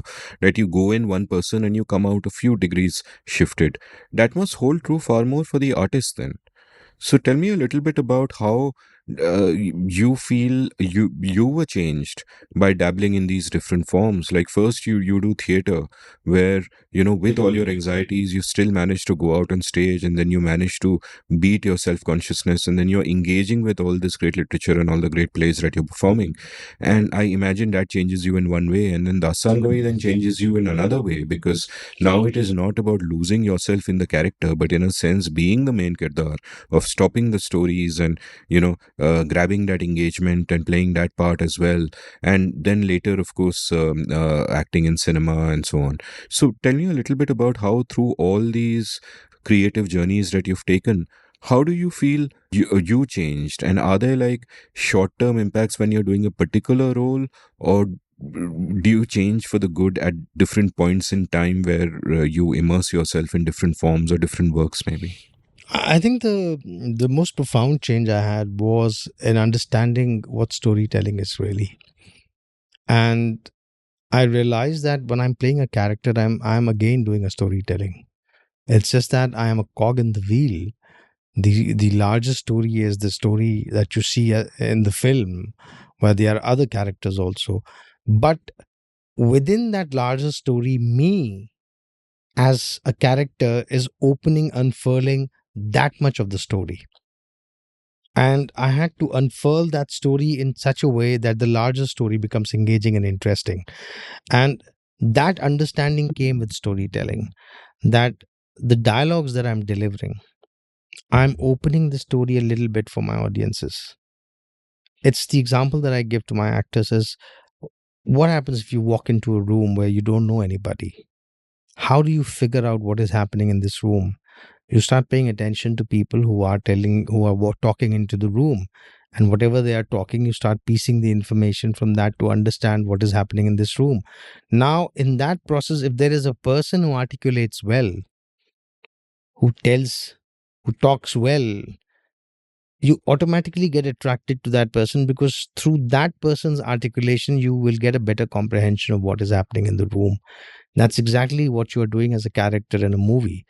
If you're performing well, if your character portrayal is coming out well, you're opening the story better for your audiences by portraying that character, and they get invested in that character and they want to follow that character.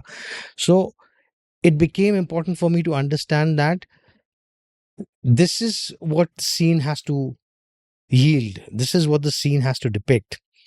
Now, what the eventual payoff of the scene can only come through the performances of the actors. So, am I lending to that or not? Am I facilitating audiences to reach that payoff or not?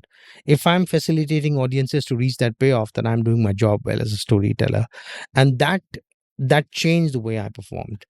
That got me closer to understanding the character, the character's incentives, the character's triggers, the character's emotions, the character's portrayal, the character's being in the moment, and putting it across. Because at the end of the day, it's again a bit of storytelling that I'm doing. The other thing that it did to me was the thing that I talked about, the anxieties. It made me realize how to get rid of these anxieties of not being self-conscious, of not being focused on myself all the time, of not be overtly bothered if I'm being recognized or not recognized, if I'm being acknowledged or not acknowledged, if I'm getting the awards or if I'm not getting the awards, if I'm appreciated or not being appreciated. It took me away from these anxieties. I don't care for these anxieties now. For me, my joy is performance. So I live from performance to performance, whether I'm acting in front of the screen or whether I'm acting in front of the stage. I go there completely unbridled, perform, enjoy, and I get out. And I don't care as to whether I will get recognition or not, whether I'll get an award or not, because what I get from the audience is my reward eventually. The fact that they get the story, the fact that they appreciate it, the fact that they enjoyed it, the fact they want to come back is the reward for me. And not that I should get some state award, or I should get some peer award, or I should get some acknowledgement. No, that's really not the reward. It's the happiness when somebody walks up to you and talks about a performance you've done 5 years back, or you've done a role 10 years back, and still is reeling under the effect of that and says, I can't forget that. And that is my reward. That makes me feel that yes, I'm doing my job well, that people, even after so many years, can recall when they first saw me perform, or can recall when they first saw that part of me, that performance of mine, and can still talk about it. And I think that's really what all this years of storytelling and acting has done. It has kind of transformed me from taking me away from these anxieties, which could have plagued someone else and which don't plague me. And that's why I feel very secure at times, even though, in contemporary sense, I may not be hugely successful, but I feel I'm pretty satisfied with who I am, with the way I am, and the way I work. I think you're more successful than you think. And there is one existing anxiety of yours which I'm going to take away with the reward. And that anxiety is chai kab milegi, and the reward is a chai. So let's take a quick break and then we'll be back for the final part It's of 4 this. o'clock. Hey, the music started and this sounds like a commercial, but it isn't. It's a plea from me to check out my latest labor of love, a YouTube show I am co-hosting with my good friend, the brilliant Ajay Shah. We've called it Everything is Everything. Every week, we'll speak for about an hour on things we care about, from the profound to the profane, from the exalted to the everyday. We range widely across subjects and we bring multiple frames with which we try to understand the world. Please join us on our journey and please support us by subscribing to our YouTube channel at youtube.com/Amit Varma, AMITVARMA. The show is called Everything is Everything. Please do check it out. Welcome back to The Seen and the Unseen. I'm still with Danish Husain, who is being admirably patient and has hung with me for all these hours and hopefully just a little while more. Earlier when you were talking about, Mughal patronage, you pointed out that storyteller was a little bit down the ladder, but the poet was chill. Poet didn't have to do anything. In today's time, I think both the poet and the storyteller would be in trouble. And it's for a reason that, again, you've mentioned and that I've thought about a lot in the context of what we call the creator economy, is that aaj artist hona is not enough. You have to be an artist plus an entrepreneur. You have to not only make the work, you have to know how to market it, how to do the PR of it. In a sense, you have to learn how to become the entrepreneur for your own brand. And I want to ask you, of that journey where, after you leave banking, you do theater for a few years, then 2005 onwards, Dastan Goi starts, and you become a film actor later. Right, 2010, I think, with Peoply Life. So in that decade where you are just subsisting of theater and performances and so on, how did you sort of make a living during that time? Was there ever self-doubt that, did you ever think of the road not taken, or rather the road given up in a sense? And how did you find, or how did you learn that entrepreneurship part? Because ultimately, even an actor has to learn to act and to sell himself, in a sense, or herself. So how was that sort of a process for you? Coming back first to your poet and the storyteller thing, the storyteller is not worse off. In fact, in today's time, the storyteller is much better off than the poet. Just that you don't know the storyteller as storyteller. You know the storyteller as the politician. You know the storyteller as the spiritual guru. You know the storyteller as the ad man. You know the storyteller as essentially every charlatan that you can think of. So basically, the storyteller is much better off today. Just that you don't identify them with the label storyteller. You know them with different other labels. So I think storytellers are having a ball of a time in this age. Coming back to your other question, I really didn't have any game plan when I resigned from the bank. And I remember my manager, my boss, didn't believe that I'm resigning to be an actor. So for 2 weeks, he did not forward my resignation letter to the HR department because he thought I was bluffing. And he was like, tell me honestly what bank you're going to, because it's a small industry and we'll run into each other. Are you in touch with him? No, I'm not. So just tell me, which bank are you going to? And I said, no, I'm not going to any other bank. I am resigning to be an actor. And he thought this was such an outlandish lie to give, just because you don't want to disclose which bank you're going to. Then after 2 weeks, he kind of got convinced that I want to be an actor, and he forwarded my resignation letter to the HR department. And I don't know where he is, but I'm sure it must be very palpable to him now that I'm an actor, that I'm not working in any other bank. And so one of the reasons why I resigned was that life sucked at the bank. It wasn't in any way, there was no spark in it. It was not inspiring me. It was some kind of a glorified clerkdom, and I was obviously stuck in the wrong side of the bank.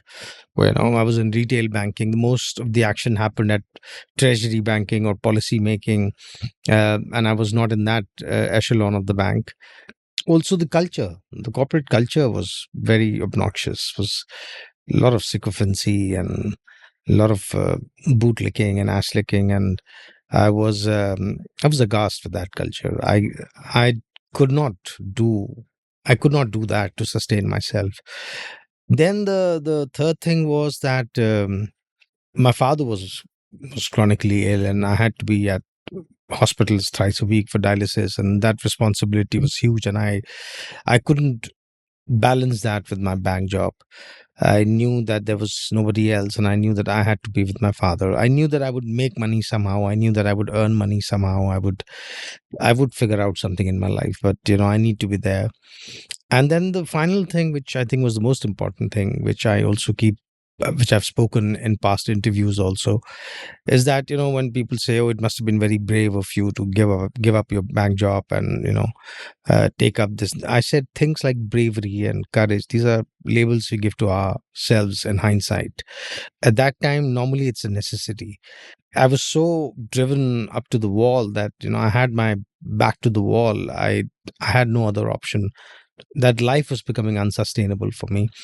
And the other thing was this, that I was pretty mediocre all my life, whether as a student or as a banker or as an economist. So when I stepped on stage, that's the first time when I got appreciation. That's the first time when people really took notice of who I was and came up to me and appreciated my performance. And for the first time, I felt that, oh, maybe there is something I'm good at. Maybe there is something. I don't feel the strain of performing when I'm performing, and yet I'm getting appreciated. I don't have to work hard to be successful. And if I do this thing, I just do it and it happens.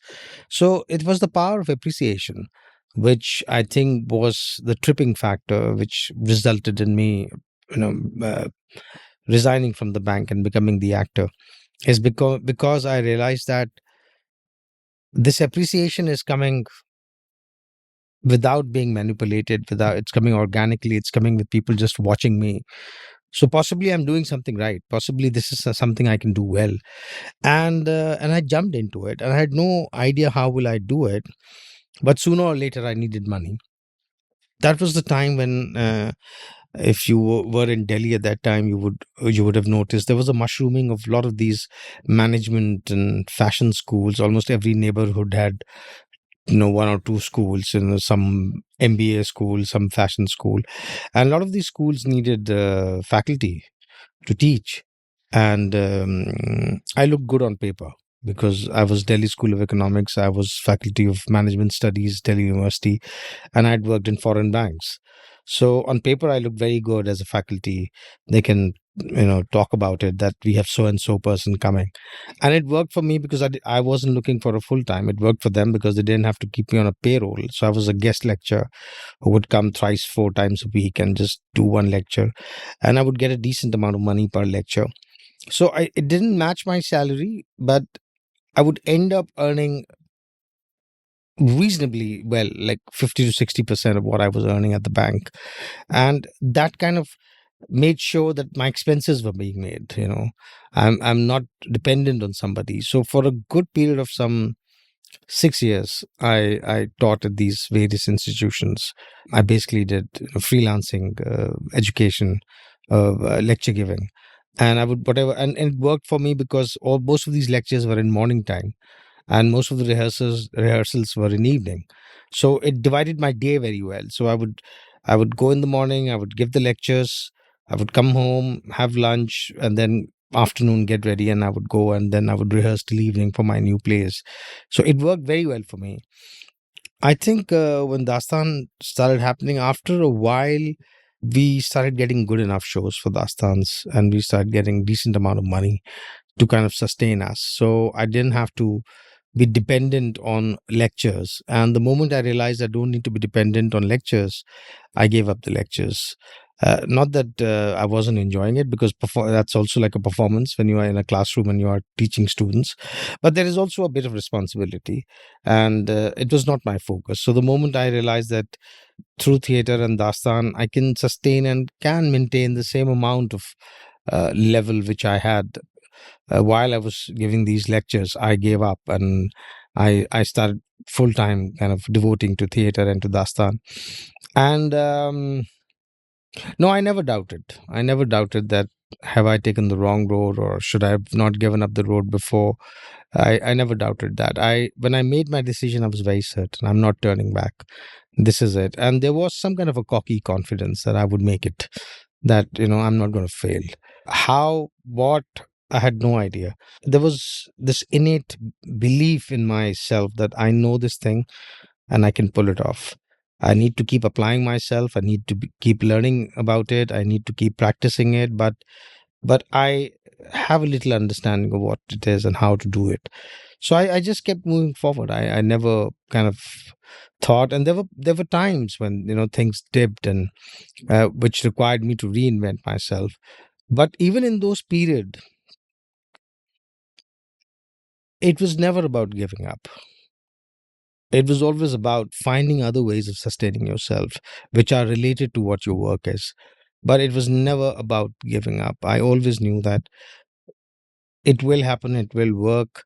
You just have to persist. And you have to persist with everything, all the tricks that you have in your bag. You have to persist with that. That means you don't compromise on what your beliefs are. You don't compromise on what your ideology is. You don't compromise what your aesthetic taste is. You don't compromise what your talent is, so you kind of keep working on all of that, and the wheel will turn. And like any field, there's a long gestation period, but once the wheel turns, you get exponentially what you've been missing out all these years. There's a classic cliche advice that self help books give where they say, follow your heart, believe in yourself, don't give up. And I find that that's inspiring, but it is also extremely dangerous. Because when you see people who followed their heart and didn't give up and became successful, there's a survivorship bias at play there. You see the small percentage of people who made it, and you don't see whatever percentage of people, which could be quite large, who did exactly that but didn't actually make it. Like I like to say that the cafes of Warsaw are filled with, broken dreams and people who struggled for years and got nowhere. And I wonder how much truth there is to that. Like, you made it, but when you look at others who were perhaps your peers in the acting world or the theater world circa 2000, let us say, how many of them went on to make it, how many of them left and did other things, how many of them would possibly look back with regret. Give me a sense of that ecosystem out there, because it's very easy to advise someone to become an engineer or a doctor, because you know that over there, even if you're mediocre, you'll make a living. There's enough demand and supply nahi hai, you'll make a living. So an average doctor, average engineer, average banker, they'll all do well reasonably. There's no existential danger there. But the danger in getting into a profession which seems from the outside to be very top heavy, that a few people make it, and you can apply survivorship bias and say, oh wow, look at those guys, they're so, they follow their dreams, but you don't see the many people who didn't make it. So give me a sense, and I'm not saying that that is the case here. I'm asking that give me a sense of what that ecosystem is like, and has it perhaps changed because of OTTs and technology and so many new avenues for creators today? I think the advice, follow your heart, is basically incorrectly worded. It should not be follow your heart. It should be identify what you're good at and then become better at that. That's what it should really be. So instead of following your heart can be saying zillion rubbish things, and if you end up following zillion rubbish things, you would end up in zillion way wasted in your life. But identify what you're good at. Identify what comes without straining to you. What is it that you have a knack for? But can I interrupt you and ask a question there? That initially, when you start at something, you're never good at it, and there No, is an but there is also a way you are getting it faster than other people. You're hmm. picking the skills faster than other people. Is it? It's it. It's like you're able to see two and two four quicker than most people. And then when you do that, you just start getting better at that. Just make sure that you work at it and become better at that, so that eventually you have that advantage with most people vis-a-vis you in your field. And that is very important, and I think that is more important than following your heart, because following your heart really doesn't mean anything. It could be just another dopamine hit that you want, but does that mean that that's what it means when you say follow your heart? Fair enough. Tell me about But the hmm. ecosystem, you said. Yeah, the Sorry, I ecosystem. kind of got taken, I got distracted. So,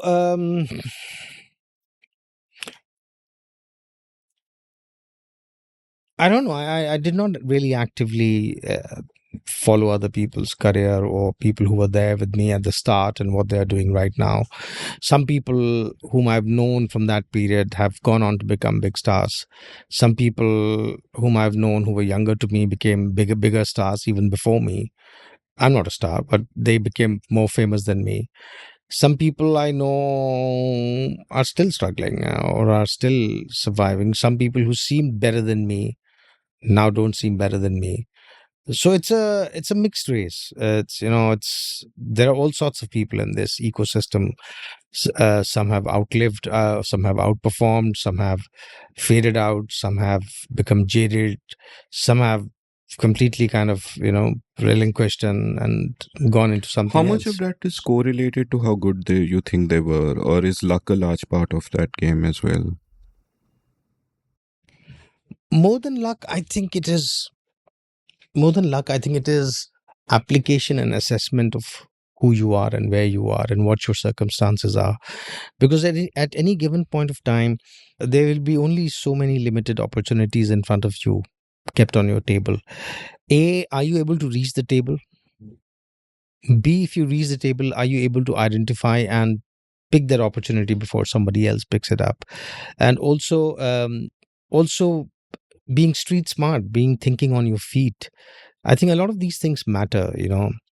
It's like, do not be in your bubble. Do not just think in your bubble. Like try getting a macro vision. Try getting a macro. So if there is AI coming and if there is virtual reality is coming, what it's going to do to your filmmaking. Have an eye on that. If there's a climate change happening, what would happen to your beach house? When you're investing money in a beach house property. So I'm saying that do not be oblivious to the larger world that you're living in. Do not be oblivious to the industry trends that are there. Uh, be engaged. Think on your feet. Anticipate. And it's not that if you're just an actor, you don't have a choice. That I can only do whatever is offered to me. Make things happen. Create content. Figure out. Move things. It is not easy, but it is also develop the imagination to see these things. Like some people, like that entrepreneurial thing that you were talking about. Why does an entrepreneur become an entrepreneur? Because they have the imagination to envisage something which others are not seeing. So you've got to develop that, and that's no rocket science. It can be developed by anybody. It's not that you have to have a certain pedigree or it has to be innate. It's simply application, engagement, observation of the world that you live in, and slowly you will start realizing what the macro picture is. You would start seeing what the trends are. You would start seeing what is the bet you should put your money on and how you should be able to reap the best that you want to. And that requires not just in a very blinkered way only looking at my skill. Okay, I would dance, I would train. Yes, do that. Do learn dancing, learn singing, learn another language, do all that. But you need to be also cognizant of this larger world that you're living in. And if you are putting all of that together, and negotiating your way through, you will be able to figure out things. You will somehow reach somewhere. People like people who shake things up, who are shakers and movers, who basically, who can ruffle some feathers and who can. It's like a great thing which Sudhir Mishra said, that every great disciple would eventually betray their masters, because that's the only way they can become masters of their own. If they continue being great disciples, then they would never become great masters. So it is a great paradoxical relationship, that in order to be a great protege, you need to be a great disciple. But then eventually, to be a great master, you need to betray that very master. It makes it sound kind of adversarial. I'm not sure I kind of buy that. I think you can be a great disciple and be a great master in your own right. No, Without, I mean, as yeah, as it is Sudhir Mishra, it has to be very dramatic, and there is a drama in this line, there is a great. which is not there if I be a great disciple and the great master at the same time. Yeah, Betrayal is the key thing here. that's a narrative we want. That's a story Yes, we that's want. the story we want. I want to double click on that phrase you used, or rather, one of the questions that you said everyone should ask themselves in this game, which is, can you reach the table at all? Right. So, what are the factors that stop someone from reaching the table? Like, for example, are people skills important? Like, one reason, like I, like you, left the corporate world really early, and my reason for that is I realized that rising in that world has a little bit to do with competence, but much more to do with political skills and people skills and playing that particular game. And I said, I'm not going to play that game. And I'm guessing you said the same thing. But are there games that you have to play within this world also? Like, how do you reach the table? What do you have to do? Or is it just a positive thing? Is it just showing some initiative, showing some hustle? So there are many ways you can reach a table, and you can also reach the table by playing the game or games. But I think that if your eventual purpose is just reaching the table, then you can reach it anyway, anyhow. But if your eventual purpose is not just to reach the table, but to pick the opportunity there and to create something huge and big, which has an artistic value to it, or a shelf life to it, or a reference value to it, that 50 years down the line people will refer to this work, then reaching to the table is not the end in itself. It's a means to reach something greater that you want to reach. And I think that really should be the focus. If it is really about being an A-lister or being, in the thick and thin of things and being recognized as somebody who has arrived, then I think it's a very myopic way of looking at things. If you're actually someone who has this thing to present your own perspective to the world, or to present a new perspective to the world, then it's just a means for you, because you know that the table has resources, and those resources will facilitate you to present your story to a larger audience, which you cannot do if you're an indie filmmaker or if you're an indie player. So I think that is what is important. Now again, there are gatekeepers to that table. You will not be able to reach it. But I also think that there are opportunities opening elsewhere. Now there is a whole word to screen kind of a thing which Mami runs, which Ifi Goa has a film bazaar going on. And a lot of people who have got nothing to do with screenplay writing, nothing to do with film writing, are having their books going into these, and they are having an active engagement and a face-to-face, like an interface happening with filmmakers, with producers. And people are looking out for stories elsewhere also. So it's not that it's not happening. People are getting picked up from YouTube for their acting skills. They are getting picked up from their influencer media, videos that they are posting. So I think that technology in some way has democratized, in the sense that now it is not some casting director sitting who will make sure, or it is some guy who's a middleman somewhere who will make sure that you will have access to. If you are good, you would get noticed. Technology allows you to do that. But you should also have the imagination to figure that out, as to how do I reach the table. If you do not have the imagination, if you lack that, I mean, few of the people who've come out in the industry right now as filmmakers, they started off making YouTube videos. They had no backing. They had no production house to stand behind them. They were not hailed as proteges to some great filmmakers. They possibly didn't have the opportunity to work as an AD with some great filmmaker. They just observed. They understood what filmmaking is, what editing is, intuitively, and then they went on to create something on YouTube, and slowly they are making some great films. And those, Like who?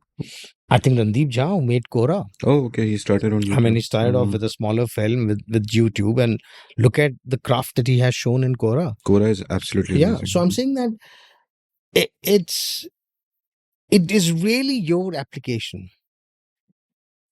There is no limit to it. You can break through, you can reach somewhere. Yes, there will always be gatekeepers.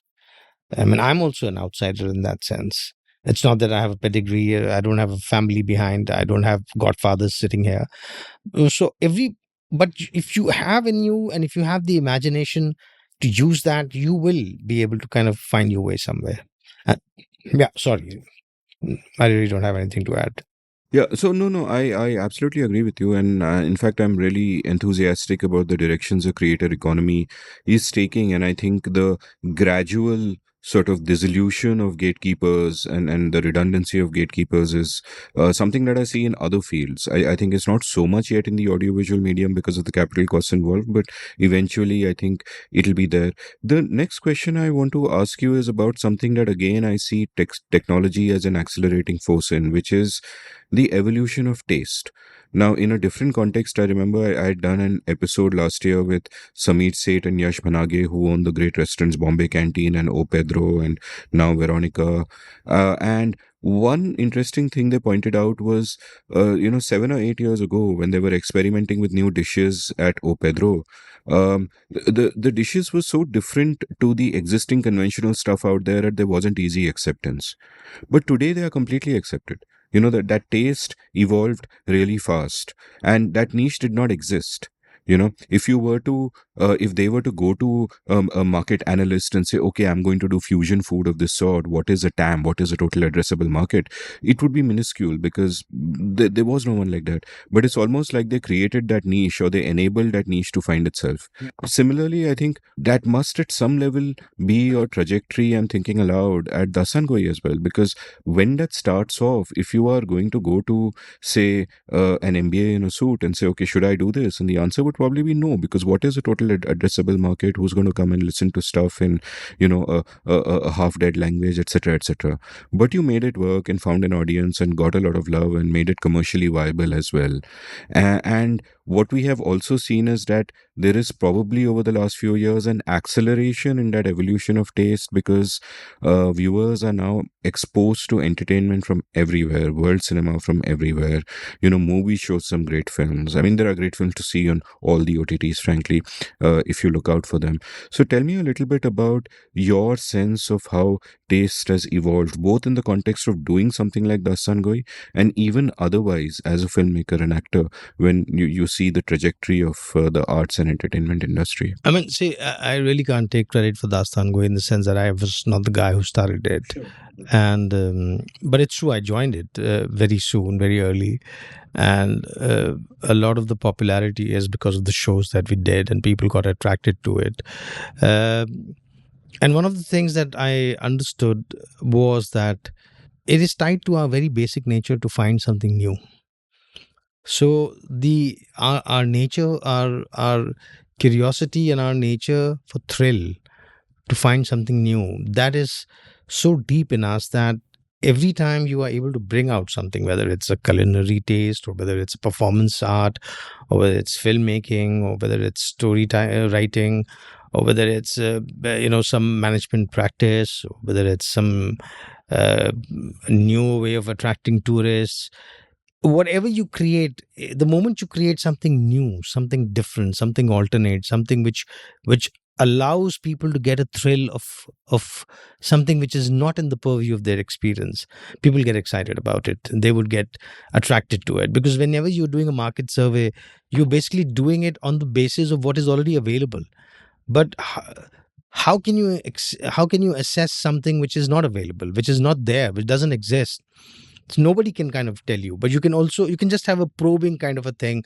How would you react to something which is new? But unless and until you actually create it and present it to people, you will not know what the reaction to it will be. But because of our innate nature to experience thrill, to flirt with something new, if you are able to create something which meets that need, people will come to it. And I think that exactly what happened with Dastan Goi is that storytelling, which was like a lost art, which people thought is too archaic and is not there relevant to our times.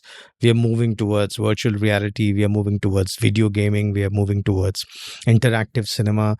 What would this kind of a thing do? And suddenly, bang! It comes in, and it's so much so that it's a movement now. So much so that there are so many people doing Dastan Goi today that I don't even know who they are, or what they are, or where they're coming from. I've had no interactions with them, and the beautiful part of it is that some of them don't even know who I am.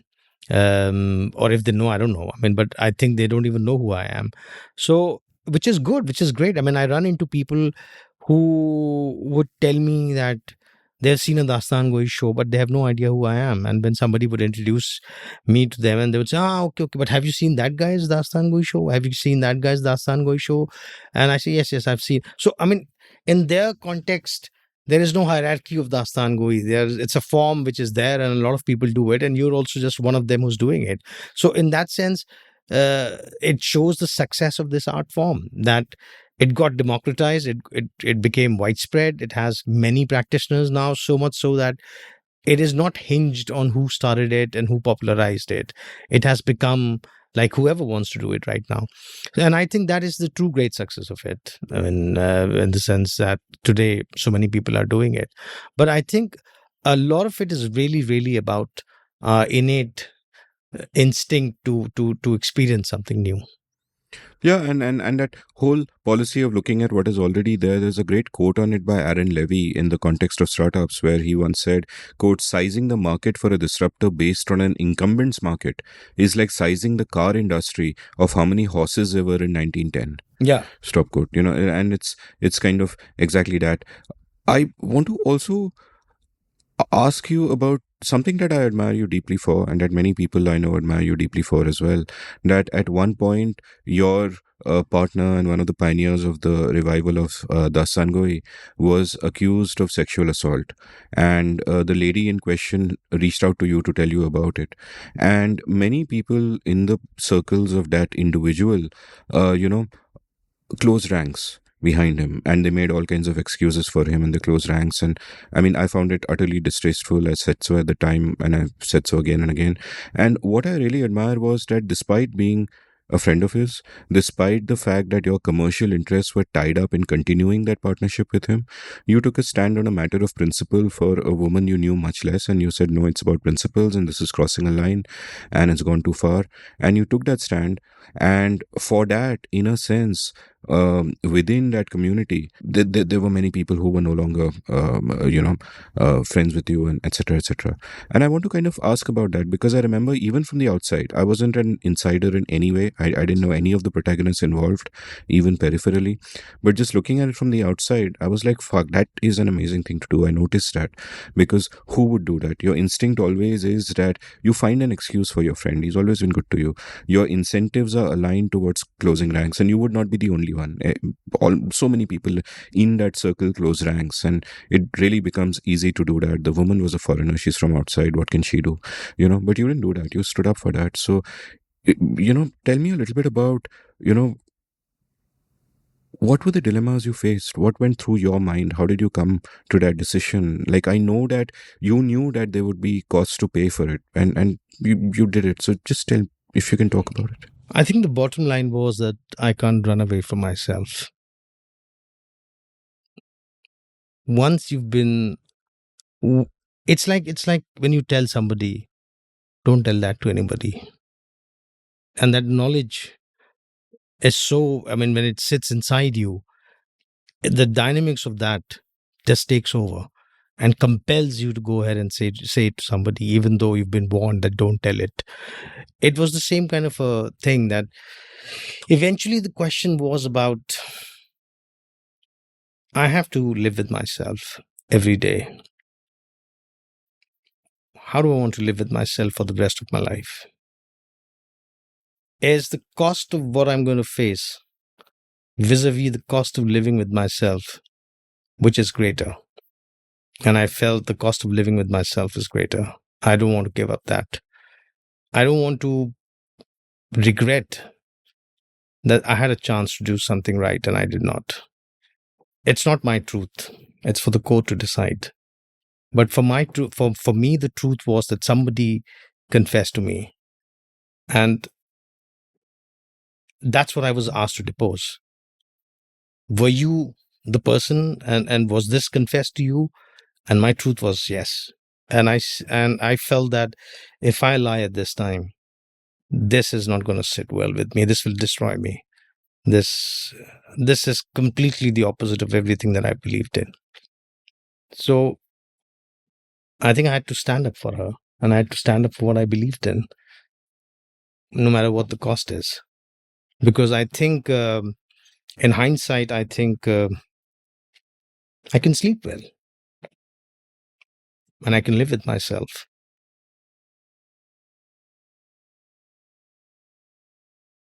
And just to get my listeners up on date, the court, he was eventually, I think, first convicted and then acquitted by the court, which essentially said, quote unquote, a feeble no may mean yes. And I was just so horrified. I don't need to know the details of that after I read a judgment which says a feeble no may mean yes, because the judgment itself says that she said no. And, that didn't matter to the court and that didn't matter to him. And it's just um, outrageous. And what it also reveals to me, and this is something that I feel deep disquiet about, and I have seen this in other contexts around me, across camps, across left, across right, across people who claim to be for markets but not really, people who claim to be for liberty but not really, etc., etc., is that many people will pay lip service to principles, but actually they're just tribal. They're part of a tribe.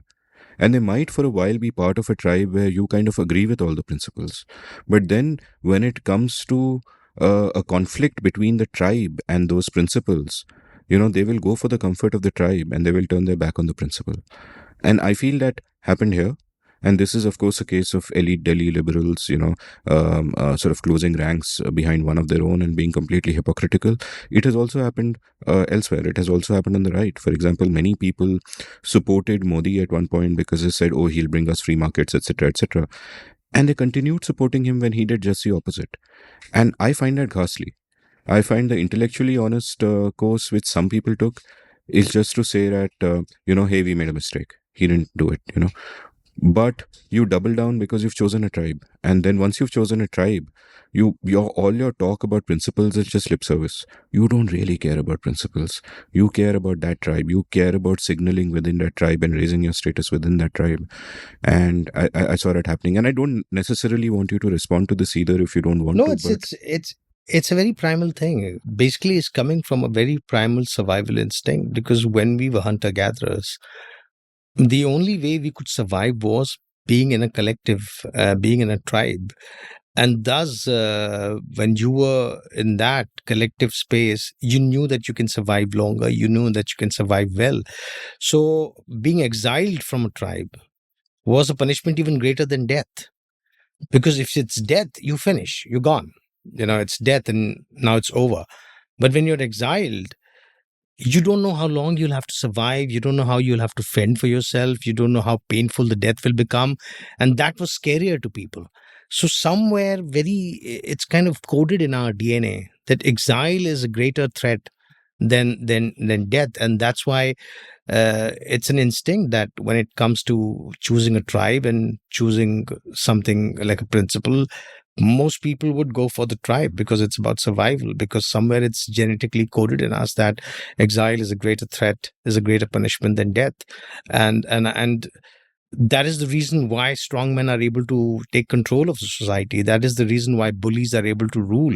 That is the reason why a fewer number of perpetrators are able to perpetrate that kind of violence, and a larger number of silent majority is not able to stand up, because everybody is just afraid that if I speak out, if I stand out, there would be nobody standing behind me and I would be singled out. And that would be a more painful kind of a death than actually, meeting your normal death. So it's that reason. It is the security of the collective which pushes us in these kind of scenario to go with the tribe rather than be singled out and being pilloried for your decisions.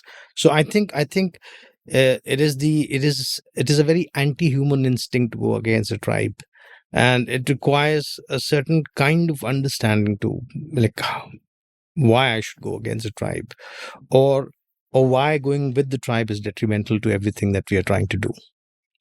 Wise words. Let's get back to happier subjects, such as your film career.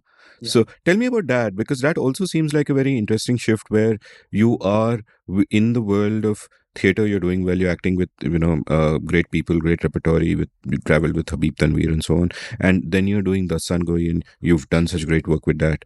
And you're sort of king of those little hills.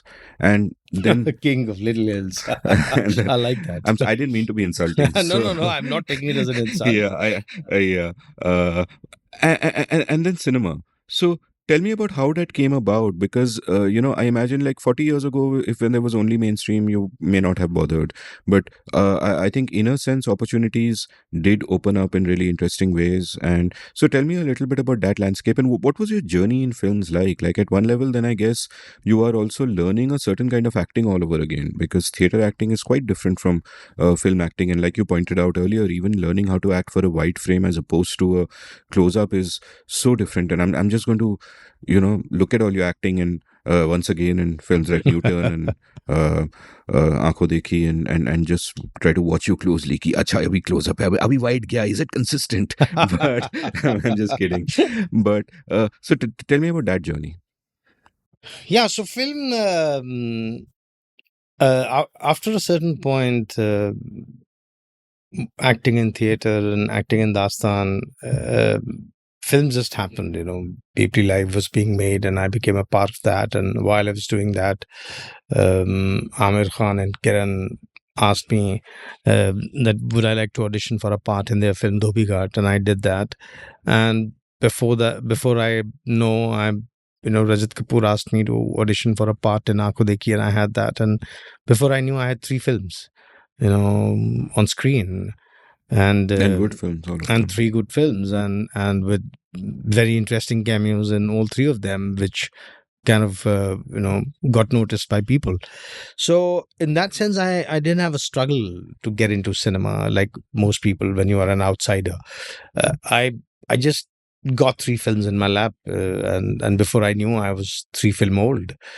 And that's when I started getting offers for working in films, because I think that's when people started noticing me, that I'm also a screen actor, and I can act on screen too. And when I started off, I had no idea of what cinema acting is.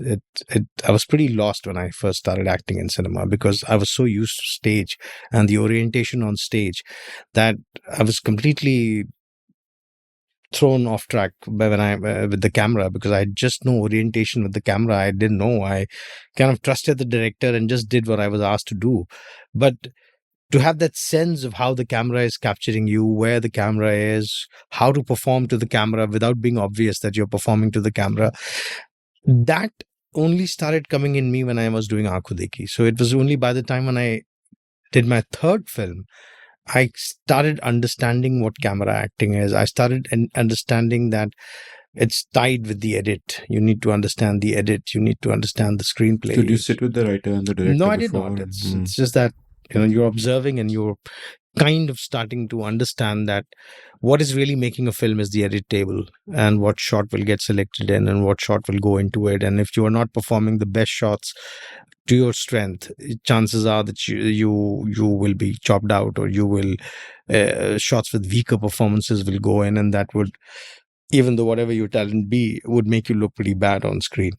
So it was only by the time I did Aankho Dekhi that I started getting a little hang of what film acting is and how it is different from from stage acting, and then also the way things were panning out in Delhi.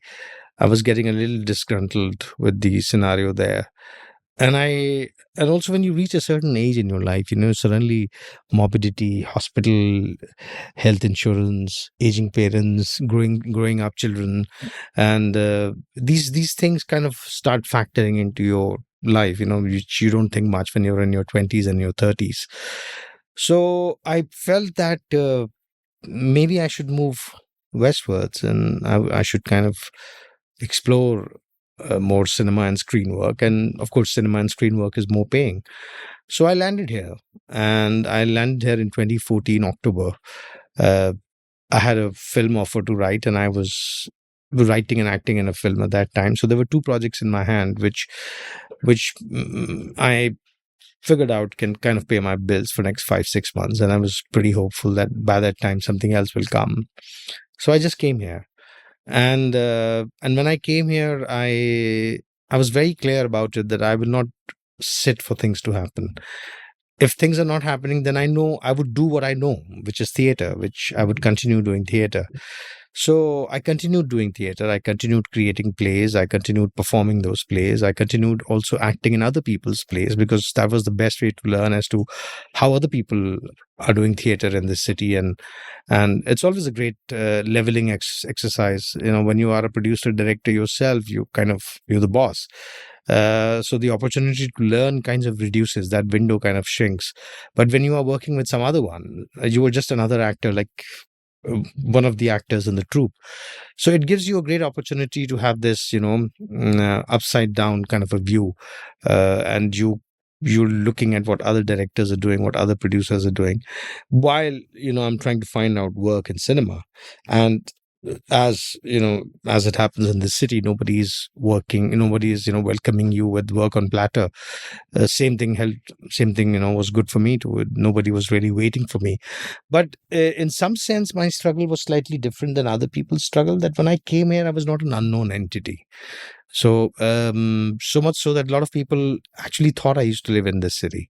So when people realized that I've just shifted, they were pretty surprised, because they've seen me perform in Bombay, and they kind of thought that I live in this city only. And so in that sense, I had an advantage that I didn't have to really introduce myself. I didn't have to really struggle as a nobody in this city. Wherever I would go, whatever conversations will happen, people would know who I am. So that kind of acceptability and respect was always there when I walked into rooms. And then uh, so the first 2 years, there wasn't really much happening. An odd film here, an odd film there. But when 2017 came, that's when things, after 2.5 years, things started moving. More work started coming, not necessarily the kind of work that I would want, but there were interesting cameos and good films, which were enough to sustain me and keep me going while I continued doing my theater and evolving my theater. And then by 2018, the OTT came in. And the OTT, when it came, it was a whiff of fresh air. It did open a lot of opportunities for actors who were not stars, actors who were not really kind of making their name in the film and were getting cameos like me, because suddenly the economy of OTT was such that it was unsustainable to have more than 2 3 stars in your web series, and you need to and the long format of storytelling required necessarily the focus to be on some 6 7 8 primary characters. So when you have 6 7 8 primary characters in a story, and you can only afford a couple of stars in that, the rest 5 6 will kind of go to actors like me, which meant that we had longer work, we had more time as actor to spend on a character, and to kind of show our acting chops as to, we're there. So that happened. And just when I felt things were taking off, when Bard of Blood had come and Taj Mahal 1989 had come, and there was a lot of appreciation, COVID happened. And it just slowed down everything. And suddenly all that advantage was lost. For 8 months, you had no work, nothing was happening, no shooting was happening. And when post 8 months later, work resumed, I got I again got good roles, and I got some great series to work in and some great offers. Some of them are still waiting to get released. Some of them did release, like Bombay Begums did release. So, and then again, COVID 2 happened, which again meant for 4 5 months, we were again out of action. So it was a strange time to live in, because just when you thought you were breaking through the ceiling, you get throttled, and you have to lie low, and then again you take off, and again you get throttled, and then again you take off. And then I have I've been working continuously for a couple of years now. I think the last big COVID was really 2021. I mean, we had Omicron wave in 2022, but it was short lived and it wasn't really enough to kind of stop work. But all of the work that I've done, I'm waiting for that to release, and I'm hoping that when that comes out, things would start looking positive. Can you tell us about some of your upcoming releases that you're excited about? Well, I can talk about one, which is a web series called Crime Beat, which where Sudhir Mishra is the showrunner, and it's a very interesting crime story where I'm playing a newspaper editor. And then there are a couple of more web series which are still in the post production mode. So I don't know, because the producers have not really revealed anything about that in the market. So I'm kind of bound by contract. And yes, there are a couple of things I'm waiting. I'm in the process of negotiation, and if they work out, then yeah, there'll be exciting projects to look forward to and to work in. Marvelous. Can't wait to keep following your work. And all this time, you've also been active in storytelling. Continue to do theater and all that. Tell me about your Hoshruba repository, for example, repertory rather. For example, what led you to kind of do that? Like you earlier mentioned that one of the things that you really liked about Habib Tanveer was his repertory, his repertory. It's repertory, right? Yeah. Was his repertory, and how that kind of inspired you. But having your own repertory is also a big leap, because it's like a chef starting a restaurant. There's no you might like cooking, but there's no guarantee that you can run a restaurant.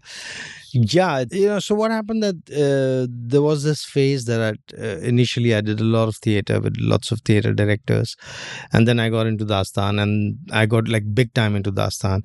And basically, when you are telling a story, you're a storyteller. You basically remain yourself. You're not really playing characters. You play to your own strength of being yourself. And I started missing out on the opportunity to play characters. And as an actor, you want to play characters. You want to play something which is not you.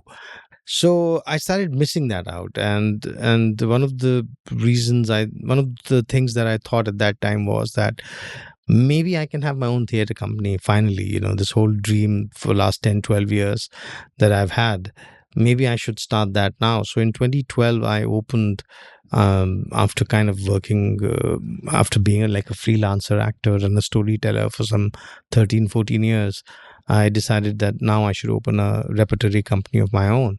And I did my first play in 2012, which I kind of produced and directed. And since then, we've been on. And this year in September, we celebrated 11 years of Hoshruba Repertory at Prithvi Theatre. We had a week of our retrospective of our plays happening at Prithvi. And I didn't realize it, but the new play that I opened on Sahil Ludhianvi at Prithvi was our 11th production. So it was 11th production in 11 years. So I thought that was pretty cool. And yeah, I mean, in the sense that thing that you were talking about, maintaining your artistic integrity and your aesthetic sense and then hitting a commercial success. And I think finally I have that in the play I made on Sahil Ludhianvi, in the sense that whatever productions I've had in past, they were appreciated. They do get appreciated, and I do get audiences. But somehow, people clubbed it in the sense that people saw it as a niche kind of a theater. This is Danish Husain's theater, appealing to a particular set of people. It wasn't breaking that mass kind of an appeal, which I would see with other productions by other theater company.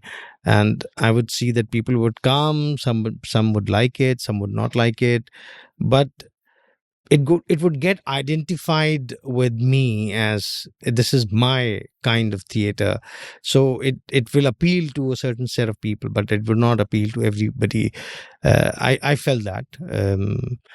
And forever it was my struggle to kind of not compromise on what I'm doing, but create something which will have a wider appeal. And when I got a chance to create a play on Sahir, and I did not think in terms of commercial success or something, but I just wanted to make a good play, something that would work, would show his life in a more 360-degree complete kind of a view, and bring out the charisma and the enigma of the person on stage, so that everybody who comes and watches the play is becomes curious about Sahil Ludhianvi and goes out and find out the man, and kind of gets invested in the man. And when I opened the show in Prithvi this September, 15 days before the play opened, it got sold out. It had such a buzz, and that put a lot of pressure on me. The Economist in you should conclude from that the ticket prices were too low. No, the ticket, it was the most expensive play in the festival. But if it sold out 15 days in advance, it was clearly too low. So so there was a lot of pressure on us. But when the play opened and when people came to watch it and the reactions we got after the play, I felt there was a universal applause for it. It kind of appealed everyone across sections. And I finally thought, like one of my friends, she said to me that after years of art cinema, you finally cracked a box office success. Wow. Wow. So I was very happy to hear that. And possibly we would be doing the play in January at NCPA. And I'm hoping I'll get the same kind of response. I'll definitely come and see it. And this reminds me of what I often, when I start my webinar where I talk about Shakespeare with my writing students, I'll often begin by reminding them that Shakespeare was, you think of him as high literature today. He was a box office superstar of his day. Yeah. He was Yash Chopra plus Steven Spielberg, and he produced great art. And so it is possible to do, and clearly it is possible to do in the current time as well. Tell me also about storytelling, because I was reading up on Kissebazi. I was completely fascinated by that because it speaks to my earlier question to you earlier in this conversation about accessibility. And it seems that the formula that you found with Kissebazi was to tell great stories without compromising the way it was told, but also to find this innovative way of making it accessible to a much larger audience. So tell me a bit more about how your thinking of that evolved and how it worked out. So when the whole Dastan Goi fiasco happened, and I had moved to Mumbai, and I, in some way, decided not to perform storytelling ever again. I thought I would just stick myself to regular theatre and cinema. And then in 2016, I took a break, and I was in the US for a month and a half. Purely, I was taking a break. And I went there, and few people got to know that I'm in the US, and they requested me to come and do Dastan. And I said, I don't do it anymore. But there was insistence, and they said that you shouldn't stop doing it for whatever experience you've had, because it's a great form and you're good at it. And it would be a loss to audiences. And I said, okay. So till then, I've not performed by myself. I had performed always with a partner. So I said yes, and I took the challenge, and I was in Detroit, and I flew to San Francisco, and I performed there. And within 10 minutes on stage, I realized I have everything, even though I've not performed for a year or something now, but really it hasn't gone out of my grasp. It's there. And then I started thinking about it. And then NCPA reached out to me. And NCPA have this annual theatre festival called Center Stage in December. So they reached out to me, and they said, we would want you to perform something in our Center Stage festival in December. And this was December 2016. And I started thinking, what should I perform? And then the idea of expanding the storytelling came. I said, why just Urdu? Why not stories in other languages? There are other languages, and there is great literature, both oral and published in these various languages, and people would be missing out on these. I mean, why should I just restrict to performing in Urdu? So I thought that let me push it and let me have people perform. At that time, I had somebody who wanted to perform a Malayalam story, and somebody wanted to perform a Marathi story, and somebody wanted to perform a story in Sanskrit, actually. And I started thinking as to let's have that. Let's have these stories in these languages.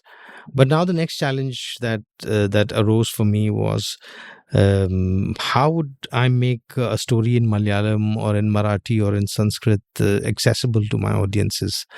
So I started thinking, and that's when I came up with this formula as to why don't I break the performance into sections where some sections are performed in the original language, which is Malayalam or Sanskrit or Marathi, and some sections are performed in Hindi or English, depending on the performer's comfort as to what language they want to perform in. And the division of the story I did that was that whatever were the plot points which tell you how the story is proceeding from point A to point B, all those sections of the story, I kept it in the bridge language. And whatever are the descriptions, I kept that in the original language. So even if you do not understand the original language, you don't get the Malayalam part of it, or you don't get the Sanskrit part or the Marathi part, the one that is being said in Hindi or in English, which is giving you the plot point, the basic run of the story, you will be able to figure out as to what the story was about and what did the story actually say. And yet at the same time, you would be able to hear the original language in which it was being written. And I thought that this way I can I can balance out both the accessibility of the story and the novelty of listening it in the original language. And then I also freed the storyteller from the stage, and I said, you don't have to keep sitting like me and perform as Dastan goes perform. You do whatever you want to do. You want to dance, you dance. You want to play an instrument. You want to walk around, you do that. I said, I open the stage for you. So you don't have to do it as a Dastan go perform. You whatever facilitates your story. If dancing facilitates, do it. If singing facilitates, do it. If playing an instrument facilitates, do it. Whatever you want, I'll help you with. So when that happened, I felt I need to give a more generic kind of a title to this production. I can't really call it a Dastan because it is really not Dastan. And that's when I thought of the title Qisse Bazi, because Bazi basically means to place a bet or to play something, and Qissa is like a story. So it's basically like playing with stories. That's what Qisse Bazi becomes. And that's when I thought of this title, that we have a multilingual kind of a storytelling platform, and we call it Qisse Bazi. And within Qisse Bazi, I perform Dastan, whereas everybody else performs whatever they can from their language. And how was it received? Very well, very well, very well. I mean, post-COVID, it has slowed down because a lot of actors went away, and I also didn't get a chance because I got busy with other acting and screen assignments. And I would go back to it, and I would again, because I again have people who want to work with me, and I would go back and I would revive this whole thing. But I had some great shows with people telling stories in Malayalam and Bangla and Marwari and Haryanvi and Punjabi, in Marathi. I mean, in at least in these languages, I had storytellers perform. So it was very, very satisfying to see stories in Haryanvi, Marwari, Punjabi, Bangla, Marathi, Malayalam, Hindi, and Urdu. I mean, at least 8 languages we performed under the Qisse Bazi banner. And now I would push again and get people to come with more languages and more stories. Amazing. In the break, in one of the many breaks we had, you were talking about how you say no to so many engagements, and I said, "Hey, thank you for coming here." And you were like that. I feel awkward talking about myself. What is the point? And I tried to make the point that, look, it's for me, somebody talking about themselves on my show is not an act of self-aggrandizement where they're putting themselves out there. It's more like a public service, and I mean that really genuinely, that you're leaving a sliver of yourself for the world to take in, and it just adds a layer to everyone's knowledge and experience of the world. And I think that's a big deal, so thanks a lot for that. But just because I'm saying thanks doesn't mean the episode is over, because I know you have a poem on this subject also, so I will ask you to read it out, and after that I would really love it if you would read out work that is dear to you, either by you or by others. Yeah, I mean, the thing you mentioned about sliver of public service, I mean, it reminds me of this Italian philosopher Giorgio Agamben. And Agamben is slightly problematic for most people. But he made a great observation about who is a contemporary. What do you understand? Who is a contemporary? And one of his contentions was that in every era, there are few events and personalities which completely overshadow everything in that era.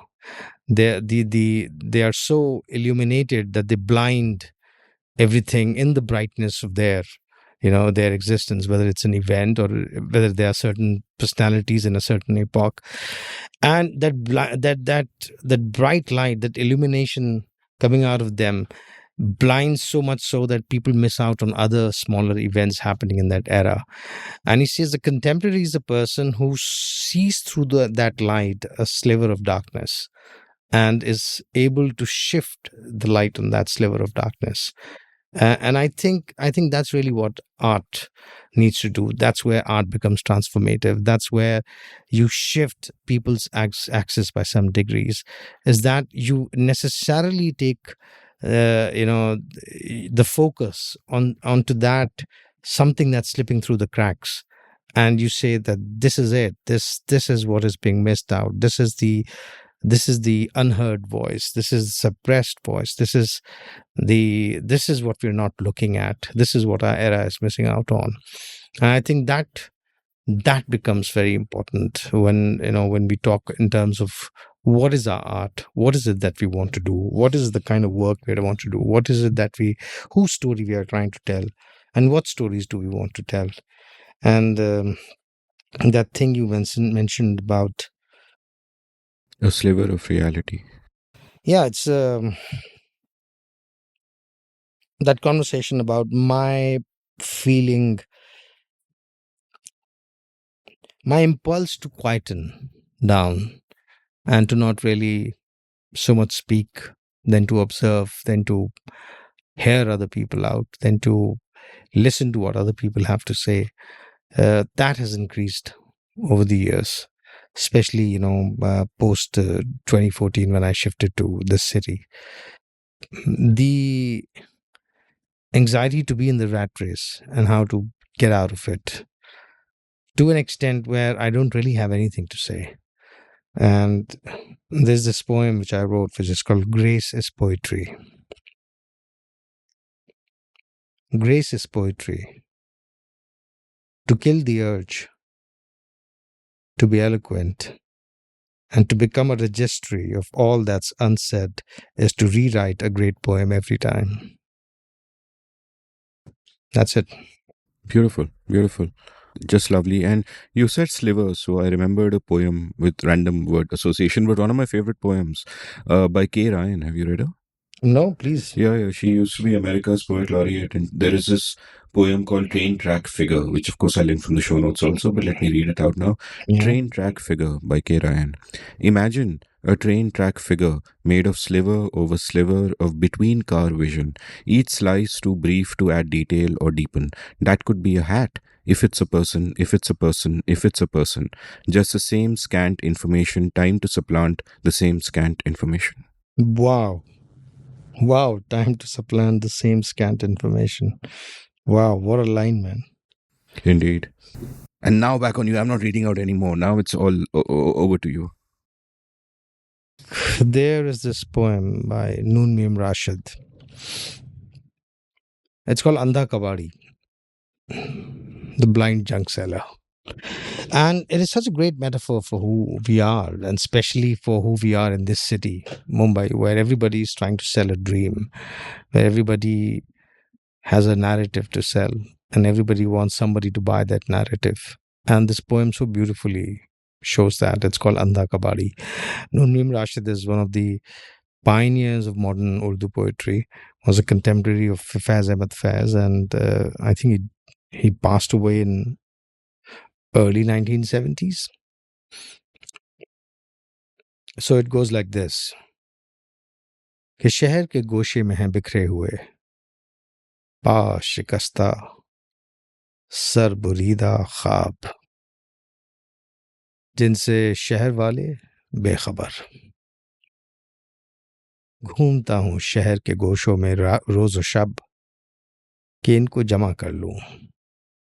दिल की भट्टी में तपाऊं, जिससे छूट जाए पुराना महल, उनके दस्त पा फिर से उभर आए, चमक उठें लबो रुखसार गर्दन, जैसे नौ आरास्ता दूल्हों के दिल की हसरतें।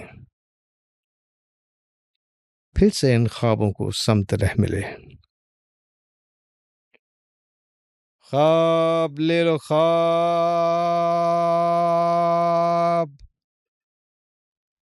सुबह होते चौक में जाकर लगाता हूँ सदा।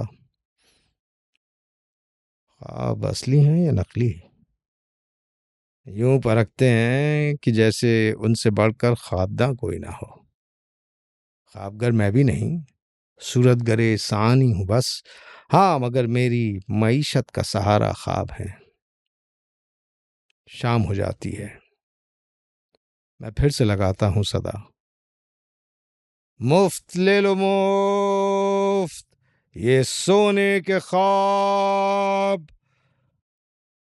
मुफ्त सुनकर डर जाते हैं लोग और चुपके से सरक जाते हैं लोग। देखना, ये मुफ्त कहता है, कोई धोखा ना हो, ऐसा कोई शोभदा पिन्हा ना हो, घर पहुंचकर टूट जाएं या पिघल जाएं ये ख्वाब, फक से कहीं उड़ जाएं या हम पे कोई सहर कर दें ये ख्वाब। जी नहीं, किस काम के ऐसे कबाड़ी के ये ख्वाब, ऐसे नाबीना कबाड़ी के ये ख्वाब। रात हो जाती है, ख्वाबों के पुलिंदे सर पे रखकर मुंह बिसोरे लौटता हूँ। रात भर फिर बड़बड़ाता हूँ, ये ले लो ख्वाब और ले लो मुझसे इनके दाने। ख्वाब ले लो ख्वाब।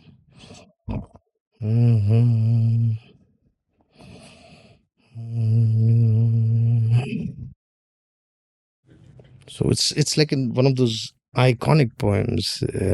I mean, I didn't understand some words, but I got the sense of it, and you just performed it so beautifully. So it's basically about this blind junk seller who wants to sell his dreams, and every time he goes to sell the dreams, people doubt whether his dreams have any worth or not. And eventually, he's not able to sell any dreams, and he comes back in the evening, and basically he goes off to sleep snoring and still muttering in his sleep that please buy my dreams. And I find this poem such a great apt metaphor to this poem, to the city, as to where everybody and how, as you know, that thing you were saying, that you find there's numerous talented people in cafes and public spaces milling around and trying to sell those dreams, and well, who knows, someday somebody would see that the blind junk seller has great dreams to sell. Wow. I hope you're not referring to yourself as a blind junk seller. Yeah. Let's say that you are at a table with 4 other people, Mhm. and they are poets or writers you admire deeply, and they could be dead, they could be alive, whatever. It is your dream table for perhaps your last meal, or is that too morbid? But it is your dream table, and each of you, the 4 of them and you, have to recite a poem each. So go for it. Name the people and recite a poem by each of them and one by you, or more by you if you want.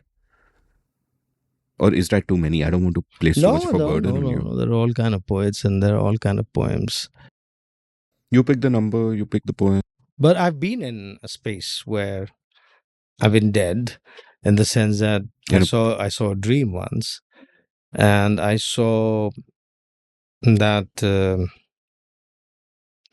my dad and we are in a penthouse, and I've just kind of woken up and I'm sitting at the edge of this fabulous, huge king size bed. And I see that my father is going around with the plumbers and the electricians, kind of fixing minor things in the penthouse, and he's instructing, like, get that switch right and get that, fix that thing out there. And I'm looking and I'm like, wow, what is this penthouse? And how did Dad manage that? How did he manage it? And I kind of look around and I say, Dad, this is a great place. I mean, we're going to have so much fun.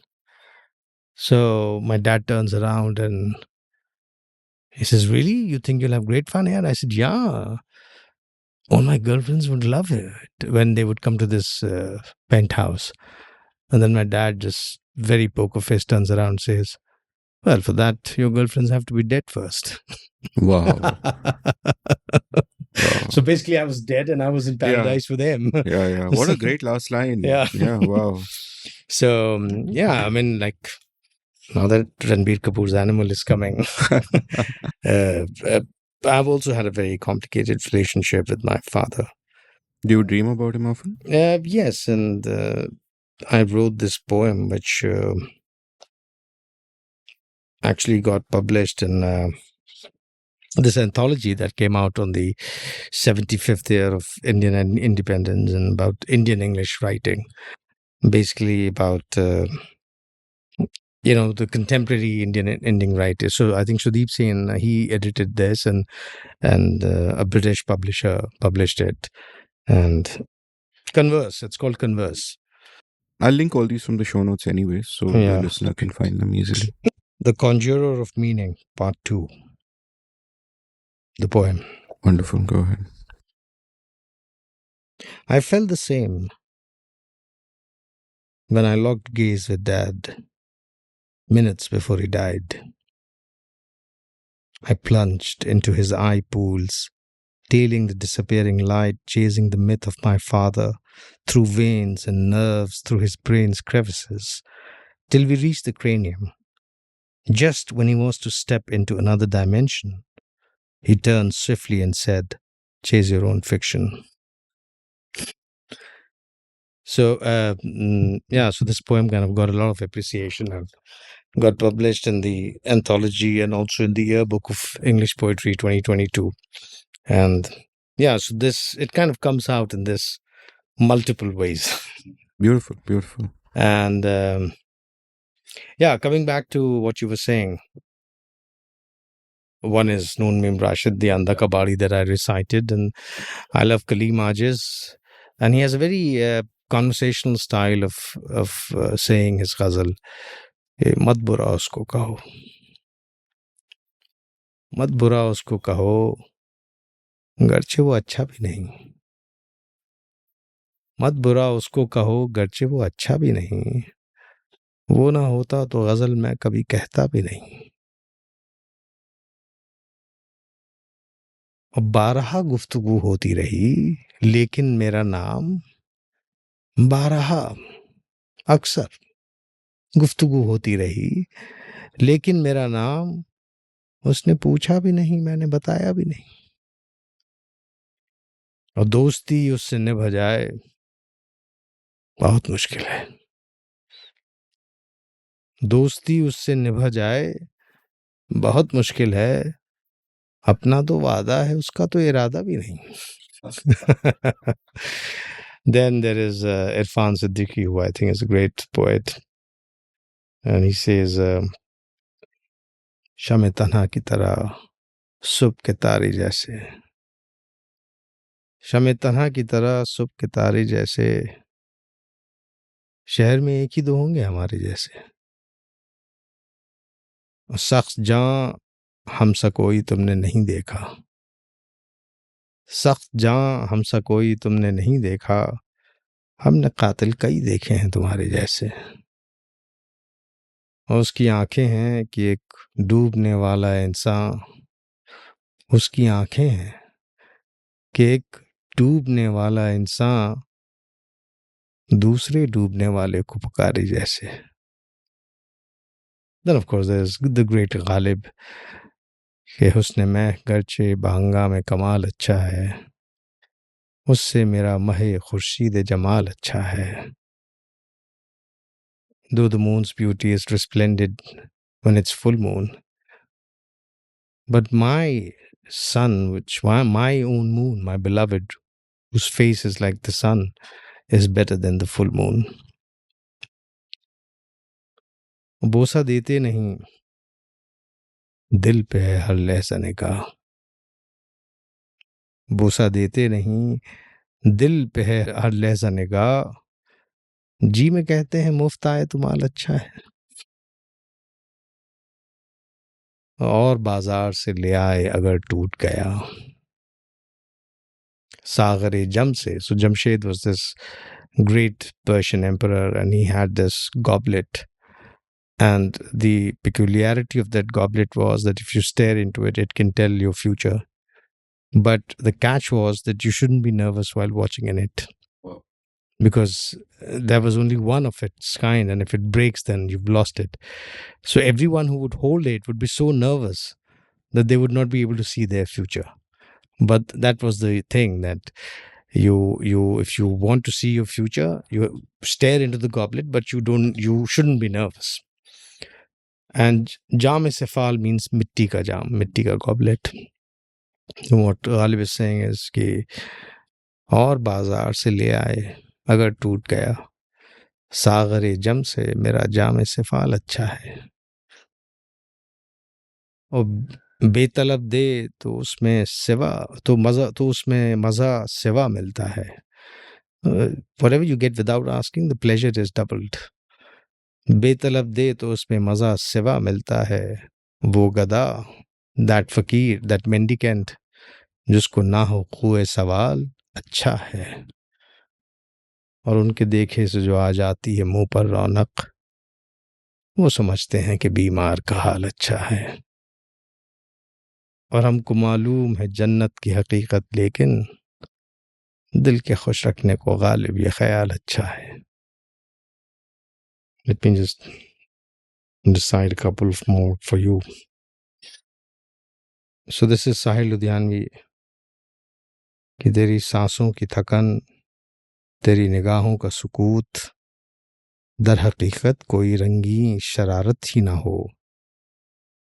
मैं जिसे प्यार का अंदाज समझ बैठा हूँ, वो तबस्सुम, वो तकल्लुम तेरी आदत ही ना हो. This is by W.S. Mervyn. Your absence has gone through me like thread through a needle. Everything I do is stitched with its color. I actually share this poem with my writing students to illustrate the power of an image and the power of show don't tell, that you don't need fancy adjectives or you don't need to be verbose. Absolutely. That you can just make an emotion so powerful with just this one image. Exactly. And then वही लहजा है मगर यार तेरे लफ्जों में पहले एक आँख सी जलती थी, बुझा दी गई क्या. This is इरफान सिद्दीकी शेर. 1000 साल पुराना है उनका गुस्सा, 1000 साल पुरानी है उनकी नफरत. मैं तो सिर्फ उनके बिखरे हुए शब्दों को लय और तुक के साथ लौटा रहा हूँ, मगर तुम्हें डर है कि ये आग भड़का रहा हूँ. This is Gorakh Pandey. शायद कि ये ज़माना उन्हें पूजने लगे, शायद कि ये ज़माना उन्हें पूजने लगे. कुछ लोग इस ख्याल से पत्थर के हो गए हैं. This was by a writer, Dr. Abdul Wahab Sukhan. He's a contemporary writer. I loved his couplet, so I kind of, whenever I see a good couplet, I kind of jot it down. That is the great part about poetry. It kind of sums up such complex things in such few words that it's unmatchable. Yeah. Like this Madan Mohan Danish का एक शेर. क्या सितम है वक्त का, क्या सितम है वक्त का, इस दौर का हर आदमी है तो एक किरदार पर अपनी कहानी का नहीं. Wow.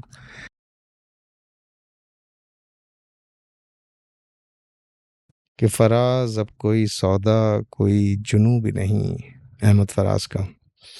फराज अब कोई सौदा कोई जुनू भी नहीं, मगर करार से दिन कट रहे हों यूं भी नहीं.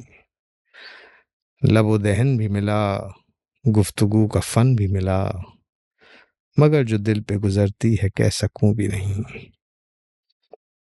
मेरी ज़बां की लुकनत से बदगुमान न हो, जो तू कहे तो तुझे उम्र भर मिलूं भी नहीं. फराज जैसे कोई दिया तुरबते हवा चाहे, तू पास आए तो मुमकिन है मैं रहूं भी नहीं. Thus summing up Keen's sentiment of in the long run we are all dead. I love this Wasim Barelvi शेर. कौन सी बात कहाँ कैसे कही जाती है, कौन सी बात कहाँ कैसे कही जाती है, ये सलीका हो तो हर बात सुनी जाती है. Wow. And that's true. That's true. Well, more or less, this is there. Maybe I can just give you a couple of more my poems. Yeah, would love that. This is called a plain landscape. In order to exist, you must be on earth, on a plain landscape, rooted at a spot from where it seems all earth does is converge to your being, to your standing still. The sky is a weary giant, caught on the wrong foot, shedding a load off his shoulders.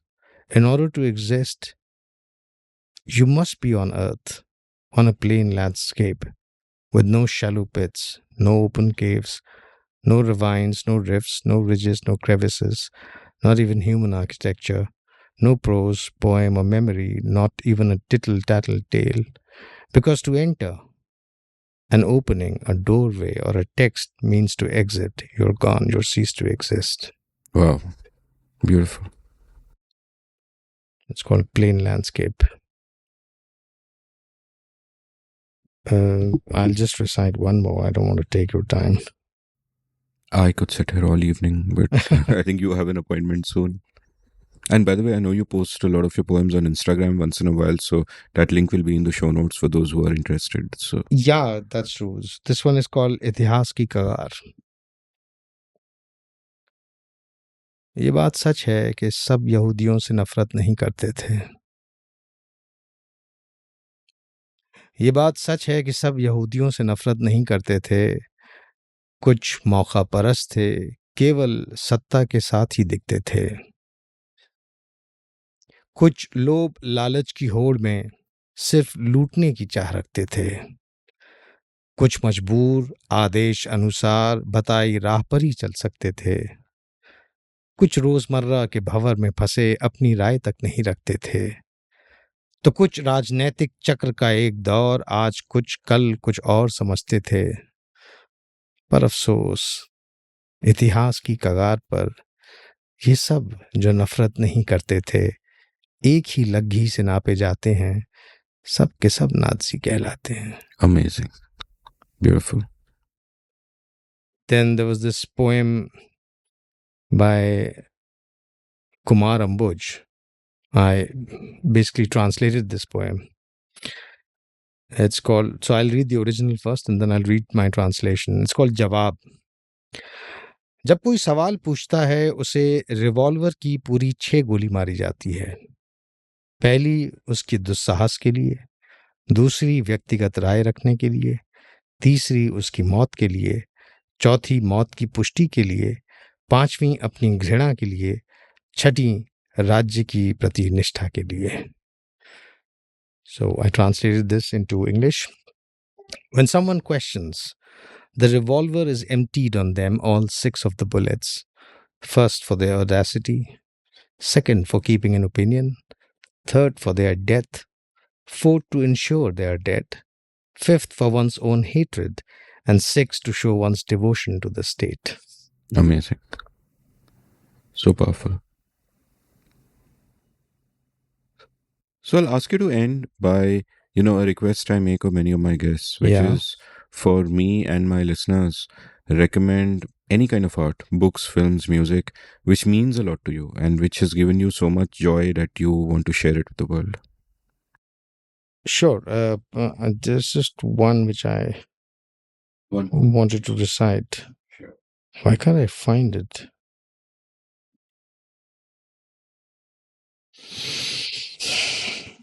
My bad luck. I can't find the poem I wanted to recite the most. Oh gosh. Now my concern is that I've not lost it forever. Oh my God. No, but it will be. I'm just not able to find it. Yeah, it's called Your Touch. I seek your touch like a refugee swimming with land in sight. like a medley of words close to a poem wrestling a metrical demise. Wow. Thank you. Beautiful. So, yeah. So now my question: recommendations. Books, films, music, anything that means a lot to you that you really love and you love so much you want to share it with everyone. I would talk about the books that profoundly hit me when I read them.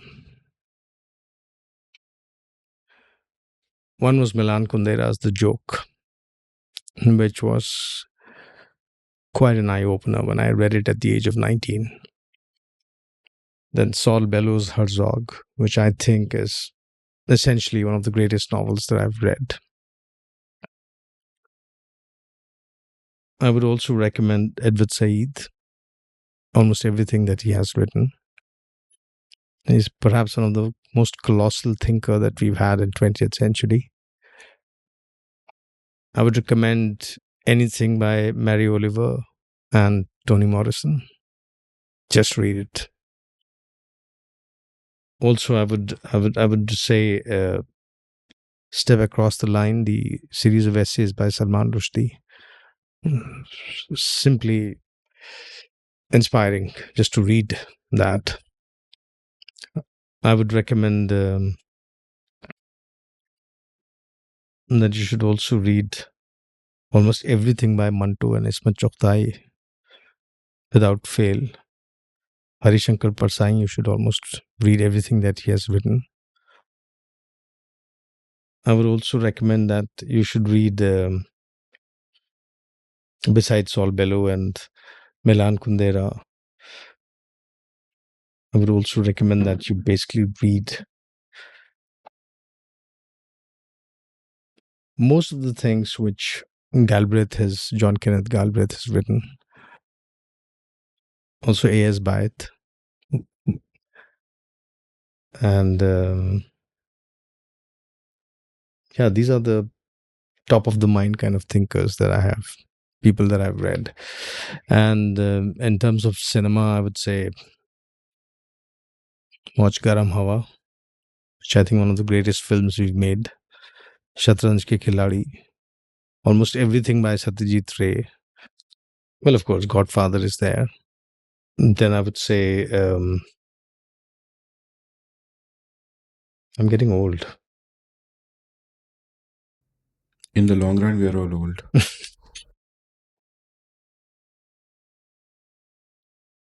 दो आंखें 12 हाथ, मंडी,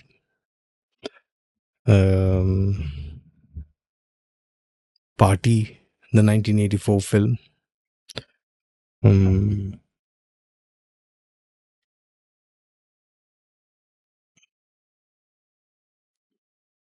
Of course, Khosla Ka Ghosla, which I really loved. What in recent times I've seen, which has really, that's good enough. Most of the other things other people would have already said then.